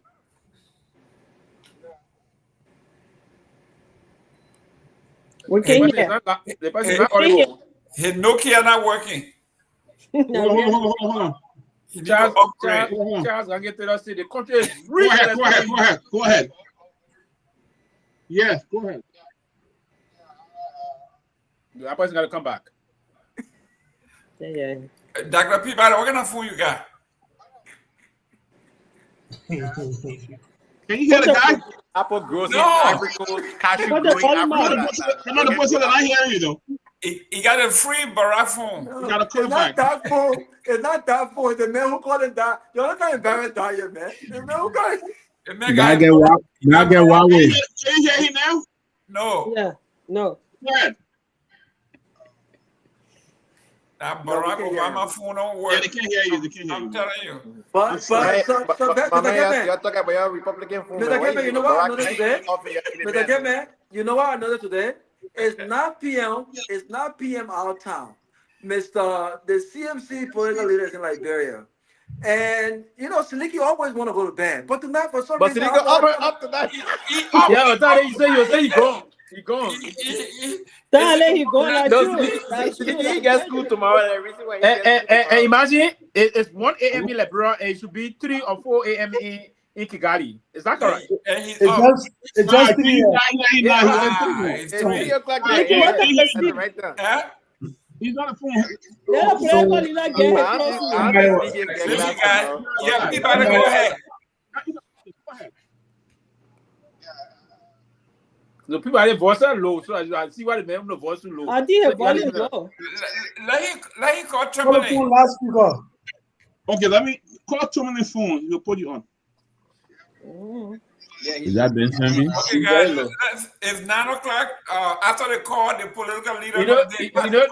The political leader said something that is also very. I can recall, and that's why they said the man, he was one of the great. And I mean, I don't know how man. The man said, he said, this country is rich to the extent that when you got 50 cents, we start to grow. Chancellor said that. Yeah, he said it. He said the country is so rich to the extent when you drop 50 cents, it will grow. So his point was that. Go ahead. Yeah, okay. Am I audible now? Yeah. Audible. Very much. Good evening, Chairman Ability, and to the panelists. This is Nyenwolo. Who Nyenwolo? Nyenwolo. John Nyenwolo. Yes, Nyenwolo. Yeah. Good job. Yeah, how you doing? Yes, Nyenwolo. What happened? I retired from party politics. Oh. But what happened? What's happening to all the other gas companies, like the Aminatas and the what do you call him? How do you call it? The other gas company. Connex. The Connex. Yeah, I don't hear. Yeah, because if this thing is so drastic and so unjust, why are they quiet? Is this something that they're doing in the back that everybody else but you is affected? And so if that's the case, that's something that people need to know about, because there is no way they can take out that much money from everybody and everybody gets quiet. That's right. And unless they're doing it to you alone. No, but the other people in Kohu. Mauro, let God bless you, my brother. I don't know. I don't know. That's my exact point. The other people are either United Party supporters or the in cahoots, because it is not normal that businessmen use all that money and be quiet. I know for a fact that Aminata is in a very good deal with them. I mean, that's right. Exactly. That's exactly my question. I'm asking the question so that it come out publicly that people think about it. The second thing is there's rule of law. Let me finish here. The second thing, Honorable Ability, is that you're fighting these people for all these different reasons. The audit of the House of Representatives and Senate, if it must. But I hear you alone talking. What happened to the other people? Why nobody talking? Nobody else wanted? You know, these things need to be brought out to the public to push their backs to the wall. The other people scared. And if they're against it, if you're a coward, then don't go there. Because if you go there, then I mean you want to stand up for the people. The third thing I will ask the journalism or the podcasts and whoever is to try to educate our people about their rights. People go around voting every time, and they don't even know that they got the right to remove these people who they voted for. The people need to know this. They need to know it take 10,000 signatures, and you got to stand up, and these people will be removed. But if they don't know their rights, like it has been, we got no business voting. If you're just going to vote because you think it's a play, then we got no business voting. And this is my principal reason why I withdrew from party politics, because it seems like our people are not ready for what they're doing. And this is, it has become a far. Because the man Socrates said, giving illiterate people democracy is like giving an untrained man the ship in a stormy sea. You're going to all perish. And that's what happened to that country. Thank you. So while we still have you, Mr. Nyenwolo, in order for evil to exist, it's for a good man to do nothing. So staying away from party politics, I don't think it's the best solution. I hope you rethink your decision, sir. Your name and where you calling from? We're not going to beg you to be by this. lost one. Go ahead, guys. It's not fair for you to make it all an ANC issue. Don't make it all an ANC issue. We got to call for that makes the book of police. Hey, guys, come on. Listen, guys. Listen, I got some on the phone for the. Got a question for the political leader. Go ahead. Let me say good morning from my end. This is Pewazi that I'm calling you from South Korea. And I just want to ask Mr. Ability, my dear brother, the sedition, and also a Liberian. So I want to know from the CSC perspective, what have you done? I'm not being in trouble here, but what have you done now? What have the CSC done in bringing in the fuller Liberians over to your party? And for us here in Korea too, we want to hear from you. What do you have to offer the Liberian people to convince us? We have over 3,000 plus Liberians living here in South Korea.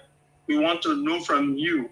We are not asking for you to organize a political party, but just to come and tell us what you have to offer the Liberian people, the genuineness of you to offer the Liberian people, so that we can trust you and vote for you come 2029. Thank you very much for my time. Thank you, Mr. Gayman.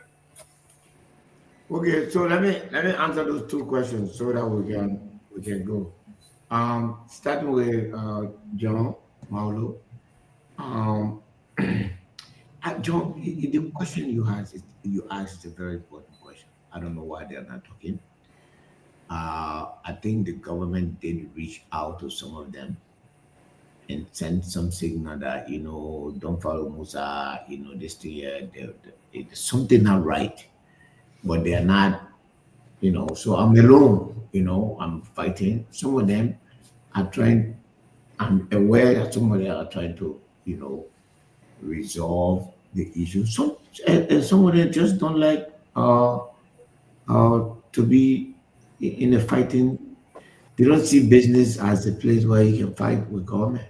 I think there are several reasons. I see it otherwise. I see the right to do business as an inalienable right as a Liberian. And anybody who tries to deprive me of it, I will fight openly for it. But that's a difference of view. It doesn't mean that the other importers, I think everybody is right. I can guarantee you everybody is right.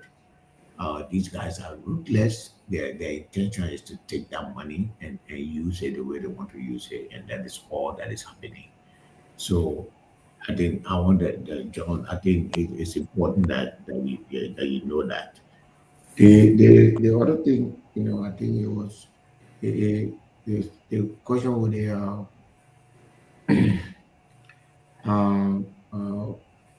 the Fuller community. We do. We actually are preparing right now to appoint one Fuller person as vice chair. He's from Maserado. And also the chair of CMC Europe is a Fuller person. So everybody is formed in this party. If you go any part of Liberia, in any region, the chairman is from Lofa County. The global chair is from the west. The USA chair is from the southeast. So we have our party spread. Right here, you see Mr. Nagbe, the nigga tell you where he from. He said Mr. That's all easy Gayman. enough. Yeah, that me. So we're spread all over as a party.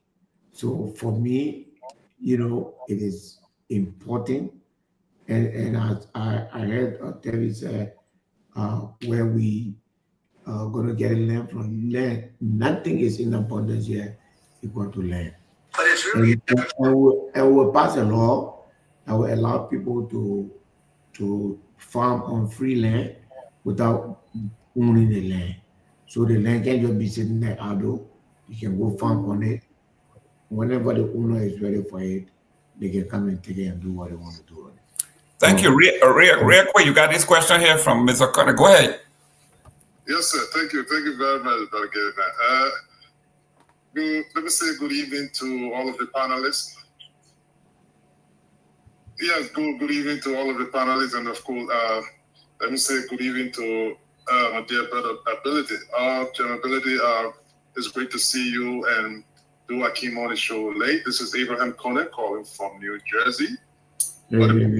Akeem, I heard you talking about the status of rice, the price of rice in Liberia. I mean, obviously, it has to do, I know you are primarily talking about the U.S. rate against the Liberian dollar. Is there any specific reason in your mind, although your opposition, that inform the appreciation of Liberian dollars vis-a-vis the USD? Is there any economic scenario that you can elaborate on here today? Because to the best of my knowledge, Liberia income is primarily in the extractive industry, meaning we're not producing anything to export in terms of getting USD or foreign currency that would be highly appreciated. That's one. Two, globally, the United States dollar, for what I've gathered, have depreciated to the value have dropped by 3.9%. And what I know in the United States, one of the things that's driving that drop in the value of the United States dollar is on this trade issue. Because why? They export a lot of people, a lot of foreign currency is not coming in now. Like China, she have diverted a lot of beef importations from Australia and other places. So what is informing economically? Because in my opinion, this is voodoo economic that's operating in Liberia right now. What is informing the appreciation of the Liberian dollar as compared to the US dollar in Liberia? Can you please throw a light on that, please? And secondly, you talk about if the opportunity is afforded your party to ascend to leadership in Liberia, one of the things you're going to drive out to be a salary issue. How did you guys come about with the exorbitant salaries for lawmakers in Liberia? Is it enshrined into a specific portion of the law that state that can bring a shine? Legislators should be paid those kind of exorbitant salaries and benefits in Liberia? Please throw some light on it, my brother. Thank you, man. Okay, let me go to the economic side. Yes, what is happening is induced. There is no cogent economic backing to justify the drop. What all that has happened is that the government has pulled back the Liberian dollar from the market, therefore creating artificial scarcity, which therefore depreciate the US dollar one way. The US dollar is depreciated one way. If you got money in your pocket, you want to change it, it's depreciated. But when you go buy the US dollar, you still pay 202. So it's one way. It's artificial. And it's not backed by any economic policy. So it will go back up. And that's not fair. Because it just hurt the ordinary people. And then there's no variation in price. You know what I'm saying? And then we're back to the seed space. So nothing has changed. In other words, it is still being played as a voodoo economy. I agree 100%. On the legislative pay, my brother, it's legislative tyranny. It's an abuse of power. The Constitution says all financial instruments shall derive from the House of Representatives. So when they get it, they do what they want to do. They pay themselves in the way they want to pay themselves. It is wrong, it is abusive, and it is irreprehensible what it is happening. And that's why the Liberian people need to vote to remove, the 70% of the people in that building don't need to come back. They don't need to come back. 70%. So at the end of the day, we're here, we're sitting down here trying to do our best and trying to change things around. Thank you, ladies and gentlemen. The chairman been with us for over 2 hours. Yeah. It's late down there. Chairman, give us a parting word because you got to go to work tomorrow. Thank you, guys. It was nice. It's always nice to be here. The CMC is reaching out. We're all over the country. The next stop is the Western Belt. We wanted to go to the Southeast, but I think we got some urgent matter to do this in the Western Belt. So we'll do that. And once we finish with that, we'll be heading to the Southeast. We'll work for 2 years. We are committed to opposition unity. We will never, ever be part of an opposition collaboration that is not accountable. So accountability for me also means accounting for yesterday, accounting for how we got here, and then accounting for where we're going. And and when we work hard, we believe that our standard way, the survey will show that the Liberian people are ready for the CMC. At that point, the CMC will be asking the rest of the opposition to support it. If they have been otherwise, we will stay join the opposition. So we are committed to opposition, unification. Thank you, Mr. Ability. I pray and hope that other leaders will follow you. One of the person that being in the press every day in the press. That's good. I'm not a fan of Trump, but one thing I give him credit for, Trump has press conference almost every day, and that's what makes him always in the news, and it's good.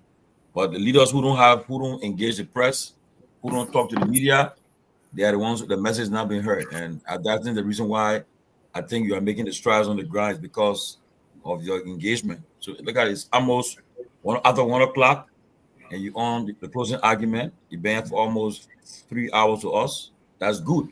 And you have been very bold, very fearless. I know people will say what they want to say, but I'll tell you the truth. On the ground, I would say this, let me be clear, on the ground in Liberia, same to you guys are really making some strides there. And I look forward to seeing what will happen in the diaspora in the coming weeks. I'm sure my senior comrade Victor Nagbe, as he's in charge for the September 27 program, we're looking forward to see what he's going to do, I'm sure. But thank you, Mr. Benedict, and have a good night's sleep. At least we can talk on top of that when you leave now. Thank you, sir. Thank you, guys. Good Thank night. you, sir, for always showing up. Thank you. Excellent. And while the chairman is going, and now next week we are profiling the Divine Nine. So next week we'll be starting with Zeta Phi Beta sorority. The ladies will be here to tell us what this is all about, how they can help the international, and then we'll have the AKAs will be here, and we'll go on, and then we'll bring in the fraternities as well. So it's going to be educational all next week. We have some, most of the AK are educators, so they will be here talking about education on the international level. They will be talking about empowering young women, self-esteem, and all of that stuff. So that's great for us. We're hearing a lot about rape and all of that. They're going to help see if they can help us develop our young women to be strong. Talk about economics. Most of the rape is economics. When you have an older man who has financial advantage over the entire family, it is recipe for abuse. So Sarah, hopefully next week you can come and help us. We have to deal with our young women. They are under attack, and we have to work with it. Honorable Pewee, Honorable Tomalin, George, anything for next week? Well, okay, Peabody will get some announcement, Pewee, but let me say this. Tomorrow, the ANC is scheduled to be here tomorrow. The USA, the interim chairman, the communication person for to talk about the October convention, but it's still tentative. After they reach the city, the business department, then we'll confirm it. But it's going to be here tomorrow. Tomorrow they have their schedule tomorrow. So when they talk to the business department, here, she alone can pay for the whole thing. Don't forget about my announcement. Yeah, and also will be. Let's see, man. You know, so how to call it? And then we'll start playing the tournament half. People will start playing their stuff tomorrow. We'll start playing for tournament half for their stuff. We'll start playing it tomorrow. You know, Sarah want the tournament half, so they are already seeing the business office. And Mr. Nagbe want the tournament half too. So yeah, but so far the ANC the flyer has been made, but we will not go public until we can conclude everything. But yeah, until they reach out to me. Yeah. So let us talk about that now. What happened to our nephew? They say he cleared his Facebook page. Sarah, just give me 2 minutes. Listen, Dr. Peabody on the line. Go ahead, Doc. The guy who don't come when you see politician kind of join, you'll be staring all day on the show or something like that. That's true. Jeez. Well, God, that part of the G's. Well, guys, pretty soon we'll be coming up with t-shirts for the TCA for closing argument. So I'm giving you heads up. The next few weeks. Just do the hoodie for me, please. Guy, getting cool now already. Yeah, I need a hoodie too. After the cable, but guy. But I want to send a special gratitude here to Professor Larry Kennedy. Larry had worked behind the scenes, and through his tireless effort, we were able to get our tax ID last week. So we want to thank Professor Kennedy. He paid for it. He did everything. That's good. As he gave to the closing argument, he also built our website. Check the website, and pretty soon we'll be coming out some beautiful TCA t-shirts. And I just give you a heads up. Start saving $30 for at least one. Yeah, you know. Yeah, I'll pay for my hoodie. Y'all give me one hoodie. I'll pay for my hoodie. Yeah, my hoodie. So that's all I gotta say. All right. Mr. Gayman, can I close? Let me close for me. I gotta go. It's Lady Kagali, huh? Go ahead. Ladies first. No,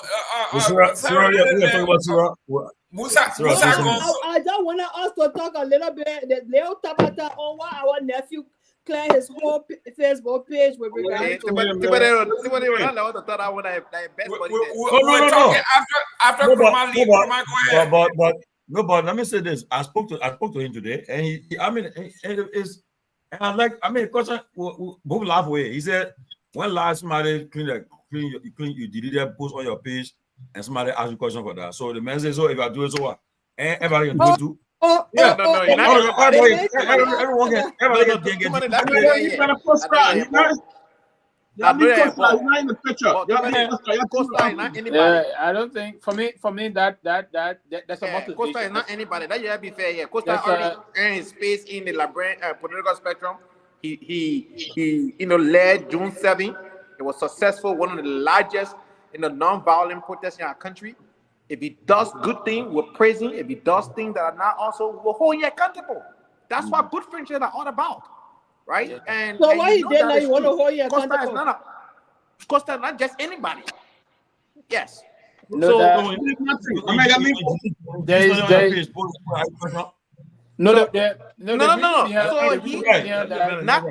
not getting a position in the government at this particular moment is not the end of the road. He need to man up. He need to go above the field, so to speak, for lack of a better term. Leave Costa alone. Just leave him. So you did that because of the position he cleared his page? But I mean, that's he left room for a lot of speculations. Listen. For me, I don't think we should elevate this. That's your question. No, we will elevate it because he's a bully. But to Sarah's point, the reason there are a lot of motivation behind this. A lot of motivation. You hear when they say, my man, you're doing good, they come in here too low. Go ahead. Yeah, lot of motivation.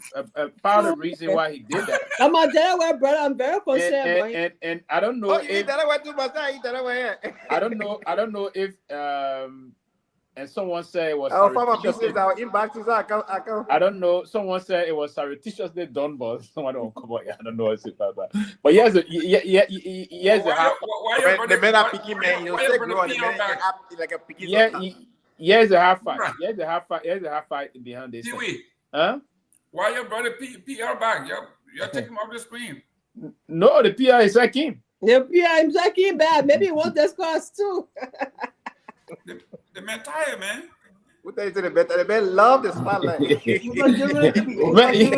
know what? Listen, you think that Benjamin lets my guys stay in position? The man love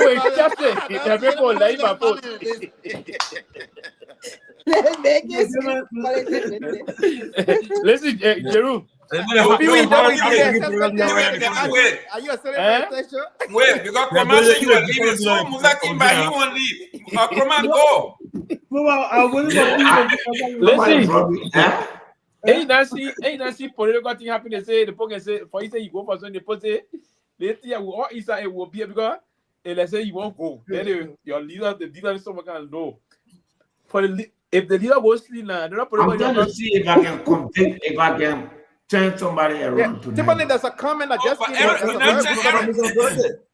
I tell you, you are cheating for mine. Some people told me that you're cheating a man tonight, so you got to cheat mine tonight. No, on a serious note. You got Joe Mauro. You got Joe Mauro to No, don't do that. Jerome. But you know, the only thing I feel like CMC is just taking all our opposition people members from ANC including you. Look, let me say this. But Sarah, where we can manufacture people. The last time we were on this show, what did they do for that Zoom Lion discussion? What did they again? Fanta. Very well. So I can spark dinner.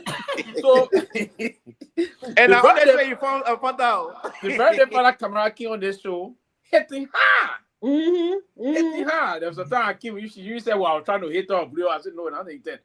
Then after a week, the second week, spoke with her. They get her position. CMC position. Beyond that, back home also. Just watch the pattern here. That's what I'm saying. This is unusual. And due to the unusual activity, Pewee, you are a CMC man, but you actually that's Pewee, you can be more than happy with yourself. You can be more than happy with yourself. No, I can be more. I'm trained to. Pewee, my political mentor. In communication, my political mentor is member of CMC, and Mr. Nagbe supported him the other day to the Grand Jury Association thing. Honorable Chairman Collins. When the political mentor. Chairman Collins, John CMC. Yeah. So wow.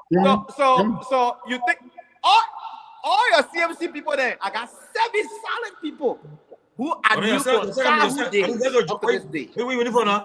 Yeah, no reason I was saying what I was just saying just now. Back home, they know that they can bring it around me. many lawmakers.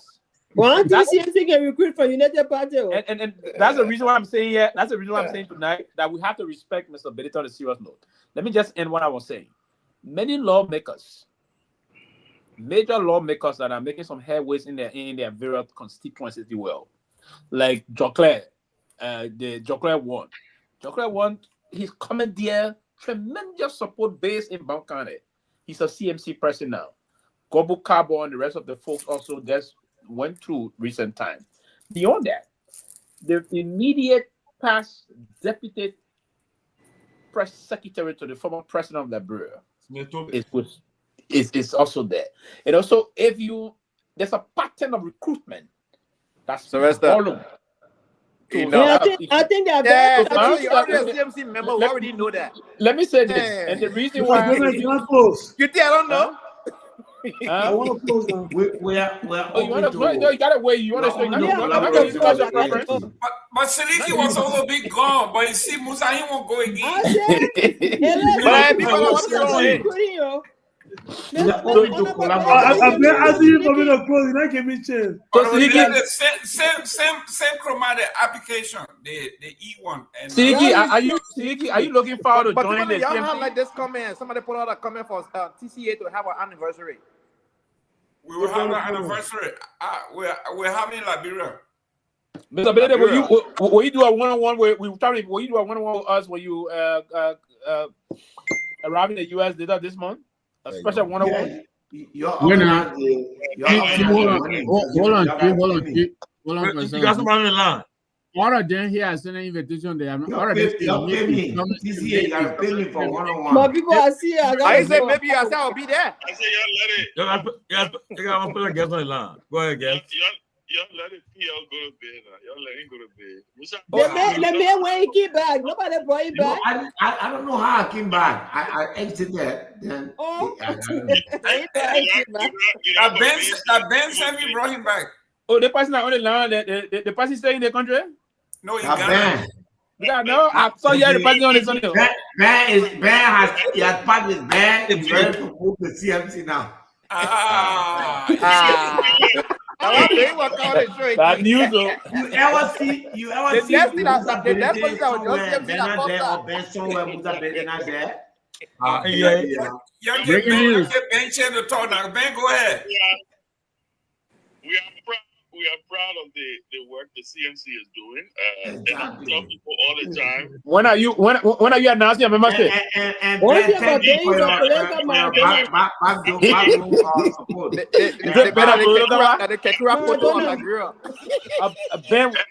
when are you announcing your membership? Ben Sanvee. You get a man chance to talk. Wait, you were on Ben Sanvee. When are you announcing your membership for CMC? Now, who asked me that question? That Pewee. And you're progressive. But Pewee, I thought you were part of the CMC and No. I thought I was saying this. Okay. That will do a question. Ben Sanvee say running for the convention, CMC convention USA. You want to be chairman? You want to be the diaspora chairman? Who? Let me say this. Who position the man want to take? You want to be a chairman of America? Let me say, I just wanted to call to support my friend and brother. When are you joining the party? When are you making an announcement? Negotiation is ongoing at this time. Okay. It's doing extreme. You are doing exceptionally well. You're keeping the opposition flag burning.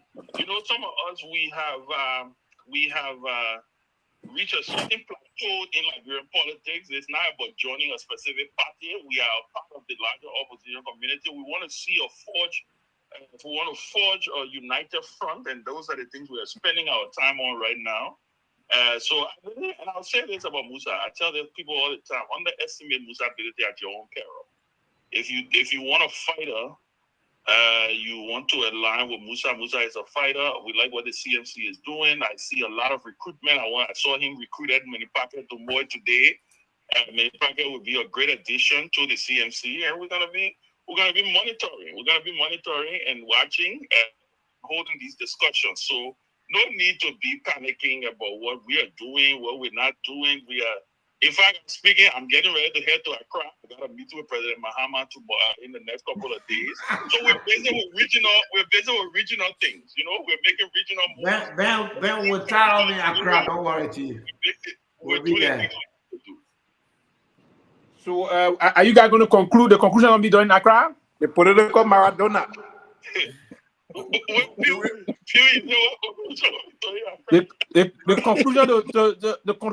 conclusion to do the announcement is it done? No, but you see, You see, that's why I said, somebody of my stature, we beyond conclusion and non-conclusion. We now have access to these leaders. Musa is a friend. I speak to Musa. Everybody knows this. Everybody knows this. Political advisor. The point there is, Mr. Bader just said. We speak every day. Even the formation of this day, we were part of the integral conversation and bringing in this party into the dispensation. And so I'm more interested in and I like his mindset. I love Musa's mindset. Go out there, do your work, and then be guided by the science. Because there's something we don't do a lot in our politics in Liberia. We tend to do things emotionally in Liberia, and I like the fact that you are going to be guided by the science, and it will guide you in the decision that you will make moving forward. And I think everybody should respect that. That's why we live in a democratic society. So I think you're doing well, Musa. I want to thank you. I'm proud of you. We continue to monitor. We see what we're going to do. And as long as you're not taking people, once people are joining, CMC, they're joining the opposition network. That's how I think people should look at it.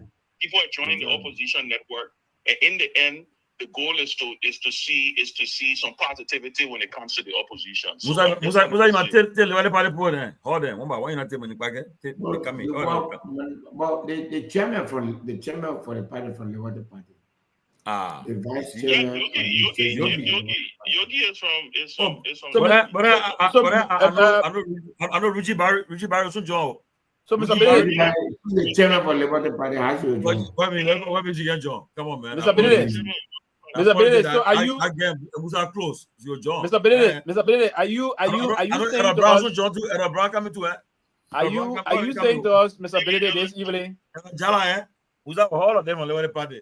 Mr. Benedict, I just want to know something quickly before Ben can conclude. Are you saying to us this evening, Mr. Benedict, that Ben Sanvee was eventually announced after the Accra meeting? There's no way that Ben. No. All that thing Ben doing that plan. He come to the CMC. Nothing can stop us. Yeah. Listen, if Ben Sanvee was the political leader of a party before me, I would join that party. So he's required. It's a mandate. He has to be part of this. There's no way around it. Ben, you can go speak all the time. You can go speak all your bucket here. I don't know why you're asking that question, yo. On a serious note, guys, we're looking forward to locking arms and moving united into doing what we need to do politically, and we'll be making some determinations as we move forward. But Musa, exactly. The key word is determination. Determination. Why you guys asking Ben? Ben served as chairman of the Liberty Party. Yeah. The current political leader of CMC served as chairman of the Liberty Party. What do the two have in common? Liberty Party. That was talking Anthony Gay. Anthony, I respect you a whole lot. You're a very sharp young man. And if I need to call you, there's something I need to talk to you about. I saw you on another show the other day. You were talking some things that we need to talk, but I'm very proud of what you continue to do. You keep the line of fire with the ruling establishment. You lead the opposition. Everybody move forward. Let Musa do what he's doing. Let him be guided by the science. Like I say, he's guided by the science. He will go out there and Musa, great work in Kehleboe. I was very impressed with the turnout. Like Sylvester Pewee said, getting people like Marvin Cole. Even what his name? Dubai. What name? Dubai boy. Gompu is a great catch. So you are making all the right moves. And I think it's all good news for the opposition. If the United Party will capture all the people, then we will be worried. But we're not worried because guess what? The party that's capturing these people are the party is in the opposition column. And so we look forward. I like the fact that you announced that you're going to be meeting Mr. Cummings sometime this week. I think we're going to encourage dialogue among these PLs. You'll keep on talking. Instead of the fact that you don't want to make the mistakes of the CPP, because at the end of the day, it's about being precision. It's about being precision guided and doing the things that we need to do to see what will happen.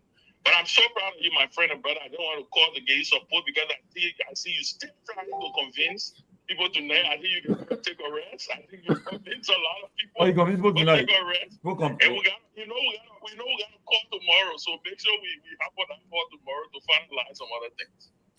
Exactly. Thank you, man. Dominic, move your head, man. Dominic, what you like? Y'all know Tommy was part of the formation of CNC too.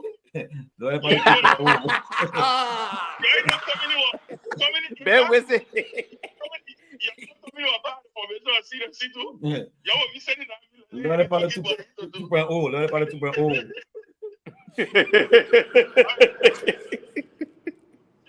I want to say you guys thank you for keeping the TCA burning. I mean, it's you guys are holding the ground. Congratulations to TCA on the tax exempt status. We are looking forward to our T-shirts, our caps, our hoodies. When the time comes, we will those of us who are taking a little sabbatical right now, we will re-engage. Right now, Pewee is holding the fort. Tomalin, Sidiki, everybody. Just want to say thank you, Peabody, everybody, for holding the ground. The guys on the ground in Liberia, we got great guys on the ground in Liberia. Our team is doing extremely well. Mr. Gayman, thank you also for holding the fort and for everything that has been done. Thank you, guys. Thank you. And today's my twin girl's birthday. Oh, what's that picture now? Happy birthday to the girls, happy birthday, man. I said, what's that picture? Yeah. And Friday will be my older daughter's birthday. So September is a broke month. Wow, tomorrow my sister's birthday. April is my own month. September 15th and September 19th. Myean, are you up still? Well, Mr. Nagbe, before I talk about Mr. Nagbe, right? You have to congratulate Myean. Myean received his clearance for graduation. Yes. Myean will be graduating October. He got graduation clearance today. And we'll always support Myean in his graduation. A very smart young man, Myean. Yeah. We just announced congratulations, man, young man. And I can tell you, we'll do more. Look, we not a lot of stuff today. We're talking tomorrow. We left all the Jetty issue, the Abu Jari. A lot of things came out today, but we'll talk about it tomorrow. Mr. Nagbe, I won't give opportunity. The ULA convention this weekend, right? Right. And ULA is accusing you. They accuse your wife of. They say that she violated Utah Constitution. ULA by accepting position with the CMC. So I mean, I know you try to clarify, but I give opportunity to clarify today on the platform. What you got to say about that? Thank you, Chief. Well, before I do that, because I'll forget, today is my mother-in-law's birthday. Happy birthday! Happy birthday to the mother-in-law. Miss Janet Gayman Bolaze, happy birthday, mommy. And also today is my last son's birthday, EJ Emmanuel. Okay. Emmanuel James. A lot of Virgos in the house. Yeah, so he and the mom, they're going out, grab a Bible. We'll get together. Let me wish him happy birthday. And Jerome, happy birthday to the twins as well. I spoke to them yesterday, and I hope they're doing well. Thank you. Wow. So let me say this, Chief. I understand, So you're speaking in your capacity as well? As a TCA panelist. No, your CMC man too. So you better get on my turn. I don't know what is making me a hard time. All right, so I work for the union. No, are you speaking your capacity as the policy advisor to the vice president? All of the above. All of the above. All of the above. Are you trying to TC Chief? Go ahead. Look, I understand the point Sister is making, and if we look at in the light of integrity and optics, I can understand the conflict that he's pointing out. It is possible that there could be a conflict because the union is about advocacy. We're supposed to call people to book when they are not behaving, and therefore there certainly may be concerns about mixing, remaining neutral and also joining a political institution. But the Constitution is silent on that. So this is really subjective. And I pointed out to him, Anthony Kessel was president of Yola when he was also a member of LPP. Emmanuel Weti was president of Yola when he was also a member of LPP. Shehu Kamara, who just left, he did the same thing. Wema Kony, the same thing. People have been able to perform their role in Yola at the same time calling the government out because Yola is an institution, it's not an individual. So the institution will go to a meeting and decide, okay, look, we don't like what CMC is doing, and we're going to issue a statement. I don't think an individual will hold sway over the union. And so I told him, Vanisaki was looking for a job with CDC. Nobody forced him to quit. He decided he wanted to quit because he thought he had a job with CDC. He went there, he didn't get it. Right now, he's a UP apologist, and I get that. And I told Sissy, if the UP people want to push an agenda against CMC, they should come out. He should stop hiding behind this and hiding behind that, and I get that. My wife brought in the highest vote on this ticket. They want to remove her so that they can make a comeback. The same guys we beat last time during the election. This is all this is about. And I've sat down with my wife. Initially, I wanted to persuade her to quit. But I told her, you know what? You've broken no law. You did no wrong. And we will stand the course. We will stay the course. So we're exploring our options, but there is absolutely no conflict whatsoever. So lastly, if you go to the convention this week in Indianapolis, right? And if the convention asks her to step down as vice president, regional vice president, or she either will you let her stay as CNC women chairs? First of all, that is hypothetical. I can tell you this: we've had several meetings. There are lots of people who have come to the meeting in my wife's support. So that question is not going to come on the floor at the convention. I can assure you that. But let me just speak to this to that. And if I heard Mr. Nagbe very well or very clearly, with deep comprehension, there have been precedents before. Is that correct? Exactly. If there have been precedents, listen, folks need to stop this kind of a retail type of meandering here, and we're not so fast and think because ULA, for instance, is the governing body for Liberians here in the United States. That does not negate the fact that it will stop your right as a citizen of the country to affiliate with other, because that is tantamount of violating the Constitution of Liberia. And it is double standard too. So I hope I'm not when I wrote a post today, Anthony Kesley came under me and commented. He did not deny what I said. Emmanuel Weti came in and commented. He didn't deny what I said. And the fact is, they were also president of Yola at one time, at the same time member of LPP. And I know what I'm talking about. That's hypocrisy, and those kind of things should be called out immediately and dismissed from these people. Yeah, all right. She go, all right. Basically, let me end here. I will hope I'm not interrupted this time around, as I was interrupted from the beginning today. You got okay, let me interrupt you again. Myean. You know you're not interrupting because they want to say you your favor, so you're not gonna interrupt me. But on a most serious note, listen, I didn't follow this, but I'm gonna be one of those persons robustly defending the vice president. Nobody whatsoever. Exactly. Have to fight her for exercising her political right. It's a constitutional responsibility we all have, right? We utilize a particular institution, and that institution, she's committed to performing her task. She was elected, and she have to serve the term she was elected for. Those that are on this side, as I don't want to, but again, it's unfortunate on a serious note. And those kind of a retail politics have to be immediately dismissed, and we unfortunately she will have to. Thank you, Sylvester, and thank you, Tomalin. I wasn't going to bring it up on the. No, it's unfortunate, man. It's quite. Thank you for the opportunity. I just said bring it up. Ever let this know you for him. Mr. Nagbe. Fortunate. I got elected with Steve Bully. I was vice president for ULA for administration, and he was vice president. He got elected vice president for the executive. And at the time, they didn't have West, East, Central. It was one vice president for the whole country. While I was actively involved with the UPP politics in New Jersey and Liberia. So that's what I said. We shouldn't even elevate it to that level because. Oh, wow. So this is your third political party now.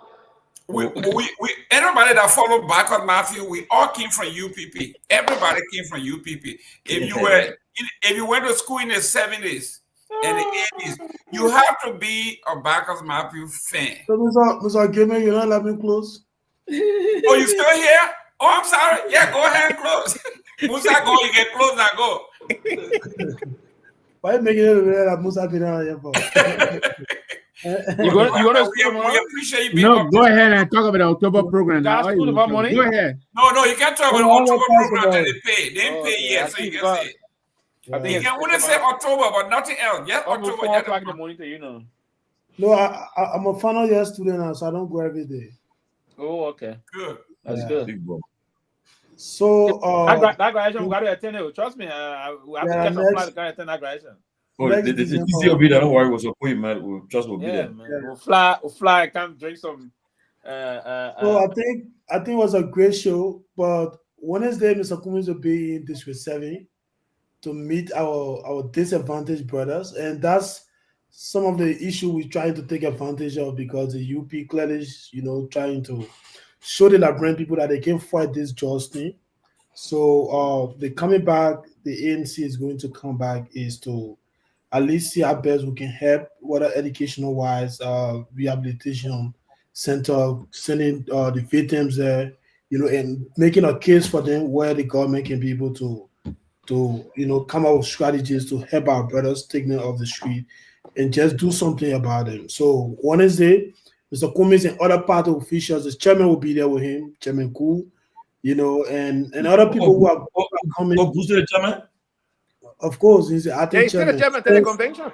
Last year of Russia group. Yeah, since Senator Nathan Paz of He's been So yes, let's look forward to Wednesday, and then October again. Our convention, two convention, and it's important to make this clarity. Most of the time we talk about convention, especially the USA convention, our critics come up and say, "Oh, why the ANC is focusing on America?" No, we are having two conventions in October, and the first convention will be in Liberia, Margibi County, Kakata City. This is where our first convention will be in. All the different positions, even the political leader. So, Mr. Gayman, if you want to be political leader too, you can go there and participate and remove. I'm going to give a party. Yeah, so I know what's going on. And after that, then late October, we'll have the One Diaspora convention in Atlanta, from the 24th to the 26th. So let's look forward to it. It was a great show, and yeah, good night from my end. Thank you. I will encourage Jerome to vote for Tiola. And for those of you in the US, absolutely. For those of you in the US, when you want to attend the one diaspora event, the website is www.ancdiasporainfo.com. You guys not inviting observer. And by the time you click on there, we'll give you all of the information, all of the itinerary, everything is on our website. www.ancdiaspora.com. You're not inviting observers. When you want to send an email as well, you can hit admin@ancdiaspora.com. Admin@ancdiaspora.com. But so that's why you think you want to pay away. ANC what? Yeah. Info.com. www.ancdiasporainfo. Yeah, I will send it if you want a link. So Mr. Cummings will be there? Of course. Mr. Cummings will be there. Okay. You will be at the two conventions. So okay, the convention here in the US, is that meant to elect the US officials? The US's leadership, yes. The USA branch, right? Yes. And the one in Liberia will be national and global. No, national. It will be for Liberia only. Everything in Liberia. Everything in Liberia. Yes. Yeah. Would that include no, okay, I want to know this. I don't know it, and I'm honestly not sure. Go ahead.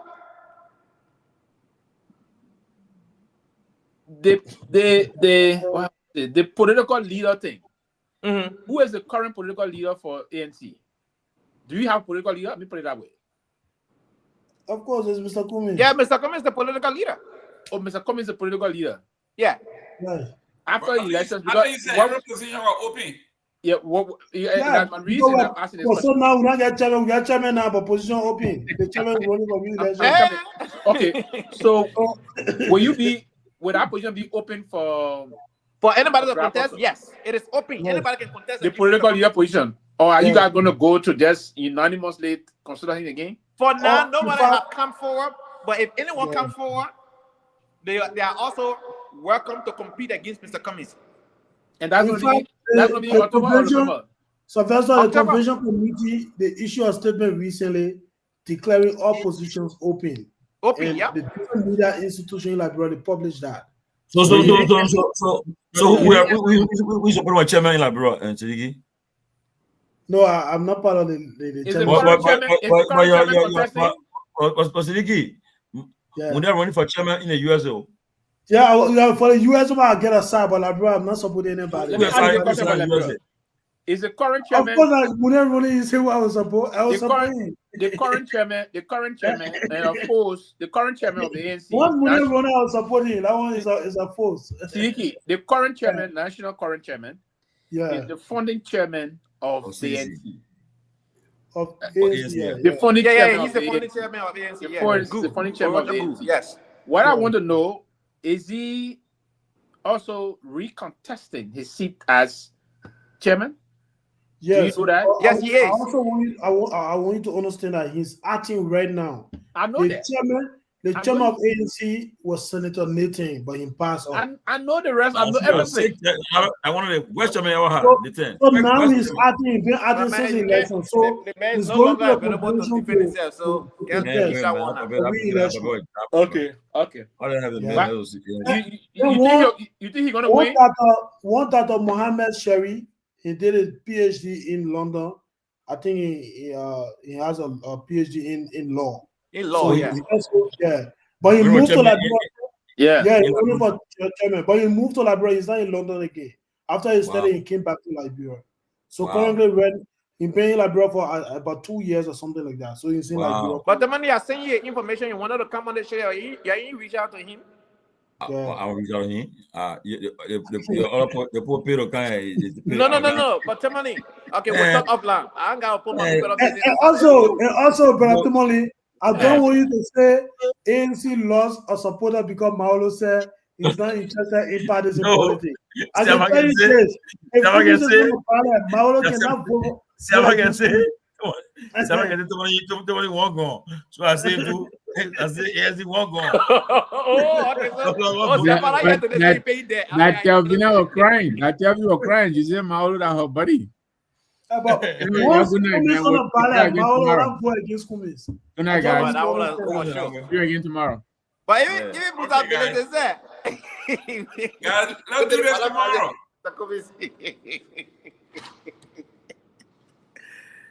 Yeah, take care, man. Okay.